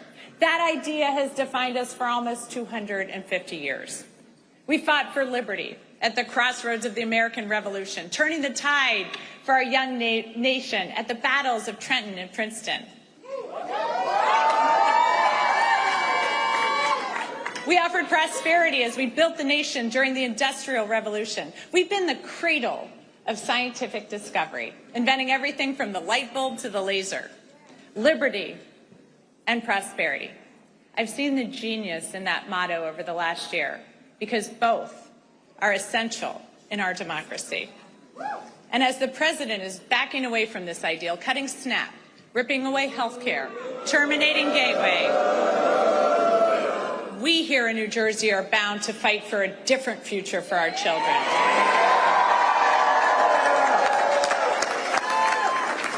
We see how clearly important liberty is. We know that no one in our great state is safe when our neighbors are targeted, ignoring the law and the Constitution.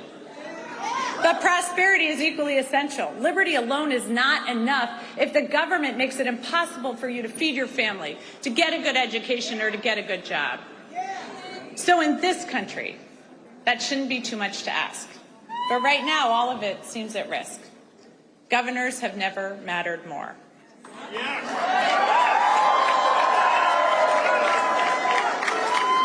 And in this state, I am determined to build prosperity for all of our citizens. And I've heard from thousands of you about what liberty and prosperity mean to you, what it's going to take for your family to thrive. So I hear you, Newark. I'm going to work with communities from the ground up so all of our neighbors thrive.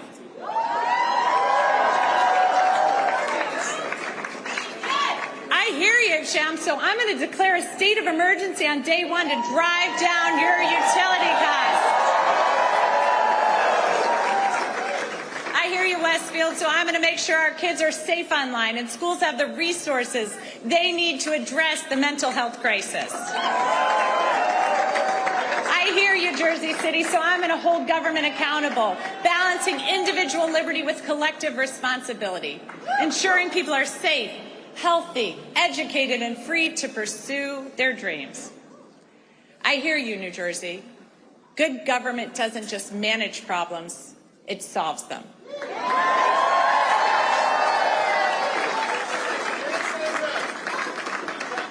So I'm going to continue to listen and work with you to move our state forward.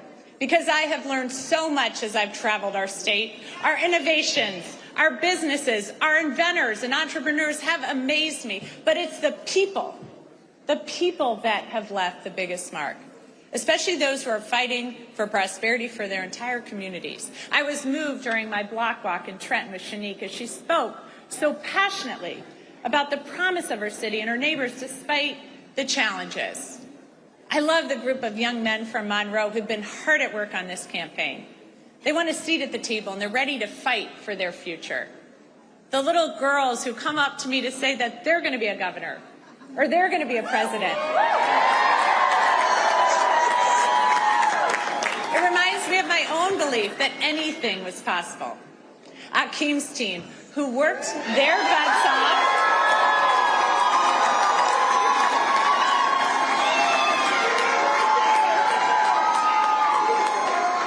knocked over 60,000 doors.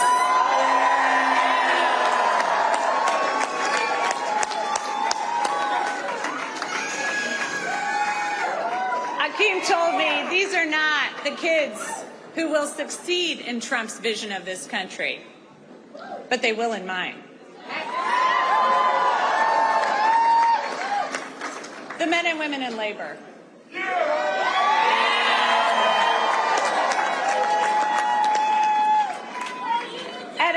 Union jobs at a time when our economy is set up to make it harder and harder for working people. You know what? They don't just fight for their brothers and sisters in labor. They fight for all of us. For working families everywhere, so everyone has a shot. So thank you. Thank you to each and every person here tonight and across the state who's worked hard over the last year.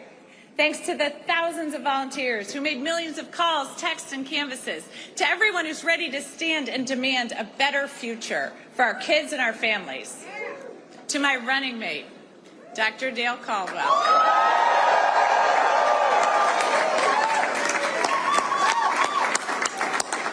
You've already served our state so well, and I'm proud to have you by my side as we embark upon this new chapter for New Jersey.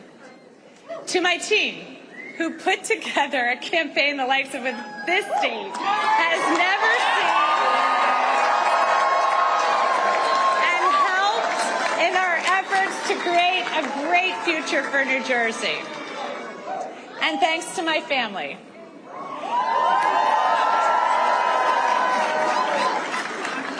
Who put up with missed soccer games, lacrosse games, football games, volleyball games, swim meets, and rugby games, all to put up with this, so thank you.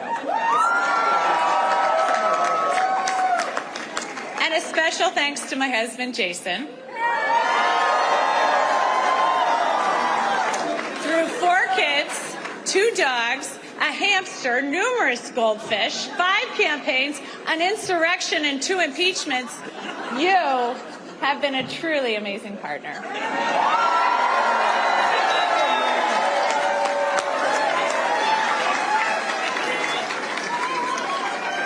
So thank you to everyone who's joined me in fighting for a better future. I know these are tough times. I know not everyone voted for me, but I'm working for everyone. Every single one of you. When we all do better, we all do better. So tomorrow begins a new day. And at each new day in New Jersey, the sun rises over the Statue of Liberty, a daily reminder of her promise. Give me your tired, your poor, your huddled masses yearning to breathe free.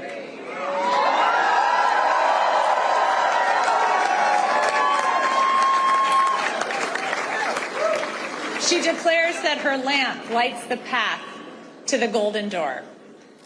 That golden door is New Jersey. It always has been. And that expectation is well deserved, especially after this election, where we chose, we're going to follow Lady Liberty's beacon. We're not going to give in to our darker impulses. Here in New Jersey, we know that this nation has not ever been, nor will it ever be, ruled by kings.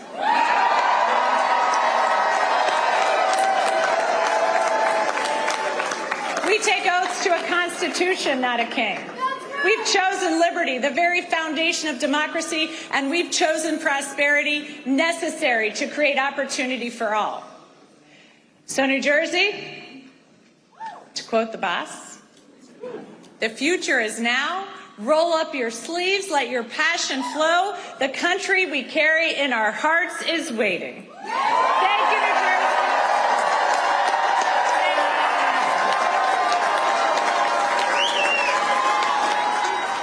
That is Mikey Sherrill, Democratic Congresswoman and now the governor-elect of the great state of New Jersey, giving her victory speech after defeating Republican Jack Ciattarelli, the Trump-endorsed Republican candidate in that New Jersey governor's race. This is the first time since 1961 that any one of the major parties has held on to the governorship in New Jersey for 3 consecutive terms, defying history there and winning what appears to be a resounding victory in New Jersey. We're going to cross back across the Hudson River, back to New York, to Brooklyn specifically, where our colleague Antonia Hilton has been at Zohran Mamdani's headquarters, which has been absolutely electric since that race was called for him less than an hour after poll closing. Antonia standing by with a very, very recognizable, very happy member of the the Democratic congressional slate from New York. Antonia, over to you. All right, well, she needs no introduction. Alexandria Ocasio-Cortez, thank you so much for joining us tonight. I want to begin. We're getting all of these results in from, of course, here in New York City, but New Jersey, Virginia. It appears to be a huge night for Democrats. What is the national story to you? You know, I think what this night is starting and shaping up to represent is that Americans everywhere are not going to be scared. We will not be intimidated by an administration that is violating the rights and making life hard and unaffordable for every single American in this country. And we will send in a wave of Democrats that not bow to this administration, but stand up to this administration, and doing so in the interests of working families, in the interest to make life affordable, housing affordable, and to stand for the civil rights of all.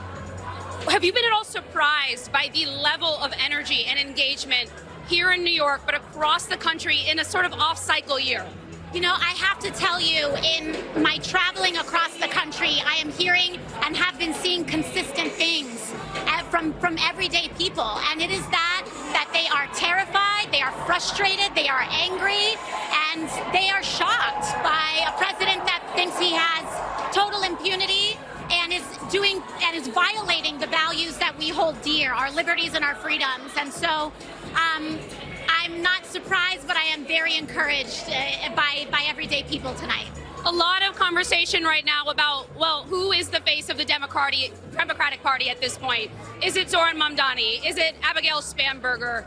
Who is the face, the soul of the party in your view? Or is it all of them? Yeah, you know, it's funny. This is a similar debate that I saw happen when I was first elected. And at the end of the day, I don't think that our party needs to have one face. Our country does not have one face. It's about all of us as a team together. And we all understand the assignment. Our assignment everywhere is to send the strongest fighters for the working class wherever possible. In some places, like Virginia, for the gubernatorial seat, that's going to look like Abigail Spanberger. In New York City, unequivocally, it is Zohran Mamdani. Trump has long threatened to pull funding from this city. We know that there's a plan to bring more ICE agents here soon. And he's been very clear about the fact. He endorsed Cuomo last night in the 11th hour. Are you at all afraid of what that fight is going to look like in the coming weeks? Do you think Mamdani is ready to take on President Trump? Well, you know, it doesn't surprise me. President Trump is a 34-time convicted felon, and he is endorsing a sexual harasser that has multiple accusations, very credible accusations and investigations against them. Birds of a feather, you know, they flock together. And we have to understand how grave this threat is. We know that Donald Trump has not only been convicted of committing crimes, but that the Supreme Court has given him a blank check to continue to commit crimes while in office. So we cannot underestimate the threat and the danger of this moment, but we cannot respond to that threat with cowardice. We cannot respond to that threat with complying in advance. We have to respond to that threat with a strong, organized, cohesive, and strategic effort to fight for working families, rule of law, and civil rights for every American across age, ethnicity, gender, and geography. And I believe that we can do that. I have to tell you, as I was out at polling locations today, as much as Democrats were talking about Trump, they were also angry with the Democratic establishment, and they were calling people out like Chuck Schumer, Hillary Clinton, who they felt at points, in their view, disrespected Zoran Mamdani during this campaign, that they should have shown him more support, that they had heard these Democrats say vote blue no matter who in the past, that didn't seem to apply at this point. Do you think after what we're seeing tonight, there will be more unity in the Democratic Party? Are things going to change? Well, you know, I think it speaks to the absolutely heroic effort that not just Zohran Mamdani put together, but so many people who participated and were brought together by his campaign. Because they were not just tasked with defeating a Republican. They were also tasked with defeating the old guard of the Democratic Party that essentially led us to many of the perils of this moment. So he had a two-front war to win, which is what makes his victory so deeply impressive. And I do think that this moment, a lot of people who are willing to talk about party unity when it serves them, but not party unity when it serves everybody, it puts those folks on notice. And I think it also puts folks on notice that we have a future to plan for. We have a future to fight for. And we're either going to do that together or you're going to be left behind. And I think that is not a partisan issue. It's not about progressive. It's not moderate. It's not liberal. This is about, do you understand the assignment of fighting fascism right now? And the assignment is to come together across difference no matter what. Alexandra Ocasio-Cortez, thank you so much for giving us some of your time tonight. I know there are a lot of people waiting to hear from you, of course, from our future mayor or new mayor. Thank you so much. It's great to see you tonight. Rachel, there you have it. That just gives you a sense of the energy building here, the story out of New York City, that it's about so much more than just the voters here in this city or this state, that they believe this is part of a story that connects New York to Virginia and to New Jersey and to all of the other states. California, the fight over Prop 50 there too. Democrats, while they have a lot to sort out within their own tent, also extremely energized, as you just heard AOC there, in what they see as this broader fight against authoritarianism and fascism in this current moment, Rachel. Yeah, she's talking popular front politics, which is the oldest idea in successfully opposing authoritarian rise. Antonia Hilton, fantastic interview. Thank you for corralling her. I know it was hard to wrangle that interview on the fly. Thank you so much for doing that, Antonia. We'll be back to you as we await Zohran Mamdani's victory speech at his election night headquarters in Brooklyn. I got to say, I turned to you in the middle of that interview, Jen, because I felt like I was hearing AOC, Congresswoman Ocasio-Cortez, say a lot of what you were saying earlier tonight about how the Democratic Party isn't one thing or another. It isn't one brand of Democratic politics right now, one type of campaign right now. It's just bigger, and their unifying factors can be a lot of different things, but there's a lot of different kinds of people in this country who'd call themselves Democrats right now. That's right. And the fact is you need more people in the tent in order to win elections. It's basic math. I mean, you could see her get very passionate when she talked about defeating the old guard of the Democratic Party. And when she says that, I don't think she means old age, right? There is some of that that's needed. But she means people who are outdated, who are not in touch with their electorate, who are not listening, who are not watching. The fact that Chuck Schumer did not endorse Zohran Mamdani, and it was clear, it's been clear he was going to win that race for weeks. Yeah. He made that choice because he was afraid of maybe the business community, maybe some older Jewish voters in New York. Who knows? I'm not going to explain it for him. But the other side of it is he looks incredibly out of touch with the young voters, the millions of people who turned out to vote for him, his own constituents. And that's something, if you are missing that message, you are not listening. You are not in communities hearing. And that is happening across the country in lots of different places. The last thing I would say that struck me about what she said, and I've talked to a lot of Democrats about this, is there was criticism of the progressive wing of the party at some points for having a litmus test. Like, you can't be with us, right? Unless you support all of these things on a list.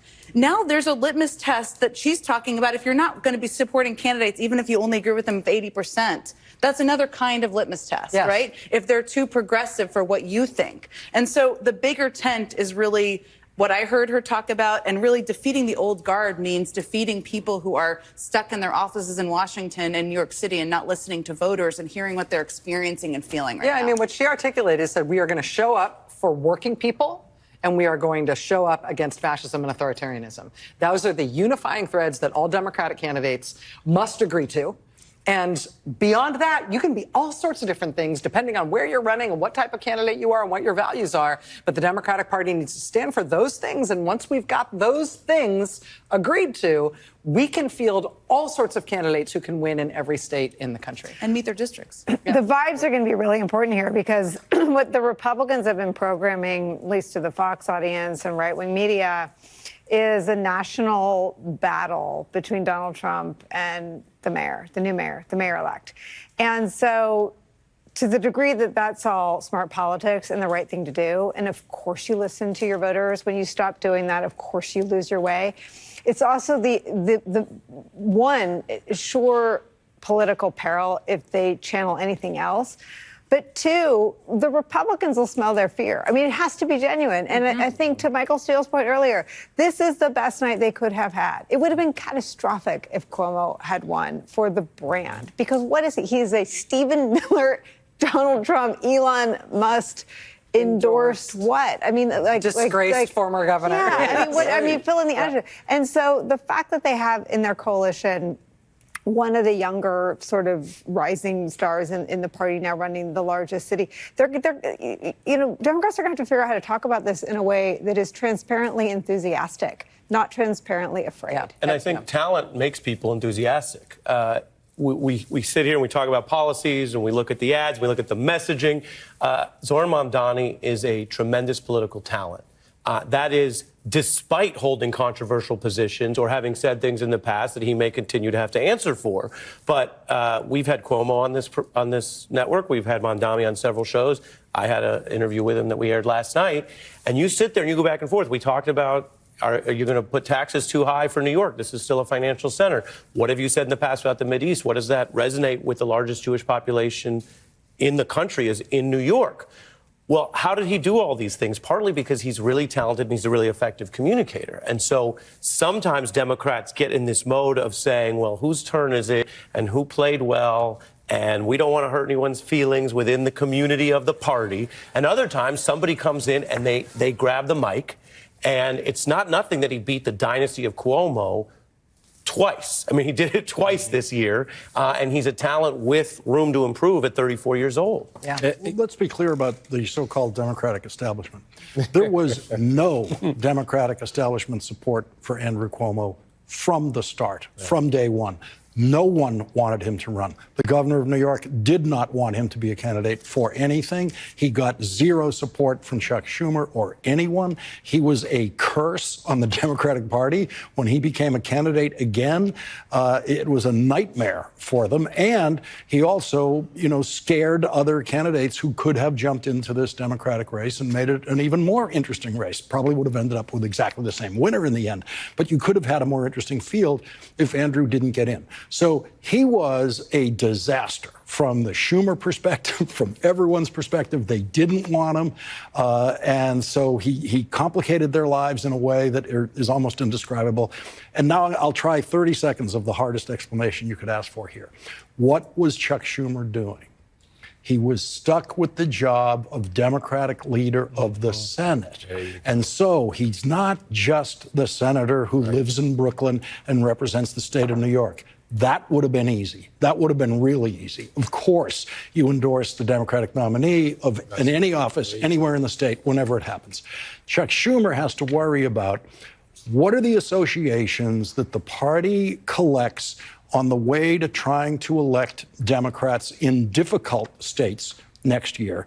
And he has to make those calculations. And sometimes they're right and sometimes they're wrong, but they're not easy. Nobody should think they're easy. And he has to raise money, and he has to raise money from people who 3 months ago hated this guy running for mayor of New York, and 2 months from now might love him. And you might have to be patient if you're Schumer in how you come around to the embrace that he's eventually going to have with the mayor of New York. Obviously, Schumer's in an incredibly difficult position on this. And I know I haven't convinced anybody about how this works, but, that's the burden of being the either majority or minority leader. And if he weren't, he'd have a much easier time with this mayor's race. Can I I'm convinced because I know it. The hardest thing in politics is transition. The hardest thing for the leader in politics is transition. Mm-hmm.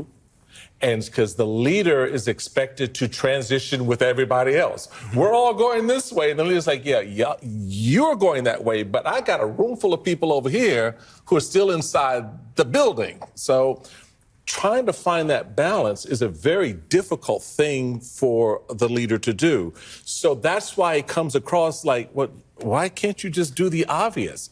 Because the obvious is not that obvious, and it's not that easy. And so that part of it, I think, is important to understand it and to contextualize, because everybody's going to want to beat up Chuck Schumer, and everyone's going to, try to put a face on the Democratic Party, which Republicans, to Nicole's point, is absolutely, they're already doing it tonight, by the way. All right, right now, Mondami might as well be president of the Democratic Party, right? That's the way this is going to get framed. How the Democrats respond to that is important. And they can't stumble over the point that Lawrence just made. They can't get caught up in the politics of being the minority leader in the Senate, because he's not looking out for one mayor in a city. He's got to look out for try to get 50 senators. Yeah. Mm-hmm. I would just say I disagree, and I haven't been convinced. And I've been in Washington for a long time, and I understand what the minority leader does. I think it's missing the boat on where the party and where the energy is headed. And it's not without drawbacks, but it's missing a lot of where fundraising can come from and where energy can come from and where candidates can come from by not engaging here. Even I understand the weighing it, but I think it's missing the boat. Well, and we'll see how it shakes out. I will say, in terms of other Democratic Party leaders, we have a couple of statements. Barack Obama says, congratulations to all the Democratic candidates who won tonight. It's a reminder that when we come together around strong, forward-looking leaders who care about the issues that matter, we can win. We've still got plenty of work to do, but the future looks a little bit brighter. Hillary Clinton tonight. Democratic women made history tonight. Abigail Spanberger will be the first female governor of Virginia. Mikey Sherrill will be the first female Democratic governor of New Jersey. I'm looking forward to seeing these strong, dedicated leaders deliver for their states. We are expecting to hear from Zohran Mamdani in terms of his acceptance speech, his victory speech, very shortly. Lawrence has put in a special plea that we can try to find Andrew Cuomo's concession speech, even if we have to find it muttering on a bus stop on a corner. I'll run it tomorrow night if it's any good. The chances of it being good aren't very high, okay? It could be bitter and angry and terrible, or it could be something great. Well, bitter and angry and terrible though. Tomorrow at 10, it might be bitter. Rachel, on those congratulations, did they specifically not mention Mayor of New York? 9:54 p.m. and 9:46 p.m. So these statements went out essentially right when he was being named. A footnote that might interest us, since we're political nerds. To Lawrence's point, Barack Obama never endorsed. No, he did endorse in the LA mayor's race. He did not endorse Zohran Mamdani. Yeah. But he did something that shrewd politicians do, which is made a point of saying some nice things through the telephone, which somehow ended up in the New York Times the same day as the telephone call. There is some middle ground to say something is happening here. Yeah. But not necessarily endorsing all of it. That's what politics is. Every Democrat who was afraid of Mamdani is going to regret it. That's Can all. I go back? No, we have to take a break. We're going to come back. We're going to get the speech. California. If we don't go to, and we're going to California. We've still got polls open in California on long The lines. most important We're going to be thing checking in in the with midterms. Jacob. We've got the victory speech coming. Okay, it's all coming. We'll be right back. We have a lot to do. Look, people lined up right now. That's live in Torrance, California. Thank you, California. I swear we'll be right back. Thank you. Okay.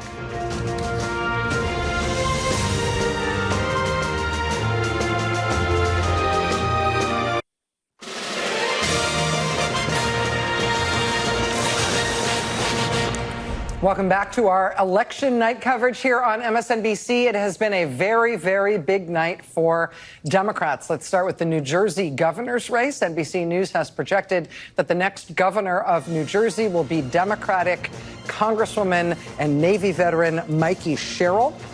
In the great state of Virginia, the Commonwealth of Virginia, NBC News has projected that the next governor of Virginia will be Democratic Congresswoman Abigail Spanberger. Clean sweep for Democrats in Virginia. The lieutenant governor election has also been won by Ghazala Hashmi, the Democratic nominee for lieutenant governor, and in the attorney general's race. The attorney general contest in Virginia has been won by Democrat Jay Jones, who has ousted the incumbent Republican attorney general of Virginia, Jason Miyares. In New York City, the very high-profile, very entertaining New York City mayor's race has been won by the young New York State Assemblyman from Queens, Zohran Mamdani, incredibly talented young politician who went up against the establishment and defeated them at every turn in New York with incredible support from young and diverse and working class voters. We are awaiting a victory speech from Zohran Mamdani shortly.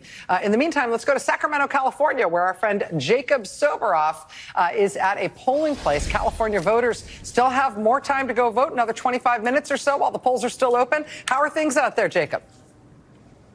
Rachel, this has been, as you have been talking about, an enormous night for the Democrats. It has also been an enormous night online for people that want to get into this polling place in downtown Sacramento. Come with me. I'm going to show you. This is as long as the line has been all evening long. And like you said, with about 25 minutes to go until polls close, 8 p.m. local time, 11 p.m. on the East Coast, every single one of these people, you guys aren't old enough to vote, are you? No. Okay, but you're here online with your family, right? How does it feel? Why'd you bring your family tonight? You gotta do what you gotta do. You gotta stay free. You gotta stay free. Gotta stay free. That's what people are feeling, Rachel. And, everybody's out here for a reason, as we talked about earlier. Every single one of these people is going to be able to get inside so long as they are online at 8 p.m. local time. Governor Gavin Newsom is expected to address press tonight here once the results are in, but it probably won't happen directly at 8 o'clock here in California. It'll probably happen closer to 9 p.m., midnight on the East Coast. How's everybody doing? You guys have been in line for a long time. You have a child here, too. How are you? What's your name? Pam. Pam, have you been watching the election results across the country? It's been a big night for Democrats while you're in line. New York City. Zohran Mamdani, the next mayor of New York City. So even in line here in California, you're watching what's happening across the country. Yes, I've lived there and I have business there. And so what's it like for you to be in line tonight? Just Prop 50's on the ballot here. Who's this, by the way? My little Luna. Now, both my daughters have been on TV. My older one's always on. But this is Luna, and I'm very proud to be from Sacramento, or Sacramento proud. I'm not from Sac, I'm from Mexico, but yeah. But you're here and you're voting for Prop 50 tonight. Absolutely. All right, it's nice to meet you. Thank you so much. Bye, Luna. It's nice to meet you. So, Rachel, you can see it. I don't even know if I'll be able to make it there, and in any due time. But this line stretches on and on and on. Hi, how are you? Everybody doing good? Everybody doing good? They were passing out pizza before, Rachel. People are so hungry they've eaten all the pizza since we've been waiting to say hello. But these folks are all going to get in. I saw you a little while ago. How you doing? You doing okay? Yeah, You feeling good? Say hi to Rachel Maddow. She's here right now. Hey, how you doing? Oh, everybody wants to say hi. Guys, so Rachel, everybody's in line. Everybody's feeling good. It's a big night for Democrats on the other side of the country. And we're going to wait and see what happens here in California. I'm going to keep going. I'm going to go inside. But, Rachel, I'll throw it back to you. Jacob, let me just ask you, you've been there a long time, and these folks have been there a long time. Is it high spirits generally? Have things been ebbing and flowing? Are people frustrated? Or it's all been pretty positive? No, I think people feel really good. Anybody frustrated with the length of time it's taking you to get inside? Or are you happy to be here online tonight? No bathrooms, they say. Bathrooms is always the number one thing, Rachel. No bathrooms is the number one thing. But there are a limited amount of people checking people in. There are a limited amount of voting machines here tonight. I think, in truth, maybe people didn't expect the turnout to be this high for a state where there's a lot of mail-in voting. But people are here, and they showed up. And at the last minute, people want to make their voices heard. You're shaking your head yes. You're shaking your head yes. Why? How come? Native representation. She wants to say what's up. What's your name? My name's Alejandra Ramirez. I am the co-chairwoman of the Pacanyani Strawberry Valley Band of Maidus, and I'm here voting, asserting our rights to do that. For so long in history, we were recognized as the last people. This is our land. We are the first people here. And so You're making your voice heard, and you're here to make your voice heard tonight. I sure am. I really appreciate that. Thank you. All of us. Thank you so much. Nice to meet you. Thank you. Nice to meet you. Everybody's out here for a reason, Rachel. Everybody's out here to protect democracy. They're clapping in line. I've never been in a line where people just spontaneously clapping. So thank you guys for having us tonight. Rachel? Fantastic. Let's go over to Torrance, California. Our David Noriega is standing by there. We've been looking at those shots, the live shots of that line in Torrance. Right now, again, in California, if you are online, even if your line is going to keep you outside your polling place until after the time when polling places technically are supposed to close. If you are online, you will be able to vote. We've got about another 20 minutes for polls to still be open in California. David, tell us what you're seeing in Torrance and what the line looks like there. It looks like it's been a pretty long line all night. Yeah, Rachel, it has been a long line, not just all night, but all day. I've been really surprised. We went to 2 polling places in Torrance today, and I've been really surprised by the turnout in both of them. Substantial lines really all day long, way more than I expected. I just want to show you a little bit, as much as we can see in the light here. This line, this is the polling place. The line kind of snakes around this corner here. Earlier tonight, it might still be happening. It was kind of snaking back into a parking lot back there. We have this line, you know, by my count is, I don't know, at least 100, maybe 150 people, and it's been steadily that way since about 4:30 when people started getting out of work. You know, what's stood out to me today, talking to voters here, is the extent to which this race, which, again, it's an off-year race, one issue on the ballot, which on paper seems like it would be a pretty wonky you know, not necessarily digestible issue, redistricting, taking away redistricting from an independent commission. It's actually been surprising and striking, I should say, how intuitively and clearly people understand what's at stake here, right? They understand, they think about this. People who are voting for Prop 50, for allowing the legislature to redistrict California to benefit Democrats, how much they understand that this is about counteracting Trump. They talk about it as though the stakes here were impossibly high. It's about the future of democracy. It's about fighting authoritarianism. Even people on the other side, Rachel, because I should say we've spoken to a number of Republicans as well who are coming out trying to make their position as clear as possible, given that they understand they're likely to be in the minority. They understand that they're out here defending Donald Trump and defending MAGA and defending the Trump project. You know, this is, I think it's very illustrative. This race is very illustrative of the political moment in the country, because it's not just about this.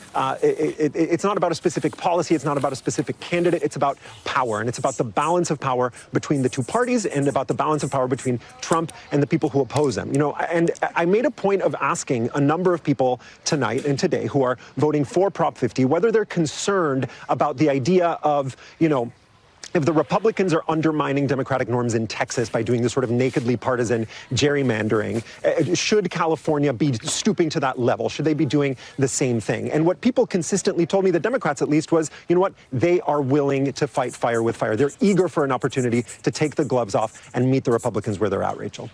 And David, in terms of the sort of feeling while you're there, as you said, it's been a long line, not just tonight, but all day. There may have been expectations in terms of what the day of turnout was going to be like and what the proportion of vote would be cast by mail. And so how many people were going to be needing to use how many voting machines. But have people been frustrated, or people have their spirits high, or have people been leaving because the line and the wait has been too long? I haven't gotten any frustration, Rachel. All I've gotten actually is enthusiasm, again, from both sides. There was something interesting happening, by the way. We encountered more Republicans than I expected. And I think that that has something to do with the fact that a lot of what they told me when I first approached them was, you know, I only come vote in person on the day of the election. On the Republican side, there's a lot of kind of mistrust of mail-in voting, generally unfounded, but it's still there. So I think it'll be interesting to see how those numbers shake out in terms of what the day of election vote looks like. I'm very eager to see the turnout numbers generally, because it really is just based on what I'm seeing, what Jacob is seeing in Sacramento. It's likely to surpass the wildest expectations. And no, again, to answer your question, Rachel, people are they're here in these numbers because they feel very engaged in this. They feel that the stakes are very high. They feel that this isn't about just redistricting California. It's about the future of the nation and about the future of democracy. And so, generally speaking, no, what I'm encountering is enthusiasm, willingness to wait, and a feeling of satisfaction from participating in what feels like a very important civic duty in this very important historical moment, Rachel. David, we're lucky to have you there covering it. David Noriega for us in Torrance, California, where voters have about 15 minutes left before polls closing. Nicole, I know you were, I think, very impressed by the length of the lines and what we've been getting in terms of reports about turnout in California. Those reports, not only just in terms of the lines, but the kind of vibes of people who are turning out to vote in California, it's really impressive. So vibes plus the California Secretary of State's office about, I don't know how long we've been on the air. It feels like 11 hours. It's probably been 5. A third of the registered voters have voted. Now, we talk a lot about people, about candidates, about folks we've interviewed. We don't talk a lot about the idea. This is an idea. There's no person on the ballot. This is the idea of democracy in a non-battleground state. People go to California to raise money. They do not go and take their messages. They do not pay to run ads as candidates. This is a state that is not a swing state, that doesn't see candidates for national office unless they're there to raise money from usually fancy people, standing in line all day long for an idea that they were against the last time they contemplated this idea. Right, yeah. And this is affirmation that everyone that comes up to every one of us and says, what can we do? You know, the complaint I get about our coverage is sometimes we're mad, we're not numb. They're so mad when we describe them as numb. No one that watches our network is numb. No one misunderstands the stakes of our elections, and no one is willing to do nothing. I mean, I guess that's a sign that I've been on TV for too many hours. People want to do something. Yeah. And in California, they're standing in line for hours to vote for the idea of making elections fair. And I just think it's a stunning and remarkable story. I think we underestimate the American voters, Democrats and Republicans, at our own peril. Because I think what's happening in California is not just the story of the night, but the story of the times. What Trump has unleashed by lying about the economy, by betraying his voters on a promise to make the grocery cheaper while he stood in front of melting groceries at Bedminster, is this. He has unleashed an effort by Gavin Newsom, who, to his credit, came out and made a joke. What Democrats usually do is say, read this op-ed in the New York Times. And he said, we're going to do more than what Democrats usually do. We're going to fight fire with fire. And when you hear people say they're standing in line at 8 o'clock at night or whatever time it is in California to fight fire with fire, that means that you can sell an idea, you can get people out in an off-term election, and you can still save democracy. And that may be a corny thing to be obsessed with tonight, but we spent all 4 o'clock with Jacob, who was online with these people. He is still there. They're online in Sacramento. It's amazing. I mean, I don't think it's corny at all. And just to let viewers in one more step, Nicole has been hopped up on this all day. All day? I've been hopped up on this since he announced it. I mean, because to me, this is the bookend of the voting rights fight, which President Joe Biden did not pick as his first fight. He picked infrastructure. And all of the norms were to be held. They did not blow up the filibuster. And this is why this matters, because what they did to voting rights in our old party is they used a lie to suppress the vote. 48 states passed voter suppression laws predicated on the big lie that inspired the insurrection. And we all covered January 6th because of the violent, deadly insurrection it was. But what they did is even some of the Republican heroes in places like Georgia went ahead and passed voter suppression laws. That they did. And so this is about who gets to vote in America. And the fact that California is doing what they're doing, the fact that Gavin Newsom, who we all know has ambitions, put all of his brand and reputation and all his skin in the game to do something that was not a sure thing. It looks like this is going to pass, but this was not a sure thing 2 weeks ago. Right. And the fact that... I just want to join Nicole's excitement, though, and say it comes out of a background where a lot of people said, well, we want to do the right thing, so we want independent redistricting, we want to play fair. And that is laudable if you have fairness. It's kind of like if you're playing street basketball and you call your own fouls. If you're playing with anybody honorable, that works. You don't hire a ref for every street basketball game. But if people start playing dirty and fouling harder in a real game without getting violent, sometimes you say, I guess we're doing it that way, and you foul back. And this is a problem Democrats have had. And what you're describing is also, not to be too highfalutin, but it's a paradigm shift, because people who 10 years ago said, we want to be fair. We want to have independent commissions. We don't want to go back and forth in this cycle of gerrymandering. Great. And when it works, great. It is more fair. Right. But when you have the attacks, I won't repeat what Nicole just eloquently reminded. You might need to. I'm not making any sense anymore. What you ran through, and then you look up and say, what can you do legally within the rules? Because this is what we talked to Wes Moore about earlier tonight. What Newsom's doing is within the rules, taking it back to the voters and say, we're going to foul back and forth and being within the rules. transparent about it, and people can understand it. And what David Noriega was saying about how people viscerally and instinctually and fully get it, there is no confusion about what is going on here, why it is happening, or what the implications of this vote will be. Just a reminder that voters are adults by definition. Voters are adults and can absorb a level of complexity that I think politicians and political parties and political consultants underestimate to their peril. We are going to have to take a quick break. We're going to come back because we think that we're going to get Zohran Mamdani's victory speech in New York City very shortly. We're going to take a quick break and be back with that right after this.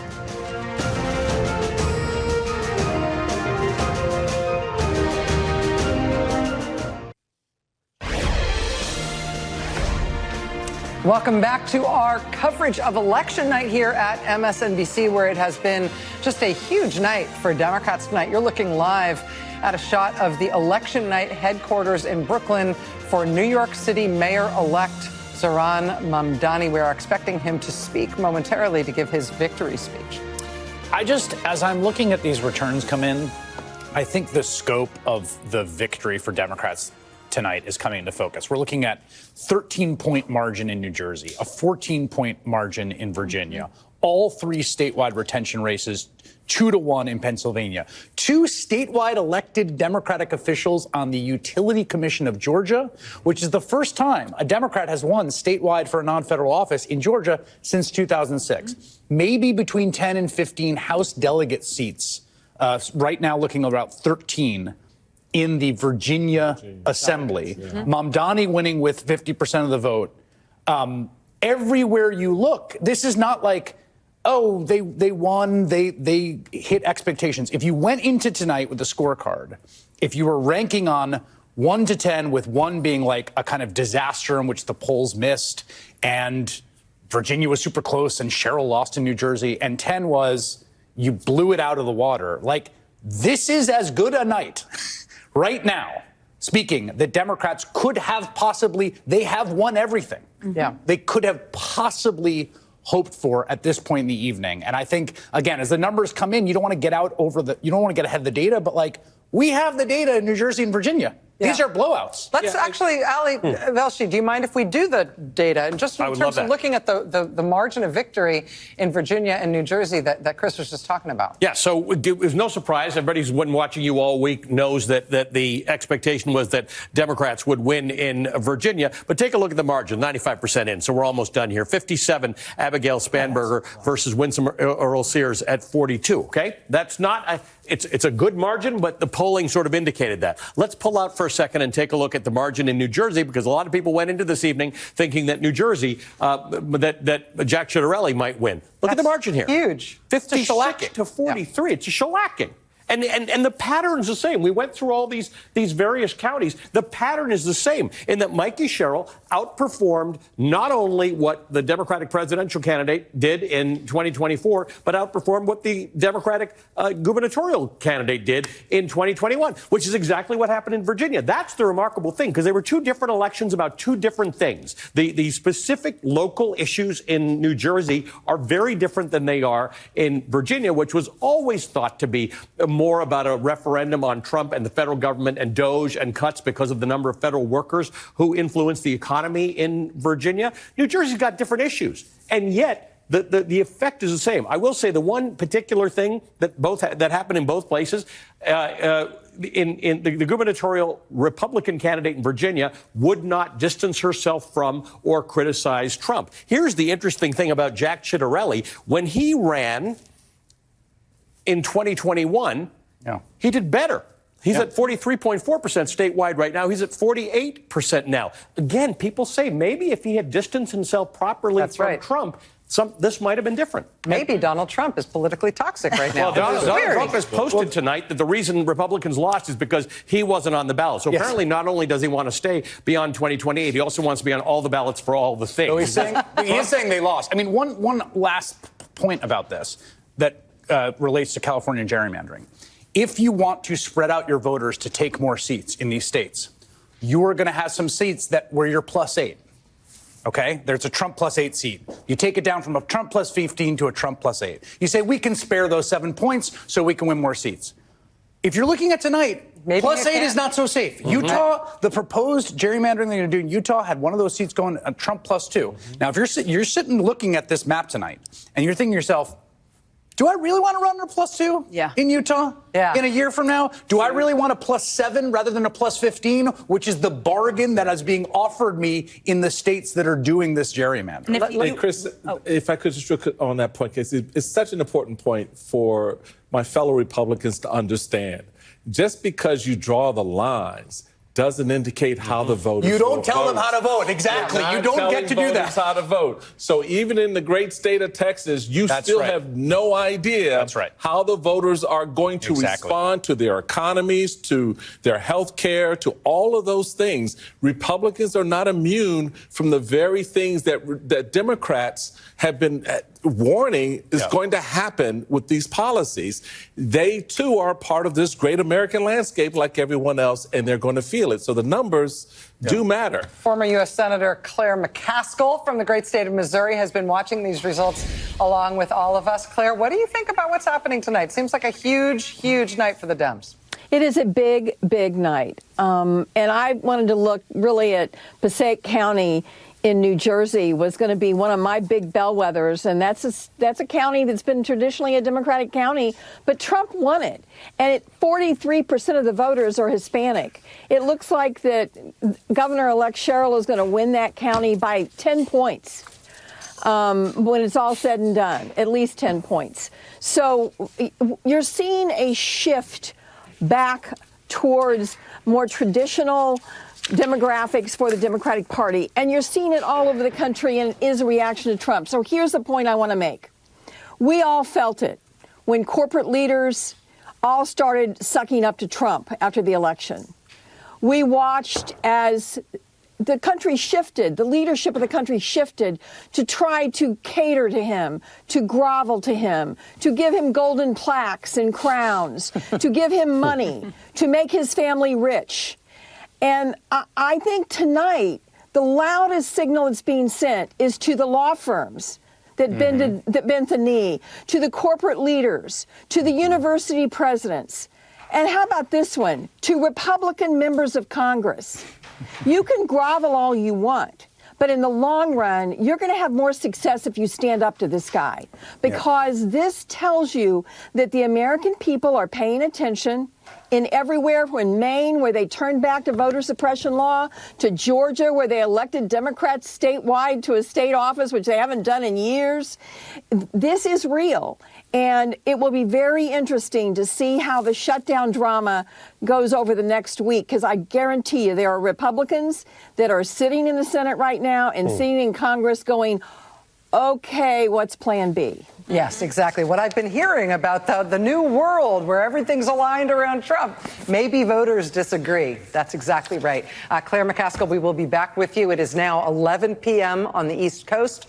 Polls have just closed in California, and we can call that race. Oh, wow. NBC News projects that the Prop 50 race in California will be decided in favor. Yes wins on Prop 50 in California, and we are making that call at poll closing exactly at 11 p.m. Eastern time. It has frankly been that kind of a night. It has just been kind of a blowout night across the board for Democrats. As Chris Hayes was saying earlier, if you had any sort of scorecard that you were looking to fill out tonight, right now you have been putting the same kind of blue check mark on every single important contested race everywhere in the country tonight.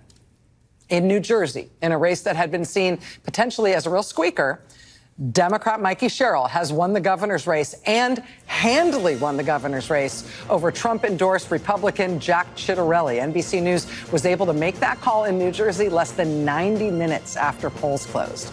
In New York City, the Democratic nominee Zohran Mamdani has romped to victory over former Governor Andrew Cuomo, who was running as an independent, although one endorsed by Trump. Republican Curtis Sliwa ran far, far behind in the single digits. At 34 years old, Zohran Mamdani will be the youngest New York mayor in over a century, as well as the first Muslim and the first person of South Asian descent to hold that office. This race, again, was not close. Zohran Mamdani appears to have won in 4 out of 5 boroughs, with more than 50% of the vote total citywide. Democrat Abigail Spanberger has been elected the first female governor of the Commonwealth of Virginia, beating Republican Lieutenant Governor Winsome Earl Sears. Democrats also appear to have flipped multiple seats in the state legislature, potentially growing Democrats' narrow majority in Virginia's House by a lot. They had a 2-seat majority. It looks to have expanded into a much larger majority tonight. Virginia's lieutenant governor's race has also gone to the Democrat. Ghazala Hashmi is the first Muslim woman elected to statewide office in the United States of America. And congratulations to her. In the Virginia Attorney General's race, Democrat Jay Jones has been declared the winner, defeating the incumbent Republican in that Attorney General's race in Virginia. In Pennsylvania, Democrats have retained 3 crucial seats on that state's Supreme Court. They prevailed despite a Republican campaign aimed at getting voters to remove them, a very well-funded campaign, I should add. The result means the top court in Pennsylvania will keep its de facto Democratic majority. That is potentially a huge deal for elections and voting rights in 2026 and 2028, where the court may be called upon to adjudicate election challenges from Donald Trump or his allies.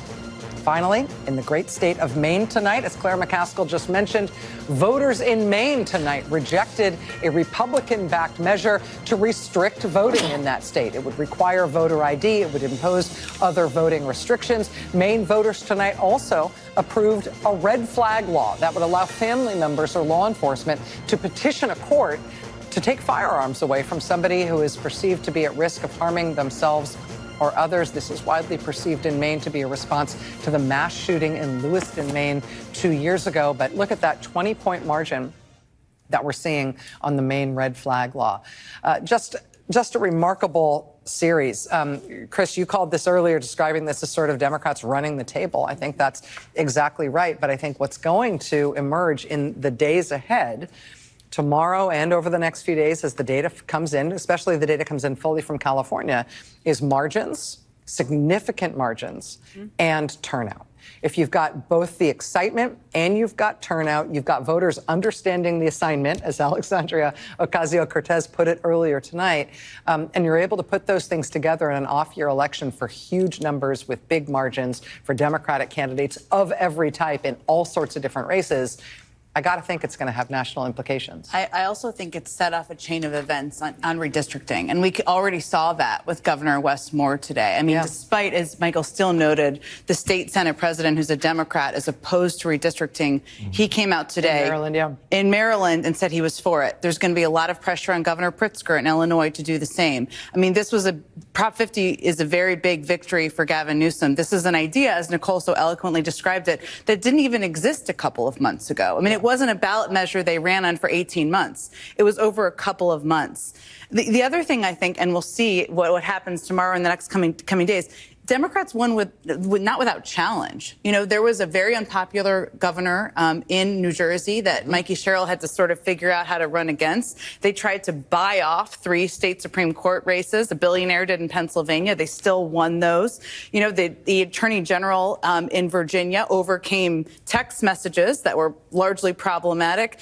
What I think this tells all of us is there's just like incredible energy and enthusiasm despite all of these efforts to sort of suppress the vote, to make it scary, to prevent people from participating in the process. The attorney general candidate who had a text message wishing ill on the child of another politician. A horrible text message. A horrible text message that I don't think anyone would have won the race by 5 points tonight. Yeah. Okay? That everyone thought, this is going to be, there were people called to go out. It was a really bad, there was one that was like an off-color joke. There was one that was like genuinely awful.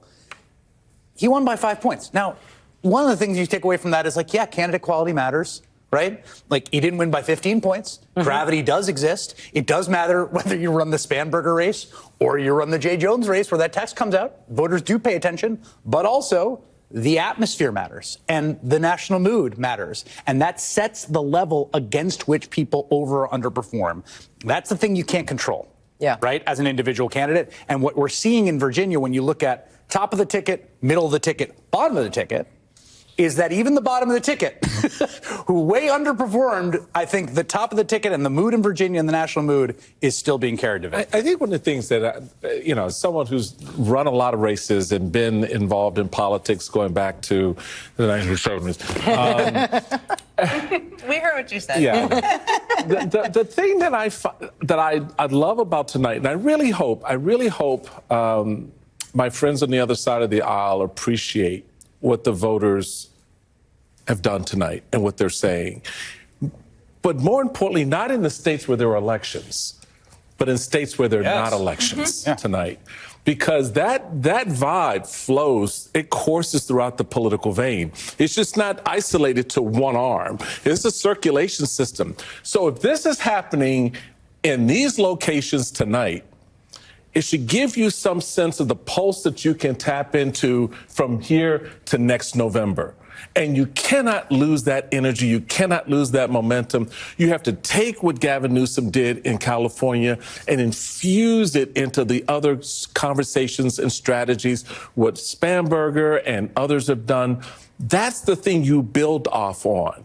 How you set up 2026 is based off how your voters performed tonight. And a year ago, people were saying, gosh, COVID, a lot happened. Right. Maybe we want the guy back from 4 years ago. And it was a hazy memory. It was hazy. And there was a lot of negativity around Biden because we saw him leave the race. We had an unusual year. Here we are 1 year later, and what you just walked through, this sort of Democratic onslaught in these places, Trump had improved his numbers in New Jersey and among Latinos. And Virginia's a place that he didn't win, but he was doing fine in some of these regions, not like the Republican Party is doing tonight. Yeah.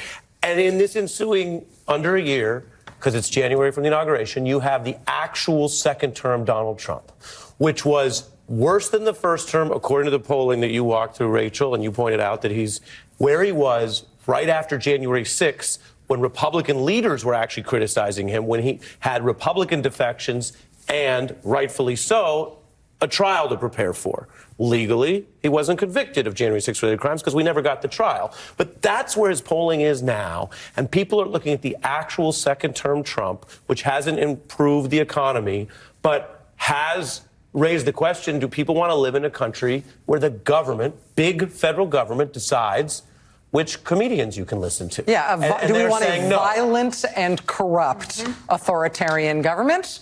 Or do we not want that? And there's a lot of different ways to say no to that. And Democratic candidates benefited from that no everywhere in the country tonight. Yeah, election monitors, too. I mean, we've all talked about election monitors, the Department of Justice sending them. They were trying to scare voters. And people, it seems, in California said, you know what? We're showing up. Yeah. We're going to wait in line. We're not worried about that. And that is also a lesson, I think, because that is definitely a trial run of what they could try to do. We will see, but we should all prepare ourselves for a year from now. People still showed up.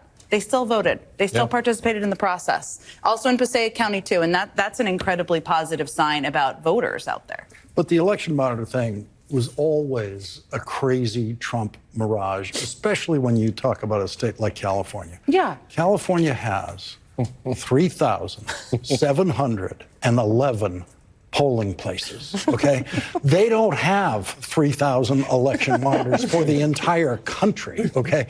It was always idiotic and impossible. Well, the really striking thing about this California election is the speed.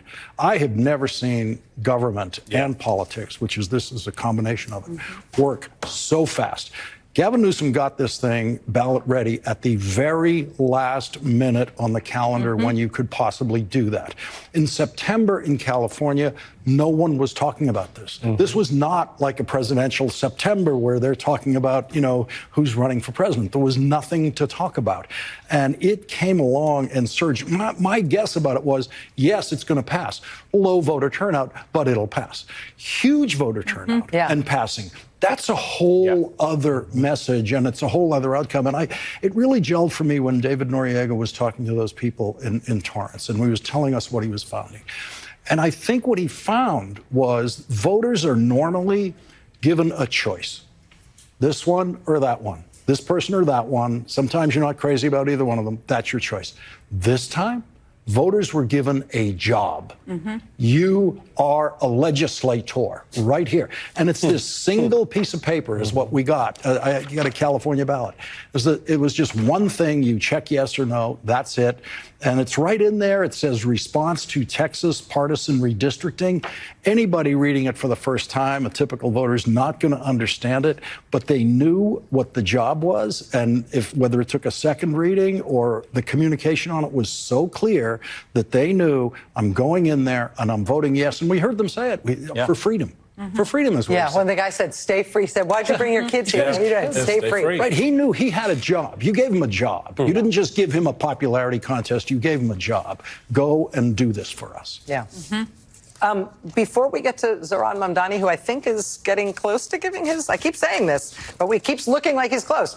Before he gives his remarks, Ali Velshi, can I ask you a question about the California vote and what we've got? This was a poll closing call from NBC News, which is, that's a big deal. It means instantly, as soon as the polls closed, NBC was able to project that Proposition 50 would succeed in California. Do we know anything in terms of, in the 13 minutes since polls have closed, have we gotten a significant amount of vote? Yeah, and of course, as Jacob said, California is a state where there's a lot of advance voting, a lot of mail-in ballots. So we actually don't have a ton of vote in right now. We've only got about 24%, but the margin tells the story, right? It's 61% yes, 39% no. So a lot of things it's just jumped up to 26%. So it's running around the same place. And again, California is a state that normally votes Democrat. 58% of people voted for Kamala Harris in the 2024 presidential election. So we're running 4% higher than that. We're running around what Biden did in 2020, which is why we're able to call these races so early. So again, it's a small percentage of the number in, but the vote's high, and that was important, right? The turnout, the anti-Prop 50 group basically gave up. They threw in the towel. They stopped funding. They stopped running a lot of ads. They knew they were going to lose, and there's some theory that Donald Trump and others might say, well, as they have said in every special election, turnout was low, lots of money from the outside. It was influence. It wasn't really the voters speaking. But people, as Lawrence just said, were given a job in California, and they seem to have taken their job seriously to say you actually have to come out and vote, voice your opinion on this matter. These turnout numbers are pretty impressive for, as Nicole kept on saying, a ballot that is not tied to a person. There's no one running in California, and yet we have close to 3 million people. That's 26% of the ballots are in, is 3 million people. So we're going to get to almost presidential election turnout levels for a proposition. Yeah. It's amazing. It is amazing. Ali, while we have you, as we are awaiting a victory speech from Mr. Mamdani, I said a moment ago that it looks like he's going to have won 4 out of 5 New York City boroughs, and that overall it looks like he is going to be above 50%, which is a pretty remarkable thing, particularly when you've got three major candidates in the race. Is that fair? And does it look like that's yeah? I mean, we have 90% in, and it sort of stopped at 90, which suggests to me that the rest of this is going to be ballots that are counted later afterwards. New York City wide, Zohran Mamdani has come in with 50.4% of the vote at the moment. The margin's big enough that he's probably going to stay above 50 at this point. In Manhattan, it's almost 53%. In the Bronx, where he was not doing as well, he's now at 51.5%. So he's over 50% in the Bronx as well. In Queens, which is where he's from and where Andrew Cuomo is originally from, it's a slightly tighter race. He's at 47.3% with 89% in, so I'm not sure he'll get to 50% there. Brooklyn, though, look at this, 57% going to Mamdani. And, of course, Staten Island, where you wouldn't have expected it to happen, Mamdani running second now. He's actually overtaken Curtis Sliwa. He's now in second place. Again, it's half of Cuomo's percentage. But when all told, with 90% in, Mamdani is looking like he's above 50% and will probably stay that way. Do you realize what this is going to do to the self-image of everybody who lives in Staten Island? To learn, to have to tell people on the street in Staten Island, okay, the Democratic Socialists beat the Republican. It's wild. In Staten Island. But as you've been discussing, for those of us who aren't in New York all the time, it was a really complicated thing because there's an actual Republican who was running as the Republican on the ticket. That's right. And in the last 24 hours, Elon Musk and Donald Trump and Stephen Miller told the Republicans and the Democrats to vote for the guy who's not the Republican or the Democrat. Yeah. In terms of some of the other races that we have been watching, I want to tell you that in Detroit, Michigan, the AP is projecting that the city council president, Mary Sheffield, will become the first female mayor in the history of the city of Detroit. She follows 75 men who have held that job before her. Oh, unreal. In Jersey City, the AP says with more than 60% of the vote in, city council member James Solomon is currently leading a former New Jersey governor named Jim McGreevey, who is attempting a return to politics after resigning under really weird circumstances as New Jersey governor more than 2 decades ago. There's likely going to be there may be a runoff next month there. One of the two candidates there. Oh my God! I've seen. There's got to be like there's if we put them in DVDs, there's a shelf. There's a of Rachel, Jim McGreevey, Rachel Bob McDonnell, and Rachel Rod Blagojevich. Yes. Get the set. Exactly. 10 hours on each one. I don't need a script for any of them. In Atlanta, Mayor Andre Dickens is projected to win a second term, earning a majority of the vote there and thus avoiding a runoff. The AP is also showing 99% of the vote in Minneapolis. This has been interesting. Democratic incumbent Mayor Jacob Fry facing off against 14 different challengers there in that. That's a ranked choice election. That means that voters' second and third choices will be very important in determining the outcome there if Fry does not get 50%, if he does not get a full majority. And here's Zohran Mamdani, who is mayor-elect of New York City. These are live images right now. This is happening right this second in Brooklyn, New York, at his campaign's election night headquarters. Let's watch.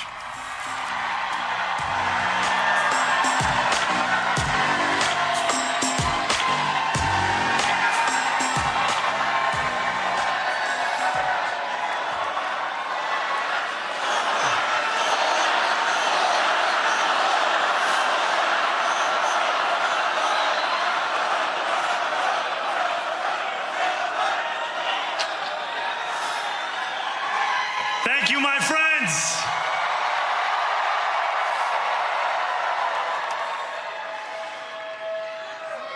The sun may have set over our city this evening, but as Eugene Debs once said, I can see the dawn of a better day for humanity. For as long as we can remember, the working people of New York have been told by the wealthy and the well-connected that power does not belong in their hands. Fingers bruised from lifting boxes on the warehouse floor, palms calloused from delivery bike handlebars, knuckles scarred with kitchen burns. These are not hands that have been allowed to hold power. And yet, over the last 12 months, you have dared to reach for something greater. Tonight, against all odds, we have grasped it. The future is in our hands. My friends, we have toppled a political dynasty.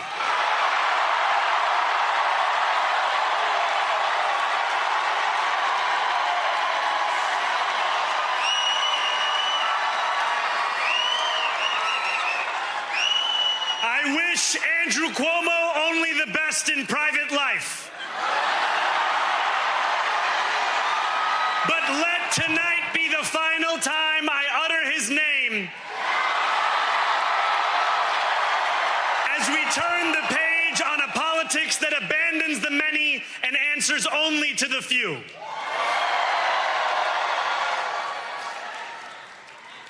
New York, tonight you have delivered a mandate for change.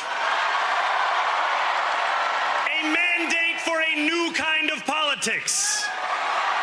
A mandate for a city we can afford. And a mandate for a government that delivers exactly that. On January 1st, I will be sworn in as the mayor of New York City.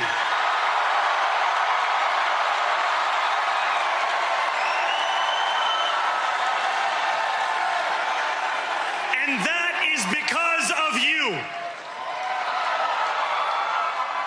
So before I say anything else, I must say this. Thank you. Thank you to the next generation of New Yorkers who refused to accept that the promise of a better future was a relic of the past. You showed that when politics speaks to you without condescension, we can usher in a new era of leadership. We will fight for you because we are you. Or as we say on Steinway, ana minkum wa ilaykum.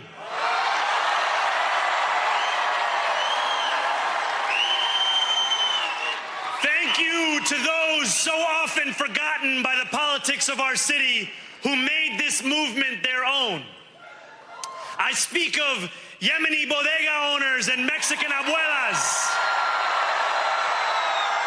Senegalese taxi drivers and Uzbek nurses, Trinidadian line cooks and Ethiopian aunties. Yes, aunties. To every New Yorker in Kensington and Midwood and Hunts Point, know this. This city is your city, and this democracy is yours too. This campaign is about people like Wesley, an 1199 organizer I met outside of Elmhurst Hospital on Thursday night. A New Yorker who lives elsewhere, who commutes 2 hours each way from Pennsylvania because rent is too expensive in this city. It's about people like the woman I met on the BX 33 years ago, who said to me, I used to love New York, but now it's just where I live. And it's about people like Richard, the taxi driver I went on a 15-day hunger strike with outside of City Hall, who still has to drive his cab 7 days a week. My brother, we are in City Hall now.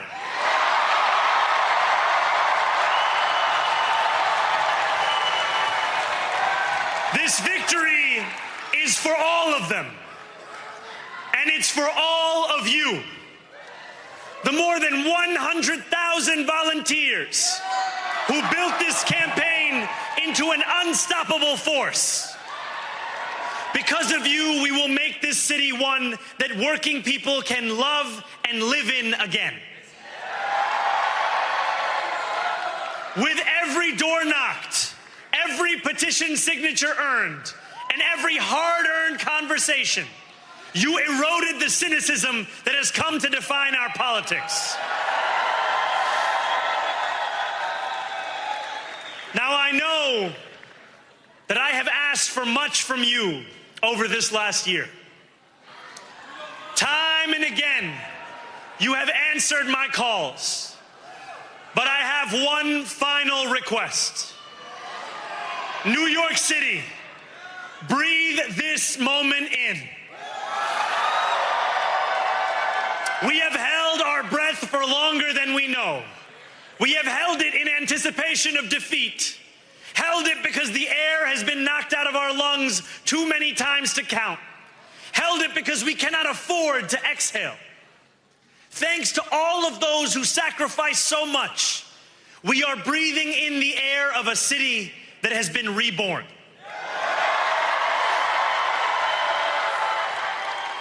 To my campaign team, who believed when no one else did, and who took an electoral project and turned it into so much more, I will never be able to express the depth of my gratitude. You can sleep now. To my parents, Mama and Baba, you have made me into the man I am today. I am so proud to be your son. And to my incredible wife, Rama,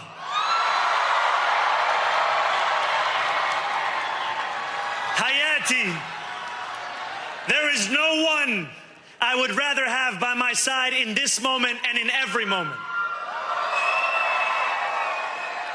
To every New Yorker, whether you voted for me, for one of my opponents, or felt too disappointed by politics to vote at all, thank you for the opportunity to prove myself worthy of your trust. I will wake each morning with a singular purpose: to make this city better for you than it was the day before.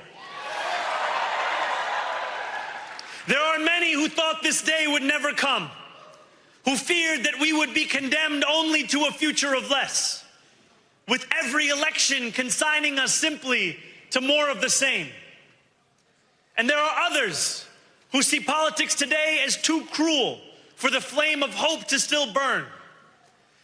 New York, we have answered those fears. Tonight we have spoken in a clear voice. Hope is alive.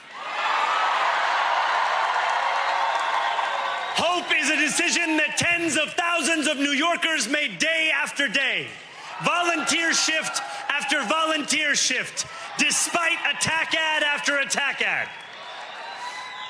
More than 1 million of us stood in our churches, in gymnasiums, in community centers, as we filled in the ledger of democracy.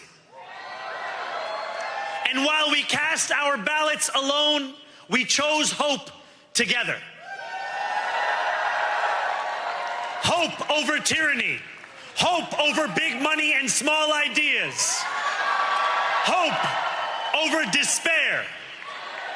We won because New Yorkers allowed themselves to hope that the impossible could be made possible. And we won because we insisted that no longer would politics be something that is done to us. Now it is something that we do.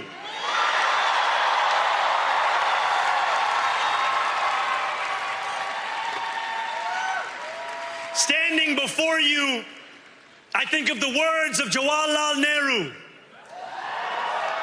A moment comes but rarely in history when we step out from the old to the new, when an age ends and when the soul of a nation long suppressed finds utterance.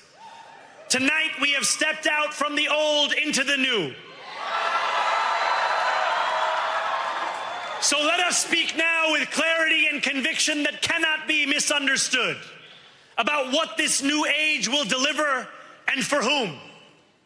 This will be an age where New Yorkers expect from their leaders a bold vision of what we will achieve, rather than a list of excuses for what we are too timid to attempt.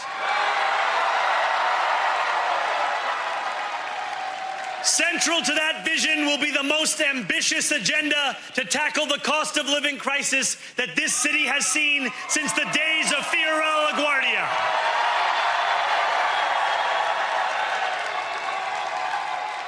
An agenda that will freeze the rents for more than 2 million rent-stabilized tenants.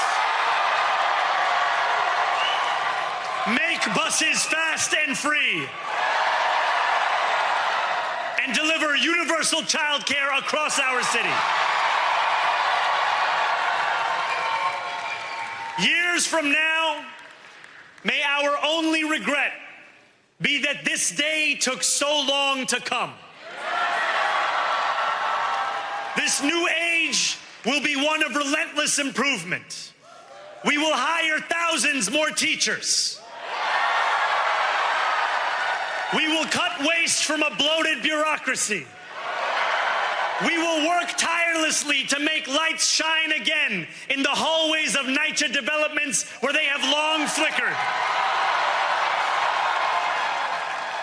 Safety and justice will go hand in hand as we work with police officers to reduce crime and create a department of community safety that tackles the mental health crisis and homelessness crises head on. Excellence will become the expectation across government, not the exception. In this new age we make for ourselves, we will refuse to allow those who traffic in division and hate to pit us against one another. In this moment of political darkness, New York will be the light. Here, we believe in standing up for those we love. Whether you are an immigrant, a member of the trans community, one of the many black women that Donald Trump has fired from a federal job, a single mom still waiting for the cost of groceries to go down, or anyone else with their back against the wall, your struggle is ours too. And we will build a city hall that stands steadfast alongside Jewish New Yorkers and does not waver in the fight against the scourge of anti-Semitism. Where the more than 1 million Muslims know that they belong. Not just in the 5 boroughs of this city, but in the halls of power. No more will New York be a city where you can traffic in Islamophobia and win an election.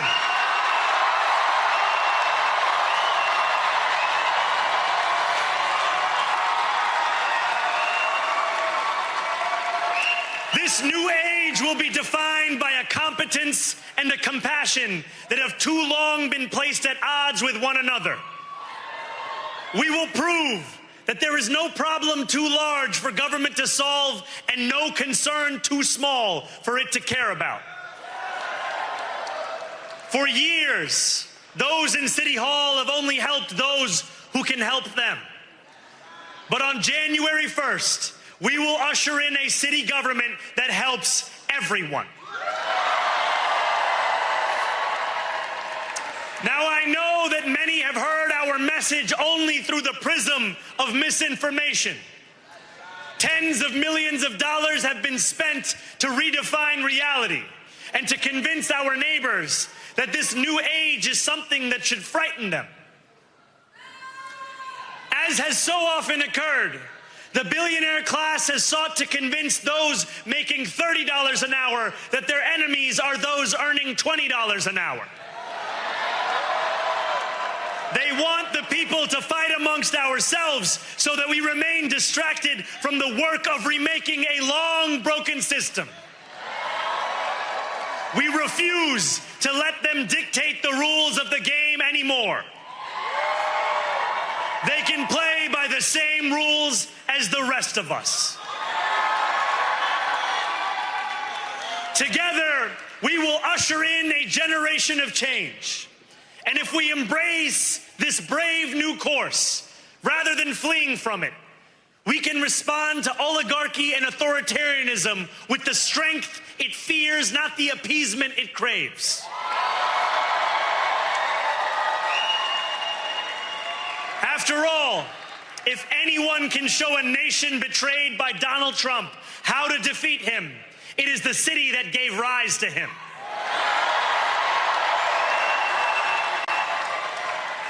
And if there is any way to terrify a despot, it is by dismantling the very conditions that allowed him to accumulate power.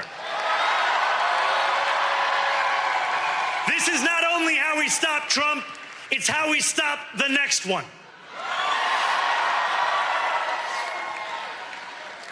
So, Donald Trump, since I know you're watching, I have 4 words for you. Turn the volume up.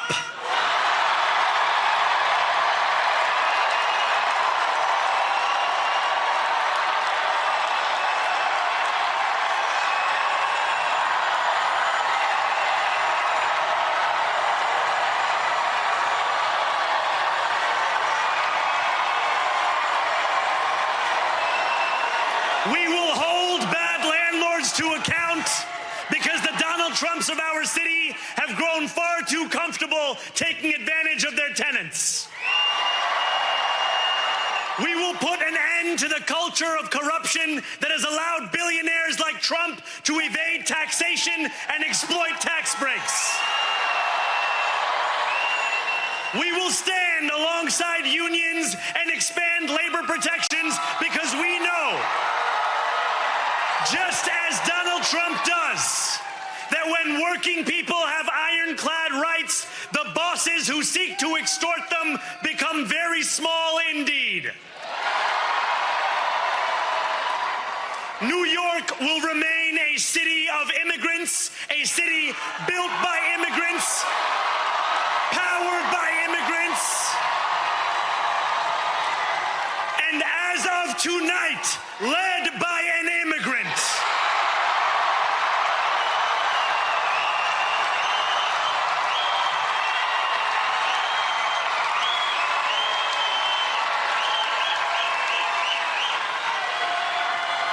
So hear me, President Trump, when I say this.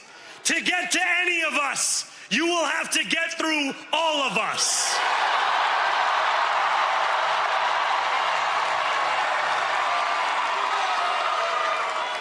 When we enter City Hall in 58 days, expectations will be high. We will meet them. A great New Yorker once said that while you campaign in poetry, you govern in prose. If that must be true, let the prose we write still rhyme, and let us build a shining city for all. And we must chart a new path, as bold as the one we have already traveled. After all, the conventional wisdom would tell you that I am far from the perfect candidate. I am young, despite my best efforts to grow older. I am Muslim. I am a democratic socialist. And most damning of all, I refuse to apologize for any of this. And yet, if tonight teaches us anything, it is that convention has held us back. We have bowed at the altar of caution, and we have paid a mighty price. Too many working people cannot recognize themselves in our party. And too many among us have turned to the right for answers to why they've been left behind. We will leave mediocrity in our past. No longer will we have to open a history book for proof that Democrats can dare to be great. Our greatness will be anything but abstract. It will be felt by every rent-stabilized tenant who wakes up on the first of every month, knowing the amount they're going to pay hasn't soared since the month before. It will be felt by each grandparent who can afford to stay in the home they have worked for, and whose grandchildren live nearby because the cost of childcare didn't send them to Long Island. It will be felt by the single mother who is safe on her commute and whose bus runs fast enough that she doesn't have to rush school drop-off to make it to work on time. And it will be felt when New Yorkers open their newspapers in the morning and read headlines of success, not scandal. Most of all, it will be felt by each New Yorker when the city they love finally loves them back. Together, New York, we're going to freeze the... Together, New York, we're going to make buses fast and... Together, New York, we're going to deliver universal... Let the words we've spoken together, the dreams we've dreamt together, become the agenda we deliver together.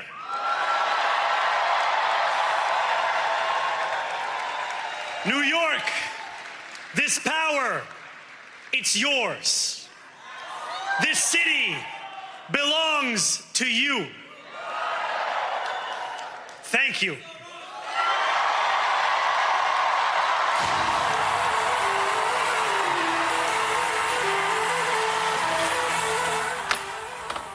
A powerhouse victory speech from Zohran Mamdani, the young Democrat who has just been elected mayor of New York City. He will be the successor to the scandal-ridden Eric Adams.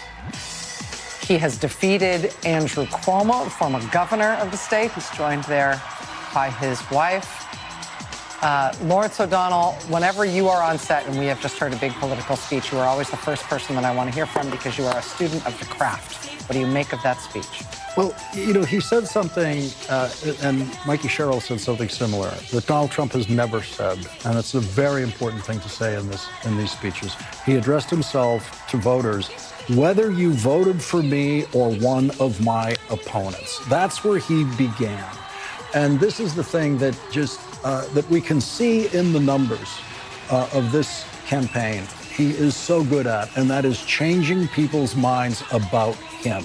He got more than double the votes tonight that he got in the Democratic primary. He convinced people who didn't like him 6 months ago to vote for him tonight. And he's been doing that right along, despite incredible headwinds and false advertising about him and false accusations about him. But that acknowledgement when you're standing up there on victory night that not everyone voted for you is such an important acknowledgement, especially in how you will approach the job going forward. And it's something that has been completely absent from Donald Trump, who has never spent one day of his life thinking about a voter who didn't already vote for him. Stephanie Roll. 4 words for you, Donald Trump. Turn the volume up. The extraordinary thing about his campaign and his message tonight, while one might say, he's young, he's out there, he's not wild. He's as disciplined as they come, especially when it comes to messaging, which is all about affordability. So he's goading Donald Trump, who is the opposite of disciplined. And what Donald Trump is hoping Zohran Mamdani will deliver, I don't think he's going to. And to Lawrence's point, sort of speaking to all of New York, that was something. Yeah. Jen? I was struck by, the range of people he quoted. He started off by quoting Eugene Debs, who, of course, was a socialist presidential candidate. That was a choice. He quoted Mario Cuomo, also a choice. He quoted without naming him. Without naming him. A great New Yorker. He quoted the Prime Minister of India. But one of the things that struck me, I think Lawrence's point is a really important one, and you heard that also from Mikey Sherrill, you heard that from Abigail Spanberger. But what you also heard from him is a proud embrace of exactly who he is. And I think that message a big message of his speech tonight was for the people who haven't voted before, who have not participated before, who feel that politics is removed from them, that it is all in an ivory tower, that it's in a secret room in D.C. or a secret back room in New York, wherever it may be. And I think a big part of his message was to that audience. And tomorrow he will have to continue to build and continue to build support and govern for all New Yorkers. But that's what I heard from the speech. All right. It was a fantastic speech, given all the context. Nation of immigrants, he's an immigrant. Talks about New York and facing down this president. Not many 30-something-year-old new mayors are taken seriously when they say they're in dialogue with the president, who's from New York, by the way. And on the parochial but relevant thing, because he made a lot of cultural connections here, we're told that at the victory party, they did play some 50 Cent, even though they've been clashing over tax policy. 50 wants lower taxes for millionaires. Zorn wants higher taxes. But footnote, he walked out to Ja Rule's New York, New York. That is 50 Cent's biggest enemy. They had a long-running feud. And Zorn Mamdani, unlike some people, actually is involved in his playlist. It's not being picked by somebody else. So even the New York of it all, the music of it all, yes, some of us like music, but that actually is part of how he campaigned online and with people, and it felt authentic. Also, since it's come up so much, mention it, he talked about diversity and hate crimes. He talked about being a proud Muslim, the authentic point you mentioned, and he also spoke just then tonight about fighting anti-Semitism, which is a real problem in New York, Europe, the Middle East, a lot of places. And when he said, if you want to come for any one of us, you're going to have to come through all of us. Good line. Very good line. I also just thought, every time there's an election, there's like a whole discourse where you try to reverse engineer from the crosstabs of the polls, and that's what everyone does. But what ends up happening is that, charisma matters a lot. Yeah. And innovation matters. And individual people going out there and trying new stuff and figuring it out. And it doesn't end up ever getting reverse engineered from the crosstabs of the data, even though that has to inform what people do. But what happens is new politics get created when new people try new things in the right moment. And it feels like that's what you're watching today. Yeah, and when a party, for all of its faults and all of its cowardice, can recognize a really impressive talent who comes along who doesn't check the boxes they wanted that talent to check, but is nevertheless open to it. I thought about that when we had Alexandria Ocasio-Cortez hosting her on our air tonight for an interview, just thinking about the way the Democratic establishment was so rocked by her, and what's happened in the interim years since she's been in Congress is that they have begrudgingly recognized that she is an incredible talent. And yeah, she'll be a lightning rod and she'll take it, but she loves that too, and she can make the most out of that. And the boxes to check are different in different states. Exactly, and in every different race, and in some of the same states in different times. It just, She also campaigned her heart out for Joe Biden. And she's campaigned her heart out for people who she did not align with 100%. Yeah. And that is something that when she calls for other people to do the same, it comes from a place of that she's done that. And that's an important part of moving forward. I think the other thing about politics is it's really about how you feel, how you make people feel as a candidate or being a part of a movement. And I obviously, Barack Obama was his own moment in time, but that was a cultural moment that brought people in because they felt like they were a part of something bigger than themselves. And yes, with Mamdani in a certain way, also with Prop 50. I mean, people in line, they are talking like they are a part of something. They're culturally a part of something. They're bringing their kids. They're bringing their neighbors. They're there proudly waiting in line. And that, when politics is working, that is what it is about. Also, getting the Prop 50 poll closing call tonight. I can't overstate. Look at how big the margin is. I will say, let me just interject, Chris, and don't let me put you off what you're going to say. But we are expecting Governor Gavin Newsom of California to speak on the Prop 50 results shortly. We weren't totally sure that was going to happen tonight, but we think he's going to speak here momentarily. Probably a smart thing to do. 65-35, get up there. I mean, we have been told that there was a narrative because of how shocking, in some senses, Trump's win was. Not because it's shocking that he won. It's a 50-50 country. Inflation was high. The one party dumped the incumbent president off their ticket a few months ago. It's not crazy, but there was this idea that because Donald Trump won by 1.5 percentage points, everything was now different. The country had been totally transformed. Everything was different. These 1.5 percentage points meant that the character of the very nation and the culture and the vibes and everything was utterly transformed. It's like, it's still the same country.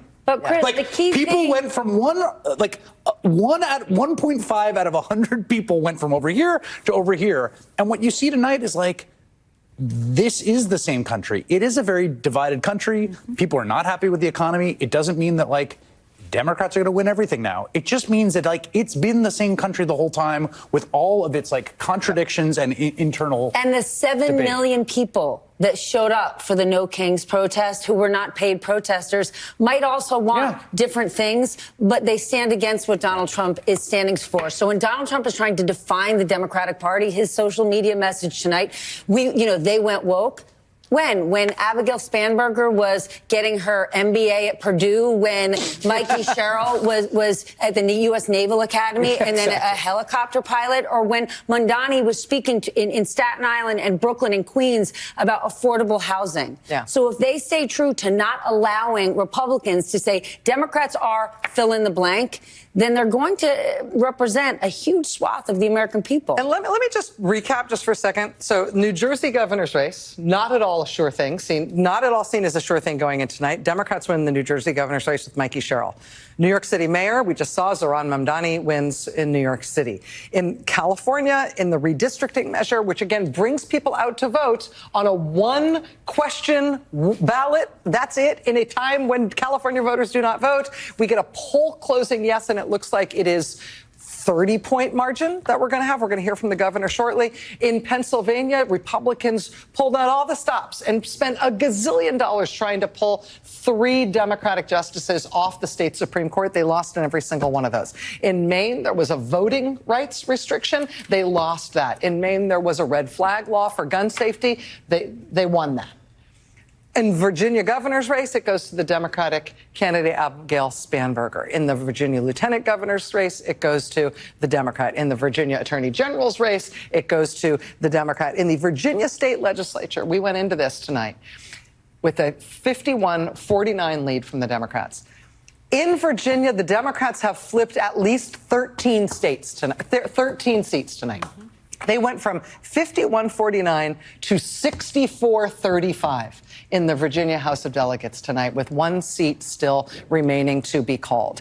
And that matters not only because it tells you what the temperature was in Virginia tonight, it also matters because after California and what they've done tonight, the redistricting issue is really, really alive for Democratic-controlled states. And Virginia is about to be a Democratic-controlled state. And what happens in that House of Delegates, with the margin in particular, is going to decide whether or not Virginia can also redistrict along the same lines that California is tonight. Kansas Republicans decided today that they are not going to redistrict to try to get one more Republican seat out of Kansas. They would need a supermajority to do it. Here's Gavin Newsom in California. A party that is in its ascendancy, a party that's on its toes, no longer on its heels, from coast to coast, sea to shining sea. But it was not just a victory tonight for the Democratic Party. It was a victory for the United States of America, for the people of this country and the principles that our founding fathers lived and died for. And so we're proud. We're proud here in California to be part of this narrative this evening. We're proud of the work that the people of the state of California did tonight to send a powerful message to an historic president. Donald Trump is an historic president. He is the most historically unpopular president in modern history. In every critical category, Donald Trump is underwater. He promised to make us healthier. He promised to make us wealthier. We're sicker and poorer. And he fundamentally understands that. Why else would he call Greg Abbott saying he's entitled to 5 seats? Why else is he trying to rig the midterm elections before one single vote is even cast? He understands his position at this moment in the United States of America. One thing he never counted on, though, was the state of California. Instead of agonizing over the state of our nation, we organized in an unprecedented way in a 90-day sprint People from all over the United States of America contributed their voices and their support for this initiative. We stood tall and we stood firm in response to Donald Trump's recklessness. And tonight, after poking the bear, this bear roared with an unprecedented turnout in a special election with an extraordinary result. None of us, however, are naive. This is a pattern. This is a practice. Donald Trump's efforts to rig the midterm election continue to this day. And I'll reinforce that in just a moment. You're seeing him take action all across this country, not just in Texas. You saw what they were successfully able to do in Missouri, what they did in North Carolina, what they're trying to do in Indiana, and inevitably in Florida. They are not screwing around. In June of this year, we saw 4,000 National Guard federalized in the state of California. We saw 700 active duty Marines not sent overseas, but sent to the second largest city in the United States of America to militarize our streets. We said in June this was a preview of things to come. What more evidence do you need than what happened in Washington, D.C., what's happening up in Portland, cities like Chicago? When we kicked off this campaign just 90 or so days ago in Little Tokyo, in Southern California, in L.A., at the Democracy Center, Donald Trump sent Greg Bovino. He sent his private police force that increasingly appears to have taken an oath of office to Donald Trump, not to the Constitution of the United States. He sent them to our kickoff rally to chill free expression, to chill free speech, to intimidate people from participating. Just today, in Los Angeles, Donald Trump called up the Border Patrol, sent them to Dodger Stadium, and threw a fastball at free speech, right at the head, free expression, to suppress the vote in America's second largest city. Just did that today. People in tactical gears sent out to intimidate a community that is already on edge. But you see, as we speak, people are still in line. People waiting up 3 hours to cast their vote, to send a message to Donald Trump. No crowns, no thrones, no kings. That's what this victory represents. It's a victory for the people of the state of California and the United States of America. And this is a victory that's punctuated with a sober reminder that it's not just the actions that Donald Trump has taken to federalize our guard, to begin the process of militarizing American cities, to intimidate free expression and speech by utilizing ICE and Border Patrol in America's cities. But he also announced today, right when polls were opening, that this election was rigged. That this election was rigged. Of course, those are familiar words. It's exactly what Donald Trump said after January 6th, that day of love, where he tried to light democracy on fire. He tried to wreck this country, and he called in to the Secretary of State in Georgia, calling up for 11,000, 12,000 votes, just like he called Greg Abbott, saying he's entitled to those 5 seats. He said this election was rigged, and he's moving to look for criminal prosecution and investigations at the Department of Justice. He is not screwing around. So tonight, I'm proud, but I'm very mindful and sober of the moment we are living in. Donald Trump does not believe in fair and free elections, period and full stop. This is not complicated, and it's self-evident to anyone paying attention.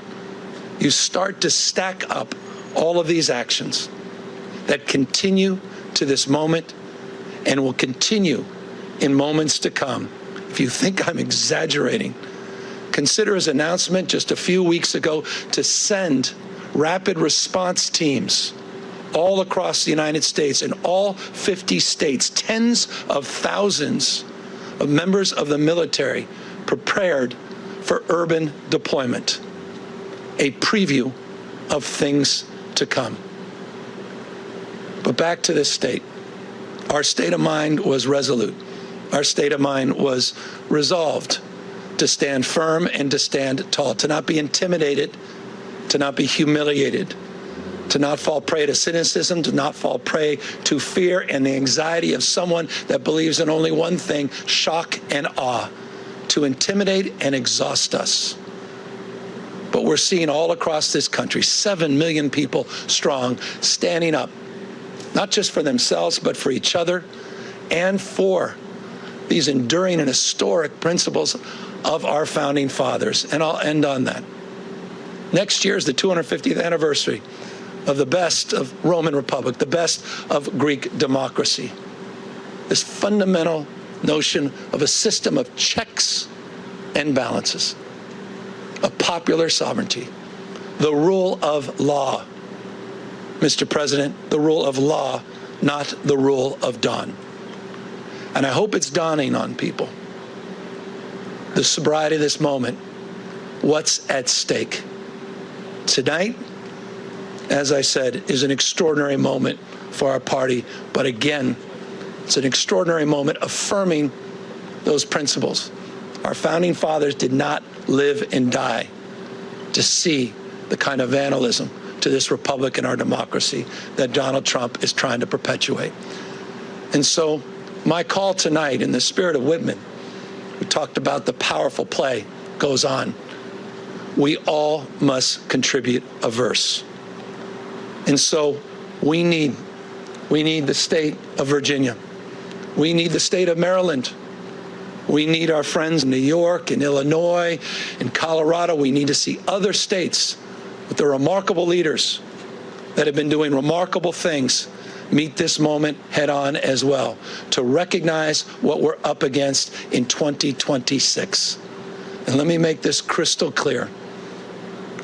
We can de facto end Donald Trump's presidency as we know it the minute Speaker Jeffries gets sworn in as Speaker of the House of Representatives. It is all on the line, a bright line in 2026. And so I want to thank everybody that stood up, not just for our democracy, but stood up for those that have feel bullied and intimidated, stood up for this notion of co-equal branches of government and a system of checks and balances. And I want to thank my wife, who reminds me every single day that this is about those that feel alone, those that feel isolated, those that feel an anxiety and a stress that they never could have imagined in their lives. This was about saying to them, we have your back, we see you, you matter, we care. And I'll just say this, I'm confident as we move forward into 2026 in this country, the best is yet to come. Thank you very much. What's the lesson for other Democrats tonight?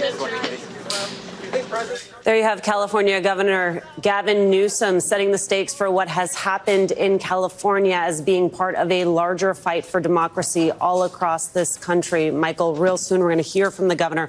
What do you think about what he just said? Look, it was actually the perfect capstone to the night. I mean, when you think about how the evening began, the questions that swirled around about how the Democrats were going to perform, who's going to win, who's going to be up or down, whether or not this proposition would actually get off the ground in any measurable way. And at 8 o'clock this evening, as the polls were closing, there were still lines of people. And it said a lot about the energy that has been struck across the country. And I think that's a very powerful opening bell to the 2026 cycle. Indeed. Right? Simone, you get that, right? Yeah. Speaking of energy, good morning or good evening, depending on where you are watching from. Thank you for being up with us for MSNBC's special coverage of Election Night 2025. I'm Alicia Menendez here with Simone Sanders-Townsend and Michael Steele. It is midnight on the East Coast and 9 p.m. in California. Tonight, the voters have spoken, and they have delivered huge wins for Democrats in the first major referendum on Donald Trump's second term. In Virginia, MSNBC projects Democrat Abigail Spanberger has won the race for governor, soundly defeating Republican Winsome Earl Sears. Her massive victory boosting Democrats in down-ballot races as well, electing Democrat Ghazala Hashmi as the state's next lieutenant governor. She is now the first Muslim-American woman elected statewide to office in the United States. And Democrat Jay Jones, who won the race for Virginia Attorney General. In New Jersey, MSNBC projects Democrat Mikey Sherrill has won the state's race for governor, defeating Trump-endorsed Jack Ciattarelli and outpacing Kamala Harris's performance in the state last year. And in New York City, Democrat Zohran Mamdani soundly won the race for mayor, beating former New York Governor Andrew Cuomo. MSNBC can also project California voters have approved Prop 50, giving the green light to a new congressional map that counters Trump-sanctioned GOP gerrymandering in red-leaning states ahead of next year's midterm elections. Here's how Democrats address their supporters tonight. We are a nation founded on ideas, but we are a country where it is up to us, the citizens, who must put those ideas into action. Here in New Jersey, we know that this nation has not ever been, nor will it ever be, ruled by kings. We take oaths to a constitution, not a king. We've chosen liberty, the very foundation of democracy, and we've chosen prosperity necessary to create opportunity for all. And while we cast our ballots alone, we chose hope together. Hope over tyranny. Hope over big money and small ideas. Hope over despair. A lot of big results. I just want to note that the President of the United States was paying attention to this evening. And on Truth Social on Tuesday, he posted Trump wasn't on the ballot and shutdown were the two reasons that Republicans lost elections tonight. According to pollsters, Donald Trump did not name the unknown pollsters. Isn't he the reason there's a shutdown? Come on now. Look, if this were any other election cycle, one of the main stories going into Election Day would have been that the sitting president of the United States, who was just elected exactly 1 year ago tonight, was not asked to appear with any of the major candidates in this race. That the sitting president of the United States, who won election exactly 1 year ago today, was not out on the campaign trail aggressively. That the sitting president was only asked to do a teletown hall the night before Election Day, where he didn't even say the name of the Republican candidate in Virginia. Tonight, what I saw across all of these races is that the people do still have the power.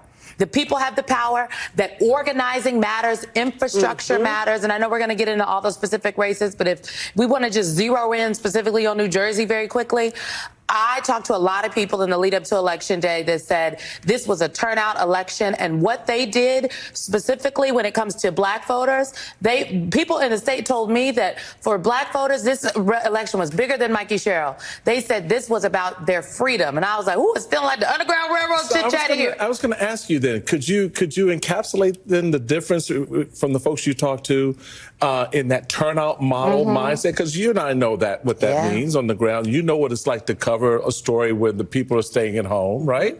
What's the difference between 24 and tonight? Well, look, again, one of the folks that I talked to that has been very engaged in organizing specifically African-American voters and getting those folks to turn out said to me that the difference is that people are seeing all across New Jersey what is happening across the country, and that they felt, black voters especially, felt that this election was their chance to defend their freedom. That they are seeing what Donald Trump has done all across the country elsewhere. So it's settling in. And it's settled in for them. In Virginia, I heard the same thing. I know we'll have the Speaker of the Virginia House of Delegates, Don Scott, on, who is feeling very good, frankly, right about now, given what's happening in Virginia in the House of Delegates. He specifically and others in the state said to me that the voters, it wasn't about Abigail Spanberger specifically.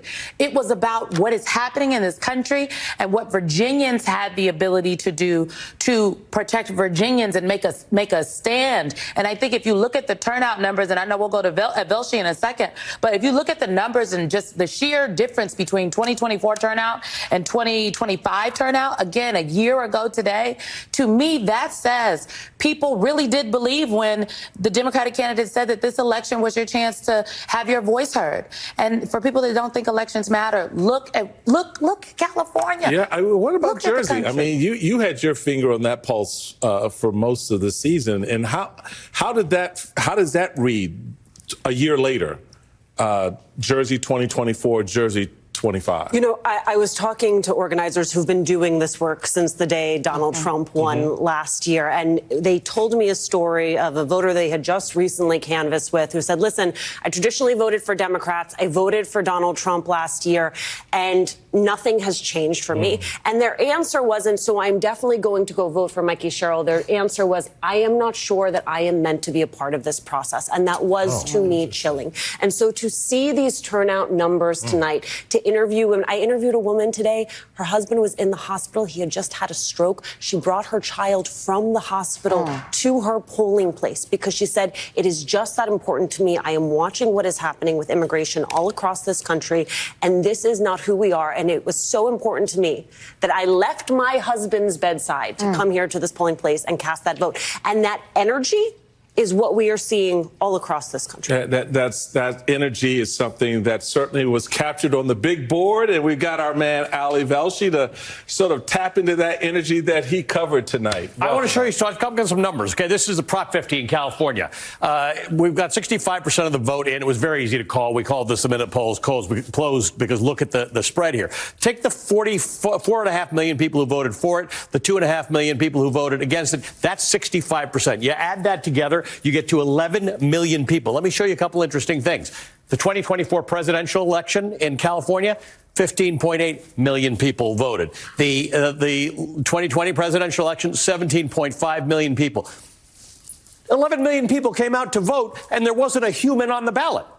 I mean, that's kind of amazing. Take a look at another ballot measure I want to just show you about. We don't talk too much about Pennsylvania. Nobody cares about these things. They have this weird system where you elect somebody to the Supreme Court. They get 10 years, and in 10 years, you get to vote up or down, yes or no. Do they get to stay or they don't? Normally, this is a sleepy little election. 3 Democrats were up for retention, as they call it. The richest man in Pennsylvania put a lot of money into getting them recalled. Got wiped. Look at this. 93% in, 60% voted to retain those people. These are not even the stories that are the main stories. Zohran Mamdani, we're looking at the numbers coming in from New York. We're almost done because we got 91% in. You're probably not going to get a lot more tonight. These are late ballots that are coming in. 50.4% of the vote. He won in Manhattan. He got 53%. In the Bronx, 51%. In Queens, where he's from, where Andrew Cuomo's from, and where Donald Trump is from, Zohran Mamdani got 47%, beating Cuomo. In Brooklyn, 57% of the vote. In Staten Island, where we expected he'd lose, look at this. Cuomo won.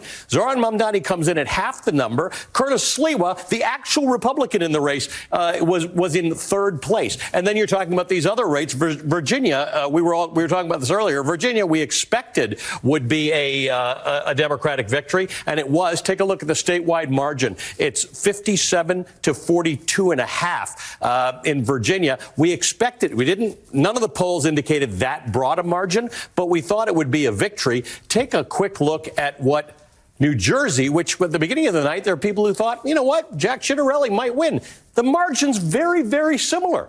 The patterns are even similar. Places where Kamala Harris won in 2024, Mikey Sherrill and Abigail Spanberger outperformed. Places where Donald Trump won in 2024, Jack Ciattarelli underperformed. The pattern is the same across the country, whether it's in California, where no one was on the ballot, in Pennsylvania, a judicial election that people don't pay any attention to, in New York, which the whole world was paying attention to, and in Virginia and New Jersey. This was a clean sweep across the board. A clean sweep across the board. Let's also bring into the conversation former Senator Claire McCaskill. She is now an MSNBC political analyst. And I will just note, it is about, 12:13 Eastern, and we have now officially entered the 36th day of the government shutdown. This is now the longest government shutdown in history. Yeah, I think you're going to see something move on that, especially after tonight. I'd like to be a fly on the wall at this breakfast in the morning that Trump is hosting for the Republican senators. because they know that they are not winning this fight right now. And there's a group of folks in the Senate. The majority of the Democrats that are working on this are not running next time. They're people who have decided not to run and are retiring, along with Angus King from Maine, who have been working on trying to get an off-ramp, a three-legged stool involving some appropriations going, some kind of agreement on a limited continuing resolution to keep funding the government, and then a vote on the health care bill. Well, the details have to be worked out, I think, and I think they've got to figure out if it's a 50-vote margin on the Obamacare subsidies or whether it's a 60-vote margin. But I think it'll move in this next week. I think something will happen. And I talked about this earlier tonight, but I think it's really important.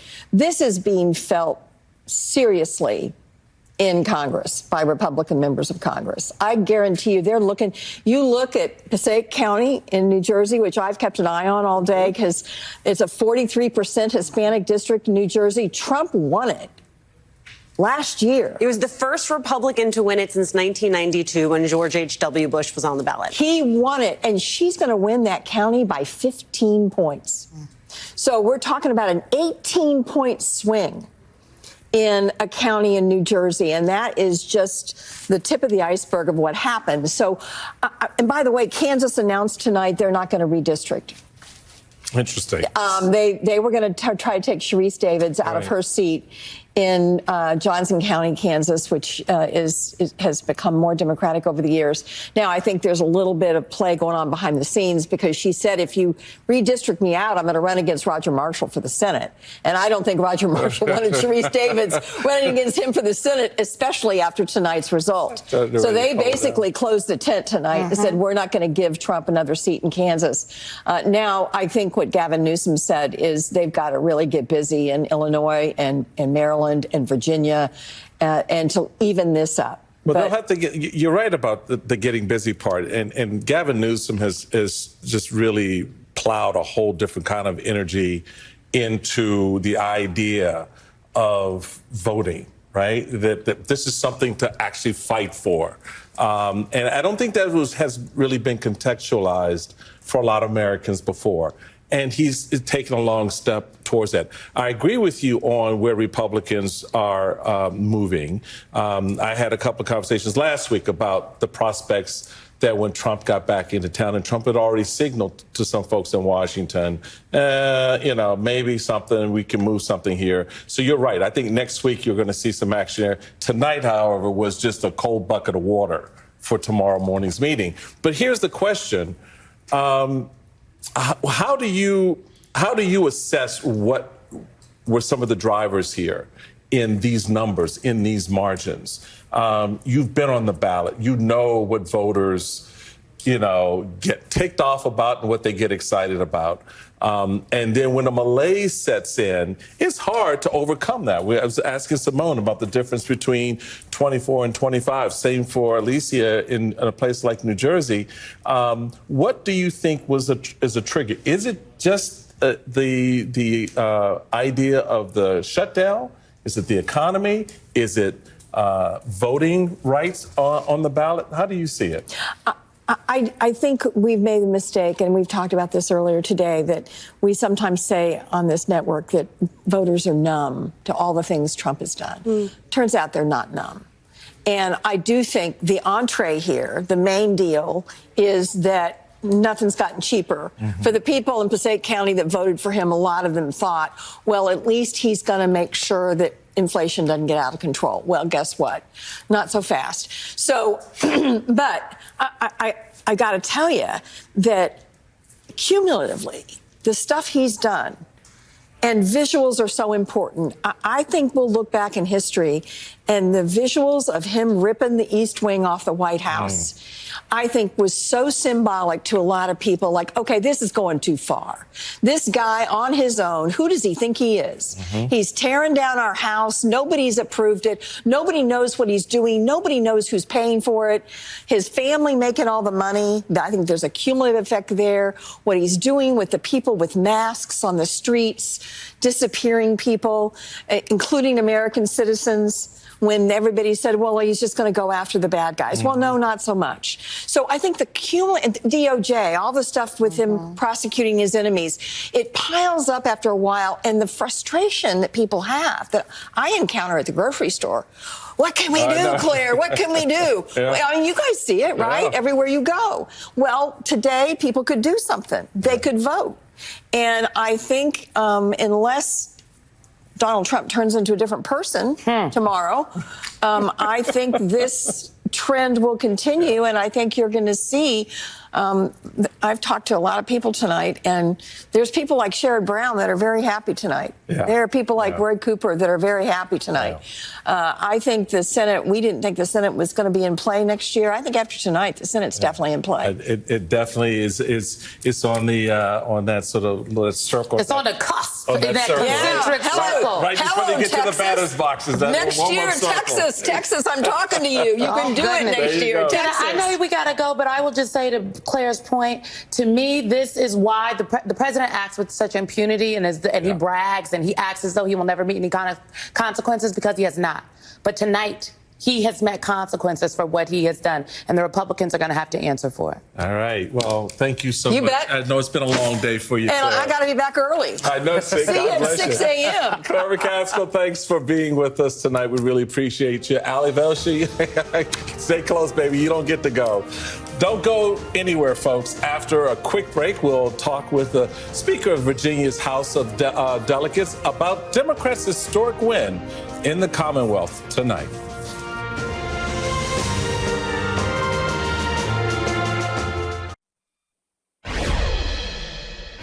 Tonight, Virginia voters flipped all three of the Commonwealth's top state officials from offices from Republican to Democrat. Abigail Spanberger made history as the first woman elected governor of the Commonwealth of Virginia, and Lieutenant Governor-elect Ghazala Hashimi is the first Muslim woman elected to a statewide office in the nation. Here's Governor-elect Spanberger earlier. To those Virginians who did not vote for me, I want you to know that my goal and my intent is to serve all Virginians.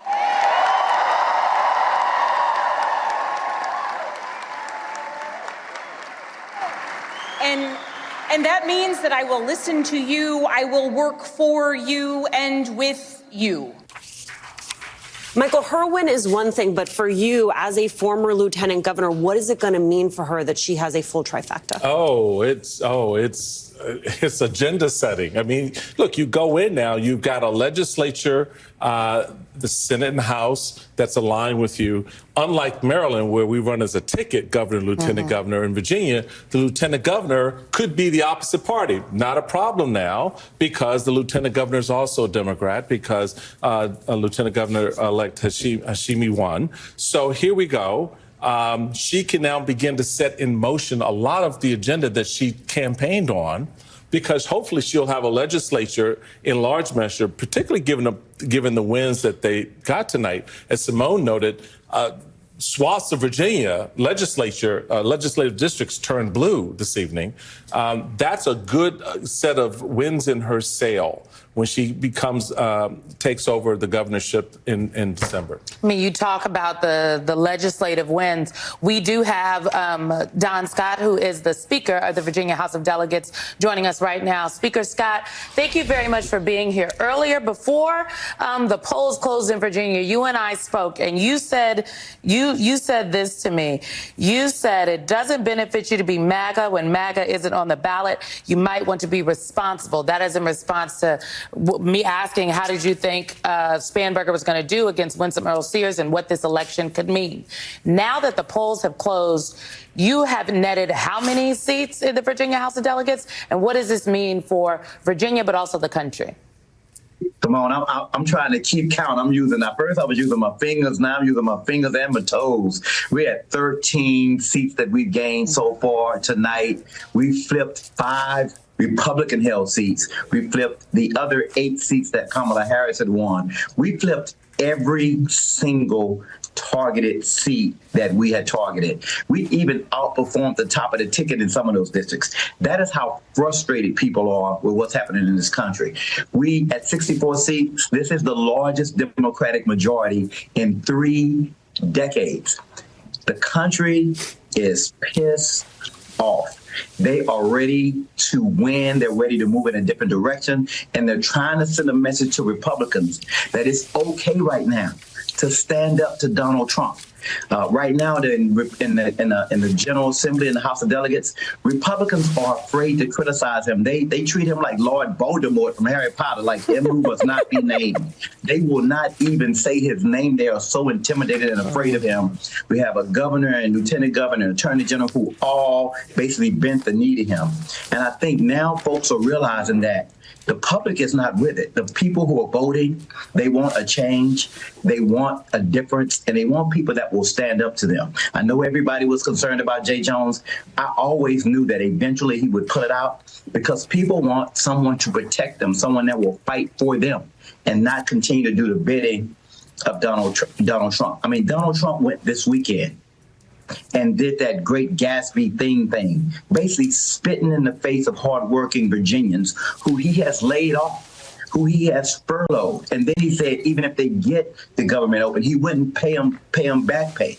I mean, so people here were upset and were ready to make their voices known and make their voices heard. And I think, you know, the thing I love about Virginia, we have a motto. It's sic semper tyrannis, thus always the tyrants.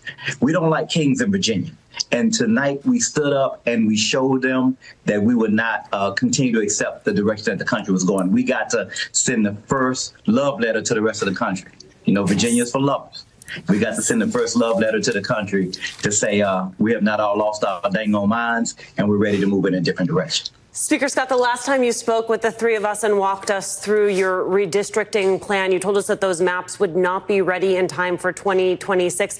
Given the buffer that you now have in the state legislature, does that change the timeline on your redistricting maps? But what I said was we have no maps right now, and we don't.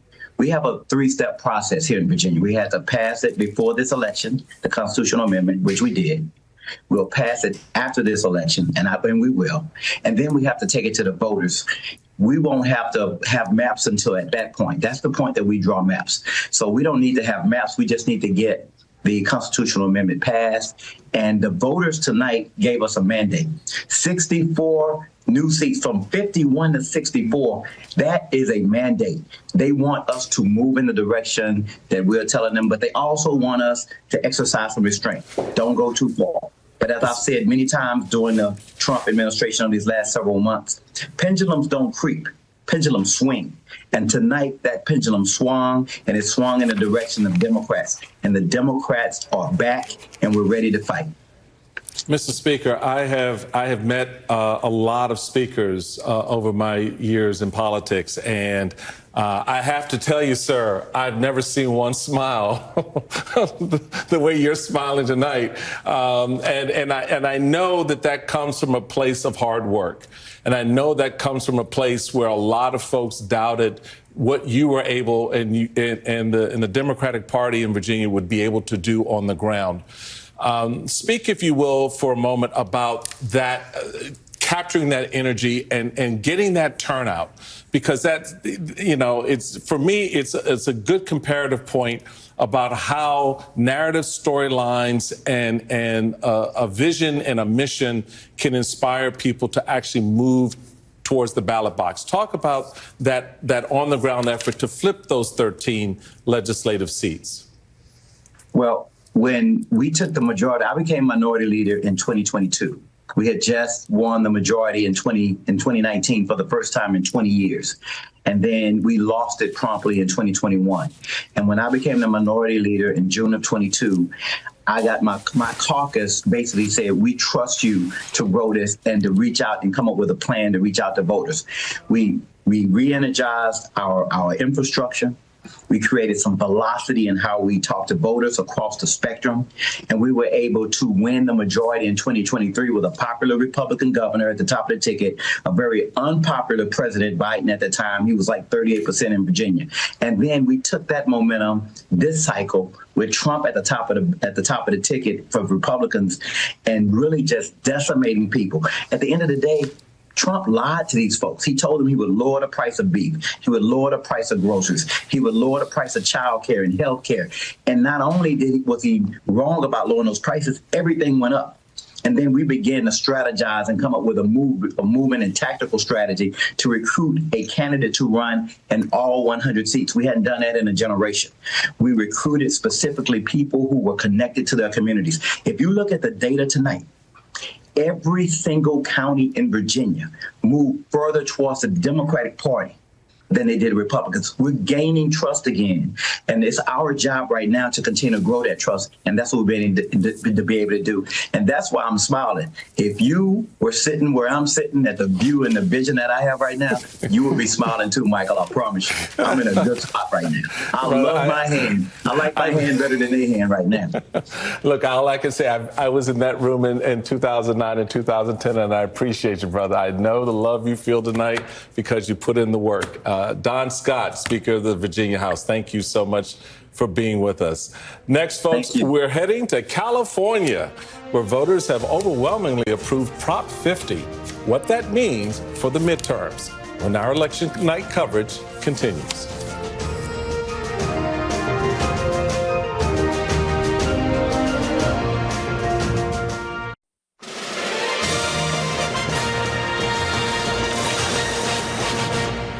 Voters in California have overwhelmingly approved Prop 50 tonight. The ballot measure will redraw the state's congressional map to favor Democrats, flipping as many as 5 House seats. Now, this was Governor Gavin Newsom just a short time ago. Instead of agonizing over the state of our nation, we organized in an unprecedented way in a 90-day sprint. People from all over the United States of America contributed their voices and their support for this initiative. We stood tall and we stood firm in response to Donald Trump's recklessness. And tonight, after poking the bear, this bear roared with an unprecedented turnout in a special election with an extraordinary result. All day we have watched from Sacramento as Jacob Sobroff has talked with voters, the line wrapping around the block. That's exactly right. Not only did that bear roar, it had claws. And joining us tonight right now is Democratic Congressman Robert Garcia of California. Can I just, Congressman, obviously, Democrats are feeling good about the money that you all spent and the energy that was connected to turning out the vote. 11 million people voted in California today, and there was not a human on the ballot, as Ali Velshi said earlier. That's exactly right. And I just want to start off by you shared of their clip, of course, of the governor. And I just got to say, this would not have been possible without Governor Newsom. He raised the resources. He worked with the delegation. He got this through the legislature. He campaigned across the state.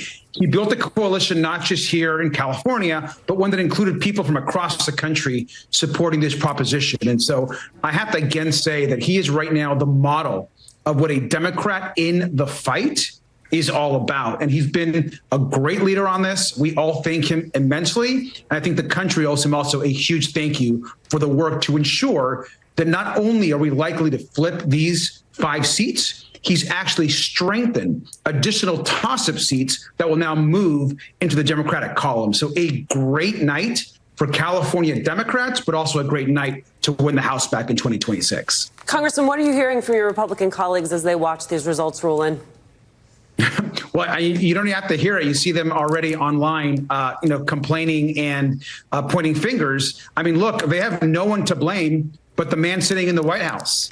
At the end of the day, Donald Trump is the one that called the governor of Texas and said, find me 5 more seats. And so our governor did the right thing, the courageous thing, and stepped up and said, if you're going to respond this way, we're going to respond with the same level of aggressiveness that meets this actual moment that we're in. And that's what we did. And so we all support here, as Democrats, we support independent commissions. And we've done so for years. But if they're going to play in a certain game, we've got to play that same game and beat them at it, which is exactly what California did, what the governor did, with people across the state. I was earlier today going to polling locations, and there were lines wrapped around the block. It'll be very interesting to see what the final numbers are, but I expect that turnout was very good for this type of special election. And I'm also hearing from communities, Latino communities, communities of color, working class communities that may have shifted a bit from us from the last election are coming back to Democrats.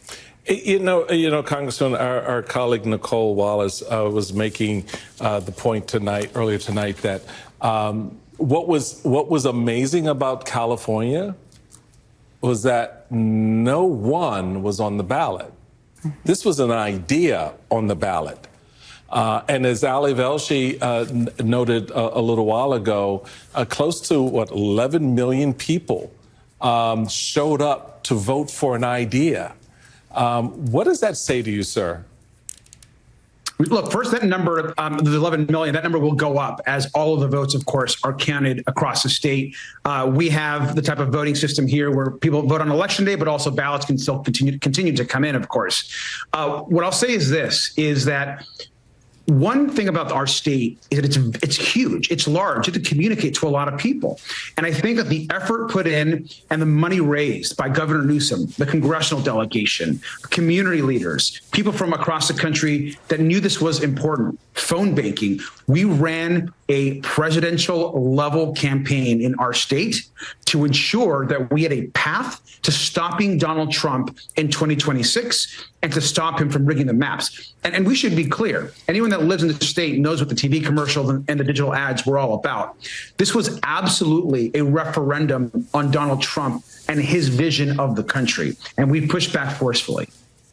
Congressman Robert Garcia of California, on a big night for your state and for this country. Thank you so much for being with us. And next, Democrats sweep state Supreme Court races in Pennsylvania. Stay with us.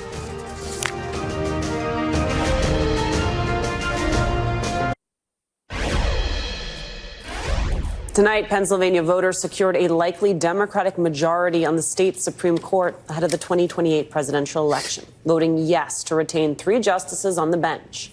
Justice David Wecht, yes. Justice Christine Donahue, yes. And Justice Kevin Dougherty, yes. Republicans tried their best to dissolve the Democratic majority on the 7-seat court ahead of 2028, which might be why a record-breaking $15 million was spent in this race. At least $14 million more than the previous court election in 2017. Simone, these are normally very sleepy races, these retention races. Yeah, people are usually, there is not a question about a retention race. In Pennsylvania specifically, again, judges are initially elected, and then every 10 years they have to be retained, yes or yay or nay. And usually everybody's a yay. The fact that there's a focus on this race said to me that Democrats and Republicans are understanding the landscape going into 2026 and in advance of 2028. It is not lost on me that the president, as I said at the top of this, the president is unpopular with the voters. He knows he's unpopular with the voters. Republicans know he's unpopular with the voters. It's why he wasn't on the campaign trail, which is why the president has issued an executive order about taking over the election infrastructure in this country, which is why there's now an election integrity unit at the Department of Homeland Security, and an election denier is now the deputy secretary of that unit, which is why the president has called up Republicans all across this country, starting in Texas, asking them to do mid-decade redistricting. This race is very important because since the gutting of the Voting Rights Act in 2013, Shelby v. Holder, the Section 5, the preclearance, state Supreme Courts have become the last line of defense and, frankly, the arbiters of the Constitution.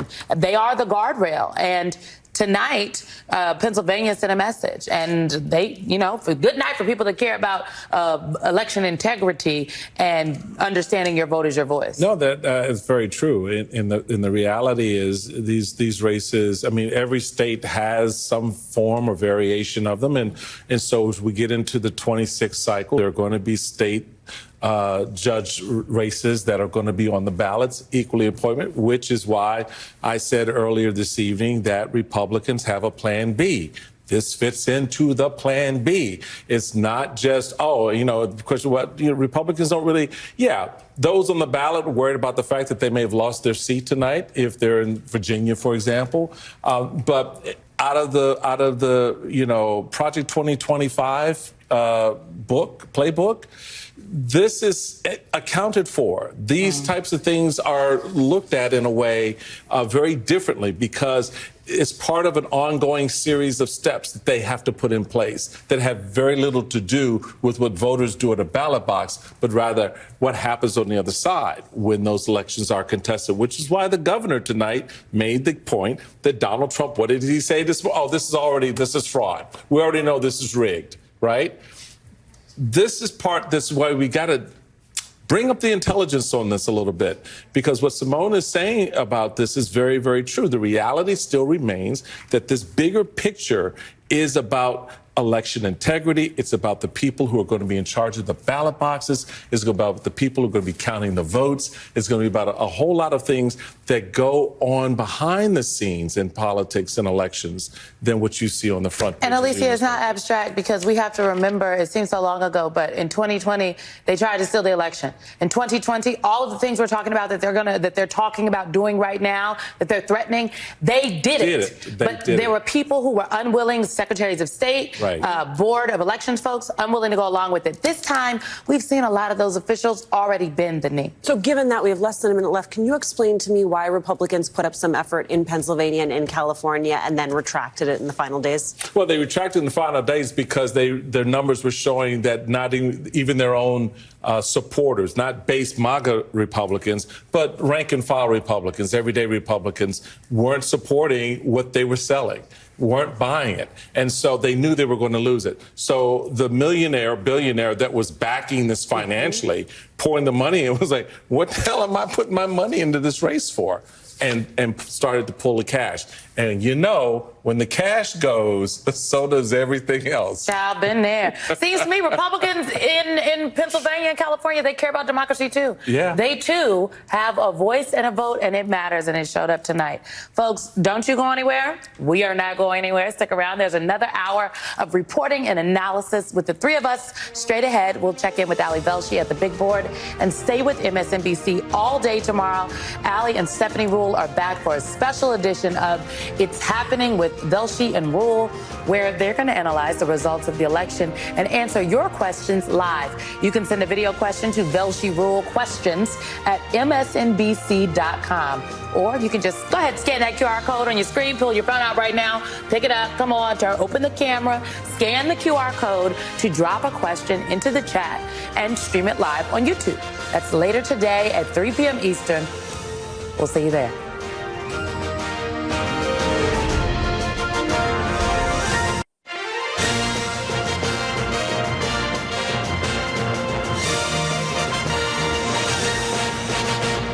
Welcome back to MSNBC's Election Night special coverage. Tonight, voters sent a clear message with Democrats sweeping every major race on the ballot. MSNBC projects Democrat Abigail Spanberger will be the next governor of Virginia. Democrat Mikey Sherrill will be the next governor of New Jersey. And Democrat Zohran Mamdani will be the next mayor of New York City. This election was the first major referendum on Donald Trump's second term, and it sets the stage for next year's midterm elections. So that might be why the president is trying to blame anyone but himself for the results. This is what he posted a short time ago. Quote, Trump wasn't on the ballot and shutdown were the two reasons Republicans lost elections tonight, according to pollsters. I know it was a little grammatically iffy there, and we don't know which pollsters he was referring to. But we do know this, that Donald Trump, no, he might not have been on the ballot in name, but his policies absolutely were.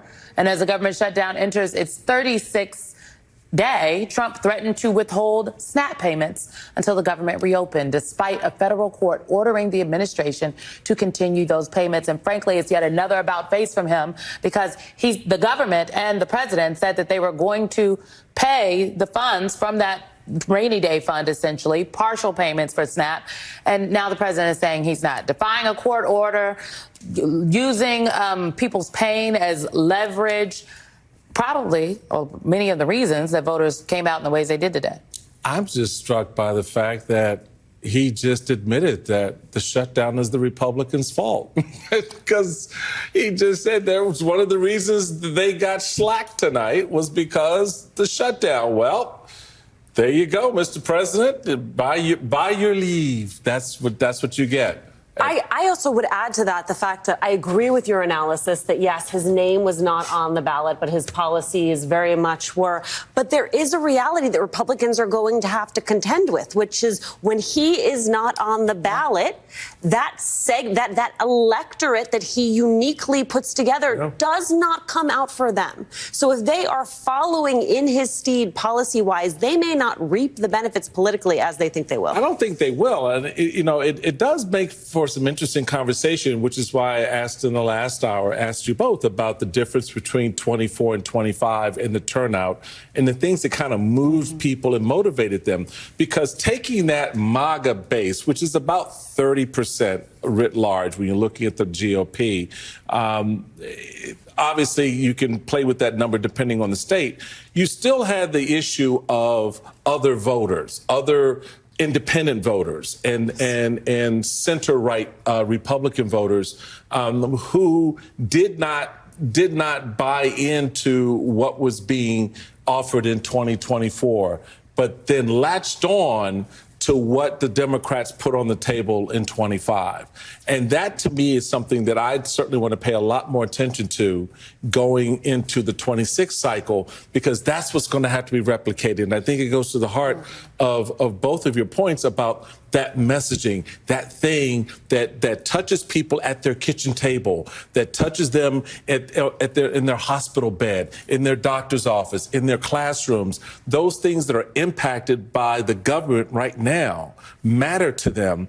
And if the Democrats can continue that articulation the way they have tonight or leading up to tonight, 26 could be really interesting, I think. I think two things. One, I do think all of the Democrats that won tonight, and, tonight Detroit elected its first woman as mayor ever. In like 324 years, there's never been a woman that was mayor of Detroit in Georgia. Democrats flipped a number of legislative seats there in Georgia. So there are some real gains that have happened. But I think that there are two things that happen. One, I think a lot of people in 2024 did not actually believe what folks were saying Donald Trump was going to do. They didn't believe it was going to be that bad because I heard from a lot of people, well, we survived a Trump presidency before. You all said it was going to be bad. We've survived it before. I don't know if it's going to be that bad. It was worse. It's actually worse.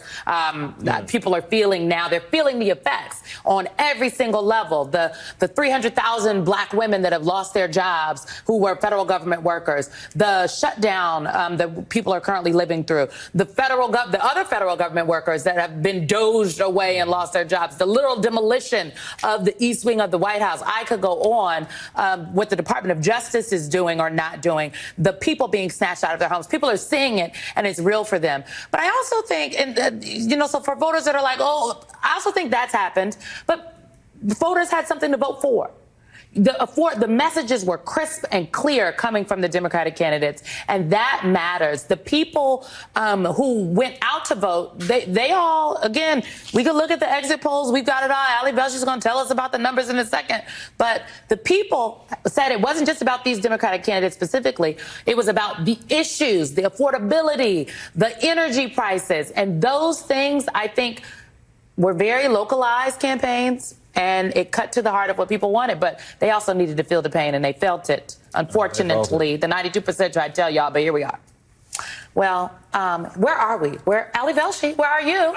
Where are you? Well, take us to the big board. Ali Velshi, what do we know? I was riveted by this conversation because I think tonight was about agency over inevitability, right? Agency even over identity, because what you saw, this is in the big races that we saw, this is the approval or disapproval of Donald Trump's job approval ratings. Virginia, 58% disapprove. New Jersey, 55% disapprove. New York City, 71%. These are our exit polls. 71% disapprove of Donald Trump. California, 64%. And yet, New Jersey and Virginia, the gubernatorial races there were of a sort, right? They were two national security women with legislative experience, dealing with, in one case in New Jersey, some very local issues. In the case of Virginia, some more national issues in terms of the federal workforce. California wasn't even a human on the ballot, and you were talking about how many people voted in that election. New York City was something entirely different. You had that energy in Zohran Mamdani that is something we haven't seen.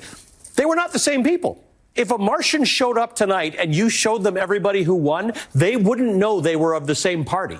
They wouldn't even know that they were of the same mission. And I think that's the takeaway tonight. You don't actually have to study. You don't have to think about what is the Democratic Party going to be or what does opposition to Trump look like. It can look like all of the above. Because people tonight, and you said that you made this point earlier, Simone, people recognized their agency and they used it the same way they did in the No Kings marches and the same way they're going to do in every special election now. And if that energy rolls over into 2026, and Michael, you made this point earlier, tonight and tomorrow in the halls of Congress and amongst Republicans, they're going to have a serious conversation with themselves about whether this is worth tying their fortunes to Donald Trump for. Ali Velshi has been at the big board since 7 p.m. Great analysis. God bless you, Ali. Yes, get some rest, Ali Velshi. People will be with you on YouTube at 3 p.m. tomorrow. That's right. Joining us now is John Tester. He is someone that knows a little something about the United States Senate and Democrats writ large. He's the former Democratic Senator of Montana and now an MSNBC political analyst. Senator, it's a treat to welcome you to our table tonight on the heels of what has been an exceptional evening for Democrats across the country. We can say that when you look at the expanse of this election. What's your take? What's the messaging that you think the people are sending, not just to the administration, as was noted by Ali just now with some of the polling on Trump, but to the Democrats themselves that said, hey, we want to stand with you in this fight? Yeah, well, first of all, I got to say you guys are doing a great job covering all the bases because you're covering them all. And I think, Michael, you said something a bit ago that is pretty important, and that is the president just admitted that the shutdown was one of the reasons they lost in this election. And so I look forward to the president because I think he's the big dog in this fight, ending this shutdown. Hopefully it'll happen tomorrow because I think people are tired of it. Look, the people who won, particularly the governors, just didn't win by a small margin. They kicked some butt, and I think if this doesn't send a message in the halls of Congress that says, hey, you know, there's a Constitution and we're Article 1 and we ought to be putting up some checks and balances to what the president's doing and adding a little common sense to some of these policies that are pretty crazy, then they're not picking up the vibes that I'm picking up, because I absolutely think that President Trump probably isn't going to change much of what he's doing. But if Congress doesn't step up and do their job as the Constitution has shown us they should, then I think you're going to see a repeat come around, in a year. One more thing I would say, though, and you guys have already touched on this, Democrats have to have a message that people can vote for. Just being against Donald Trump isn't going to be good enough moving forward. They need to develop a good economic message, and the tools are out there to do that. To reduce inflation, to make health care more affordable, and to make sure that working families get a fair shake and small businesses get a fair shake. I think if they do that, then good things can happen moving forward. And I think if the Republicans do some modifications and put some checks and balances in place that need to be put in place on this president, I think they can help turn the table around for them, too. But as far as this election goes, it is undeniable that the policies of President Trump were flatly rejected tonight in this election. Senator, the vibes check from Montana is exactly what it is that we were looking for. Your former colleague, Senator Claire McCaskill, was with us at the table. She suggested that tonight's results put the U.S. Senate map in play for Democrats. Do you agree? I absolutely agree. I think everything's in play. I think the key is going to be moving forward the message, because Democrats have to develop a message of what they're for going into this next election cycle. If they do that, I think they're going to have a very, very successful election cycle a year from now. And I absolutely think the Senate's in play. I think the folks that have wrapped themselves in President Trump's cloak are, in rural America, for example, tariffs are killing us. That big, beautiful bill is going to do some really bad things to rural health care. That's his base. And I can tell you that when that base starts to go and understand that the person that they put in the White House isn't really working for them, it's going to have major impacts on the Senate and the House. Senator, it's important to remind folks that tomorrow is a major Supreme Court hearing. They will hear the case on the president's tariffs, and the president is advocating to be able to keep those tariffs in place, saying he needs that to be able to govern. And if I'm connecting the dots that you're drawing, the ruling there could be very consequential for 2026 as well.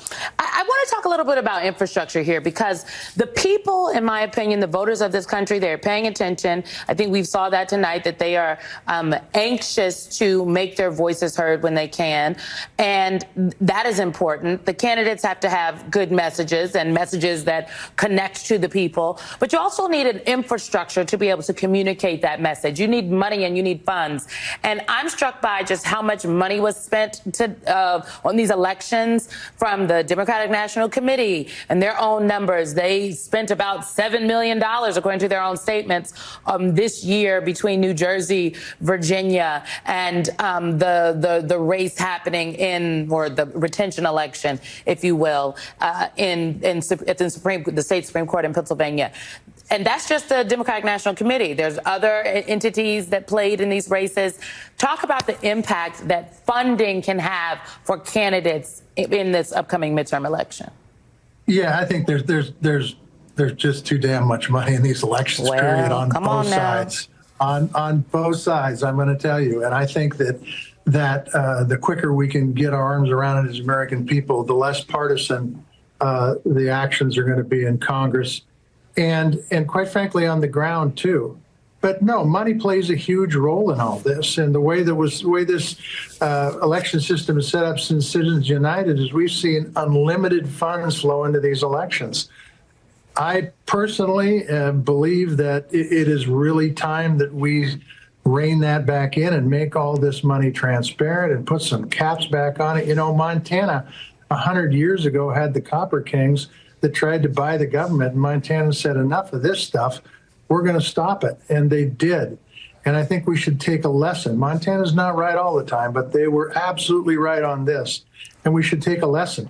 And in a bipartisan way, we ought to put some limits on the amount of money that goes into these campaigns. It will help empower the voters, and it'll make them better informed where they go to the polls. I think right now they're less informed. I think so many voters across the country are literally clapping at what you just said. They are tired of the ads, tired of the money, and they just want people that'll give it to them straight. Jon Tester, former United States Senator, former Montana State Senator, somebody that knows a little bit about elections. Thanks for your time tonight, sir. We appreciate it. Thank you, guys. Thanks for the job you're doing. Thank you. Next up, we are going to head to New Jersey, where Democrat Mikey Sherrill defied trends to defeat a Trump-backed Republican and win the governor's race by double digits. Then we're going to go to Brooklyn, where the Mondami campaign is celebrating his victory in the New York City mayoral race. Live reports from the ground when our special election coverage night continues.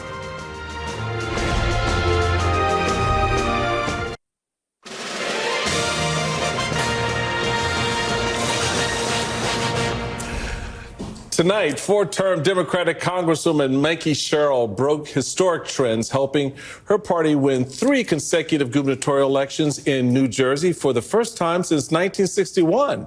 Here's Sherrill earlier tonight. We've chosen liberty, the very foundation of democracy, and we've chosen prosperity necessary to create opportunity for all. So, New Jersey, to quote the boss, the future is now. Roll up your sleeves, let your passion flow. The country we carry in our hearts is waiting. Thank you, New Jersey.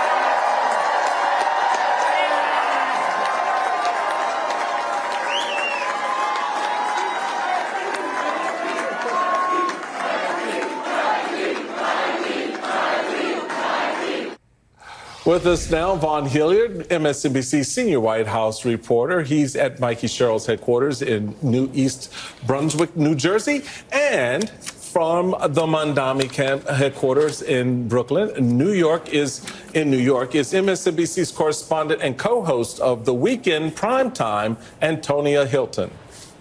Antonia, it's our understanding that the party is clearing out where you are a little bit. Talk to us about what you heard at this victory party tonight.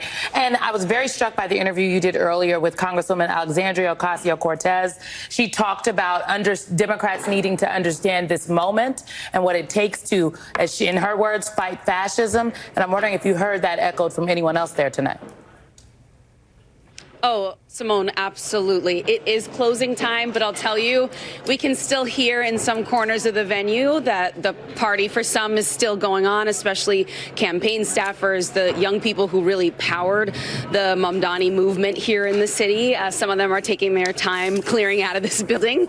But look, that message that you heard from AOC earlier has absolutely been echoed, not just by, the supporters, the campaign workers who were here to be part of the celebration tonight, but as I visited different polling locations throughout Brooklyn today, I spoke to voters who were young, some of the young men, for example, who this campaign really reached, touched, energized in ways that we just haven't seen in past election cycles. I mean, able to reach some voters who were not energized just in the past presidential election. And then all the way up to elders who maybe had only become more familiar with Mamdani in just the last couple months after the primary. I've spoken to people, for example, who had supported Cuomo because who was familiar, known to them just a few months ago in the summer, and who then made a switch here in November because they were inspired by his focus on affordability, but also really believed that you needed this sort of outside figure to put up an intense fight against Donald Trump. They know that Trump is planning to threaten funds here in New York. They know that there are going to be more ICE agents on the streets and communities here, like what we saw just days ago on Canal Street.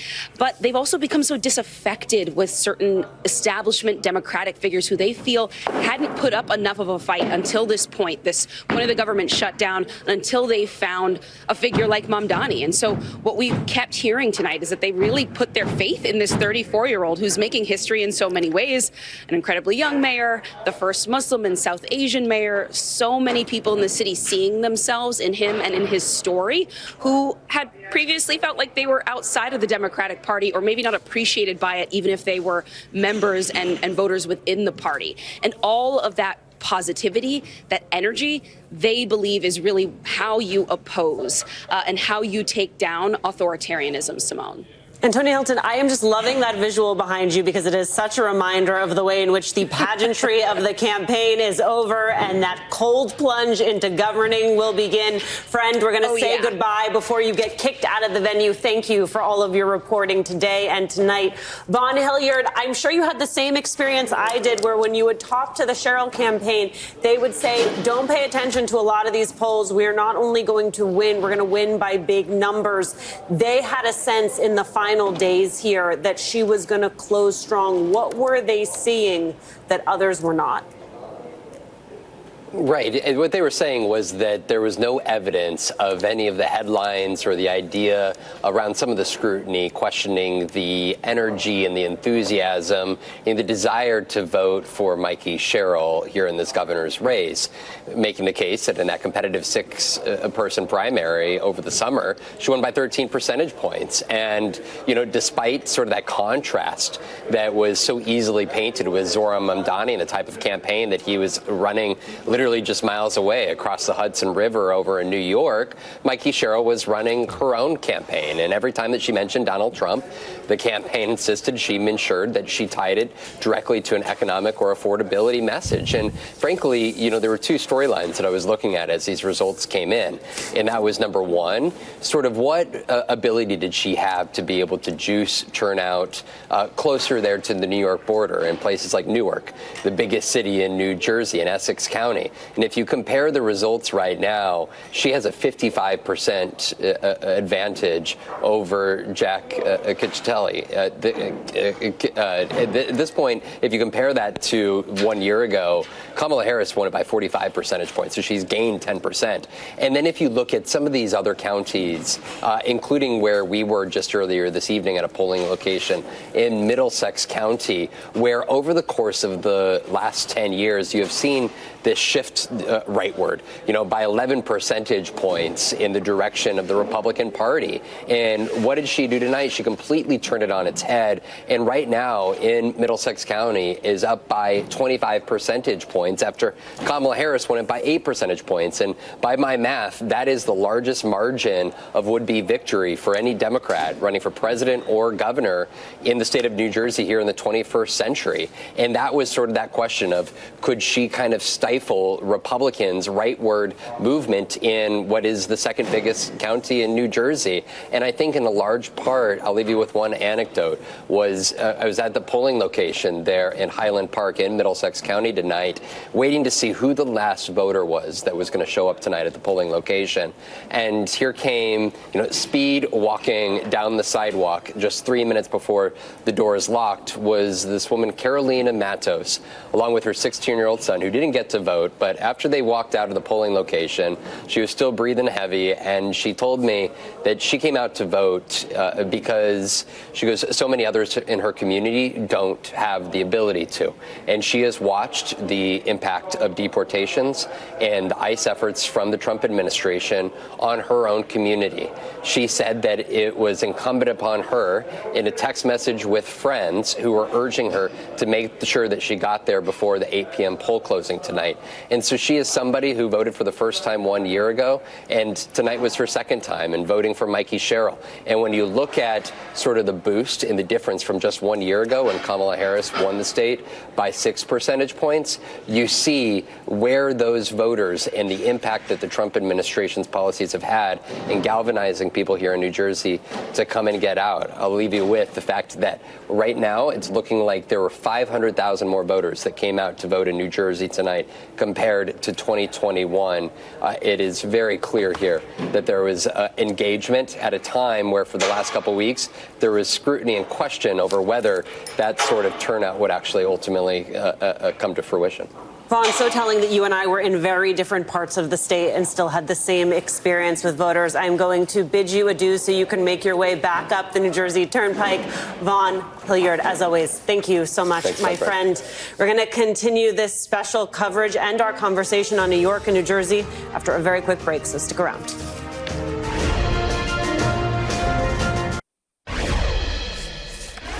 Tonight, 34-year-old state assemblyman Zohran Mamdani toppled a New York political dynasty, becoming the first New York City mayoral candidate since 1969 to earn more than 1 million votes. Here's Mamdani speaking at his victory party tonight.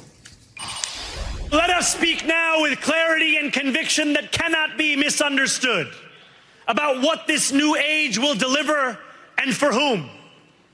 This will be an age where New Yorkers expect from their leaders a bold vision of what we will achieve, rather than a list of excuses for what we are too timid to attempt. Joining us now, Democratic strategist and MSNBC political analyst Basil Smikle, and John McCarthy, former Biden senior advisor for political engagement. He spent some time at Mikey Sherrill's headquarters tonight, where his mother was interviewed on local TV. TV. So tune in for both of us. Oh, my goodness. Ken, on the mayor-elect, Mamdani, he had a part of his speech tonight where he said, tonight we have spoken in a clear voice. Hope is alive. We cast our ballots alone, but we chose hope together.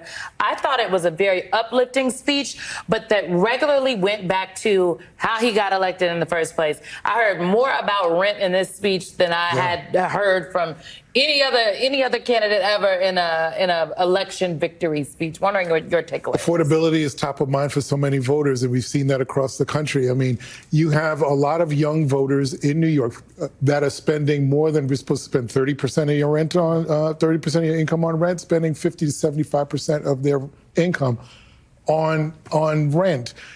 There was an article in the Wall Street Journal a couple of weeks ago that said 70% of this country doesn't think the American dream is attainable for them, nor do they think it ever was. When you combine those 2 points, right, you have a lot of young voters that don't see a financial, economic, or political future for themselves. And I think what Zoran Mamdani has done is give them a path forward. Now, you talked about dynasty in the tease. What you didn't show, which was a part of the speech that was just amazing, he shut Andrew Cuomo down. Oh my gosh. By saying, we put an end to this dynasty, and this is the last time I'm going to say his name. Now, that was not just a very sharp moment rhetorically, but as we were talking earlier, it is closing the door on the past and trying to chart a future of the Democratic Party, not just New York, but for the party moving forward, about the kinds of issues that voters and electeds need to pay attention to, the kinds of electeds they need to recruit to run for office, and basically just a refutation of the establishment in general. So on that point, John, because I think Basil, strikes an important chord there with the way the storyline comes out and the closing of one door, the opening of another into the future. But the interesting question I think that's going to be tested is, and it actually may have found some answers tonight, truthfully, is you have a city like New York that, seemingly, or at least on paper, and now proven tonight, would be more amenable to a Democratic socialist running for office, right? So people can sort of go with that in their brains. But then you listen to what he was talking about. He was talking about affordability. He was talking about health care. He was talking about rent. He was talking about those things that are resonating in a whole lot of red places around this country that we also know of. What does that say to you about the construct that is already being set up by Republicans, that you've got a communist running New York City and therefore is the face of the Democratic Party, which, for the record, is BS, and at the same time not reconcile with the fact that a whole lot of things that Mr. Mamdani and others that we saw in New Jersey with Mikey Sherrill, in Virginia with Ms. Spanberger, their messages are resonating in those red places as well, because in some of these districts tonight, folks, the Democrat couldn't have won without Republicans voting for them. Yeah. Well. And I think that what you saw tonight is that there's a lot of different ways to be a Democrat, and they all work as long as you can win in those places. And I think you're really seeing the emergence of the new Democratic Party. And what I mean by that is, we ran candidates who were relevant in the places they were running. Importantly, and we don't talk about this enough, they were having fun doing it, and voters can tell that. And then they were laser focused on the economy. They weren't just kind of doing this laundry list of issues that Democrats have been struggling with for a while. And that is new behavior for the Democratic Party. As someone from New Jersey, we always think that we're the most important state, so of course it has the most lessons to teach there. But if you look at what happened with Mikey Sherrill, this is a race that history would suggest we shouldn't have won, right? This hasn't happened in 60 years. And in many ways, New Jersey actually has the voters that Democrats have been struggling with, right? If you look back to the last election, it was one of the places that President Trump made his best inroads. And what Mikey Sherrill showed tonight is that by running a local campaign, focusing on cost, she could erase all of that. Those gains that he made back then, actually, in the exit polling we're seeing, did not show up again. So this is a new path forward for Democrats. I think that we've delivered for voters on that message, and they're going to be looking to us for that continued path going forward. Let's also be honest about the fact that in New Jersey, there are some turnout machines that are actually more amped during a gubernatorial than they are during a presidential election. So there are some elements of this that are very local and very infrastructure based. I am curious to hear from you, Basil, as someone who has run a state party. What are the conversations that are going to be happening behind those closed doors? Because we can all sit here and say, it's all of the above. This is a new Democratic vision where you can be progressive and conservative. It doesn't actually work that way, right? There are choices that have to be made.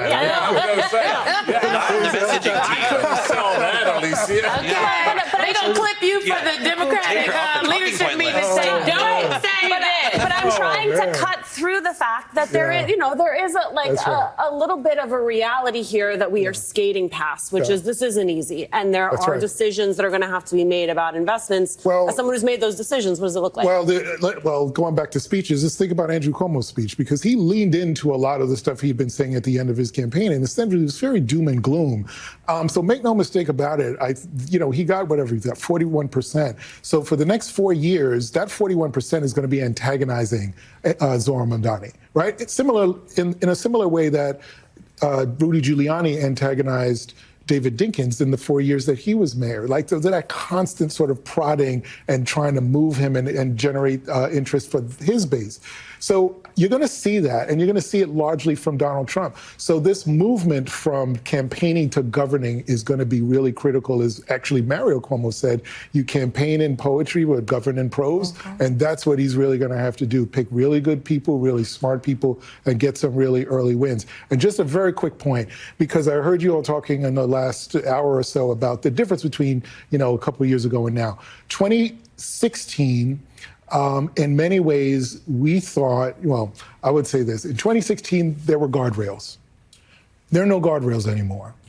And I think a lot of Donald Trump voters didn't vote for the price of eggs. They voted for status. Also gone right now.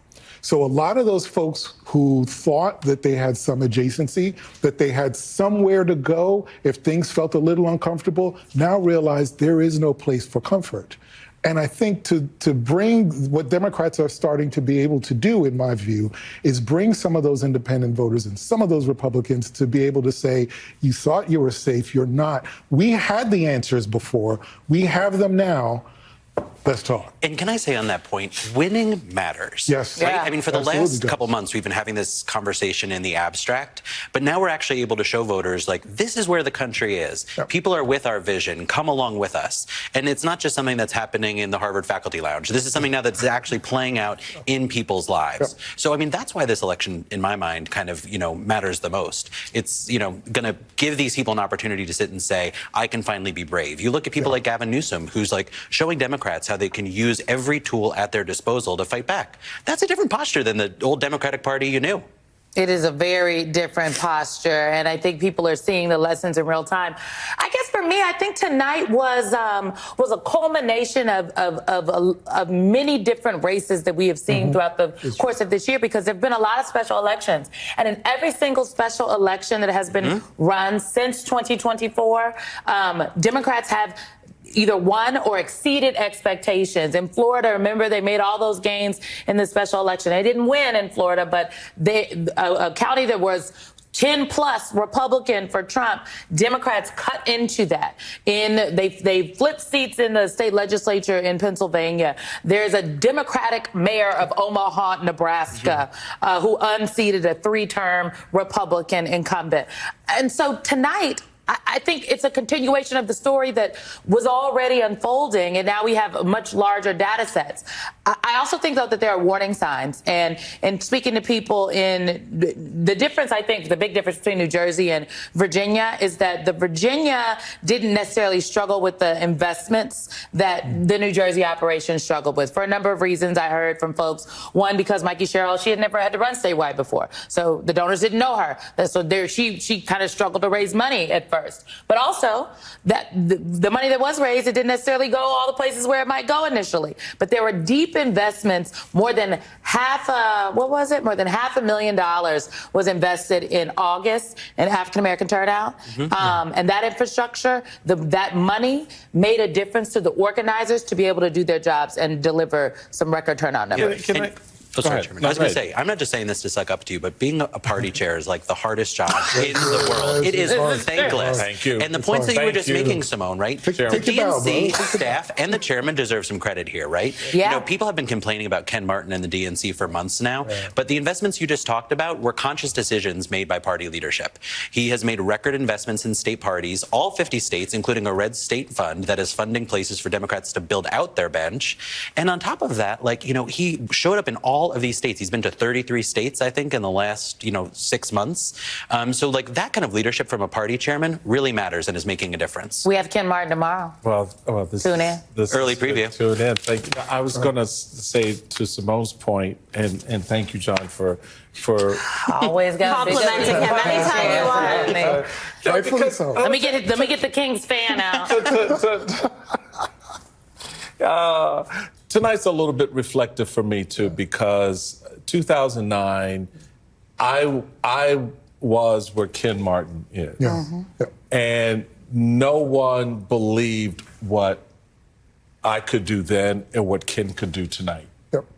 A lot of noise, a lot of complaints, but when you put your nose to the grindstone, it's an old term, Simone, and you pay attention to the mission, you can accomplish not just the mission, but stuff you didn't even plan to do right then. That's right. I mean, because some of the benefits that we saw a year later were born out of what happened in 2009. And what Democrats, I hope, and this is the question point to you, sir, the Democrats, I hope, understand that the benefits that they're going to realize next year began tonight. Very much to your point. The investments that were made that nobody saw or everybody complained about, wasn't enough, came too late. Well, you got something. Shut the hell up and go get out that vote. And then just Put really, it on the bumper sticker. and then just really quickly to John's point, Ken was the head of the ASDC. He knows how to run state parties. He helped state parties. I helped him get elected when he got that seat.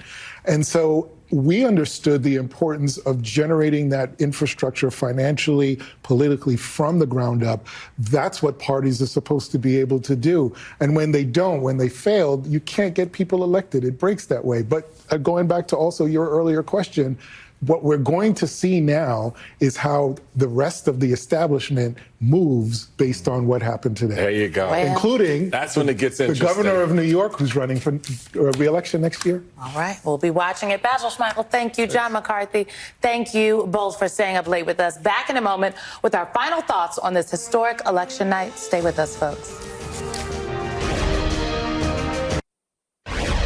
I want to pick up on a point that Basil was making about the importance of governance, and I just want to frame it as a group project, which is Democrats now need to decide if they want Mamdani to succeed. They need to decide if they want Spanberger to succeed. They need to decide if they want Cheryl to succeed, because it will not be enough for them to do it of their own volition. There will have to be, just as there are during campaigns, a group effort around it. There will. I mean, every one of those elected leaders will have their own agenda that they're going to execute. Running a city is not the same as running a state. So we can't conflate that. And whatever Republicans say about any of these leaders, that's where I think the reinforcement by the party becomes important. Don't fall down the rabbit hole of challenging or speaking to or addressing everything Republicans say about what Mayor-elect Mamdani does or doesn't do, and as well as with Spanberger. What you wanted to do is reinforce the general message that got them elected, which is what the people leaned into, was you're going to help us settle the accounts that we need to settle. You're going to help us turn the corner in educating our kids and providing health care. You're going to try to restart programs at the state level even to help us get going. I think if they can do that kind of shoring up, you don't fall into the trap of pitting one against the other, which is what Republicans don't want to do, and that puts everybody in a defensive posture. They are already in the middle of their meltdown. They are already doing it, and frankly, some Democrats did it. Like I continue to say that some Democrats did it, and I think what Congresswoman Alexandria Ocasio-Cortez said tonight when Antonia Hilton interviewed her, she said the question I'm paraphrasing, but she basically said the question is, Democrats need to understand the assignment, and the assignment is do they understand the assignment to fight fascism. And the assignment is you fight it together. And I think that is the prevailing thought here. And if Democrats really understand that assignment, it matters. There were so many other, I just think the wins tonight were crazy. And for everybody that's like, I'm distressed, I'm chaos, I'm tired, well, what are we doing? Or I'm worried everybody else is tired. I'm worried everybody else is tired. Be heartened today that today free and fair elections won out. Today, the long lines mean democracy is working. Yeah. The president of the United States and Republicans in the current iteration of the Republican Party apparatus are trying to take that will away from the people. Right. And the will is strong. It is still there. We are not yet in a place where martial law is instituted. There were bomb threats? Yes. There were poll monitors, and people showed up en masse. I have to emphasize, I have to go back to the point that this election got the president so twisted in knots, he admitted out loud that the Republicans were the reason for the shutdown. Mm-hmm. And why he lost. So that tells you that your messaging was right. The people responded, and they were willing to stand in long lines, to your point, Alicia, to face down the bomb threats and the crazy stuff that was being thrown at them, because the franchise still mattered. The franchise still matters. Well, that does it for MSNBC's special election night coverage. But there's going to be a lot more to break down tomorrow night. So come back, catch the three of us at our normal time, 7 p.m. Eastern. We'll be joined by DNC Chair Ken Martin, who's probably in a pretty good mood tonight. Until then, thank you for watching, and good night.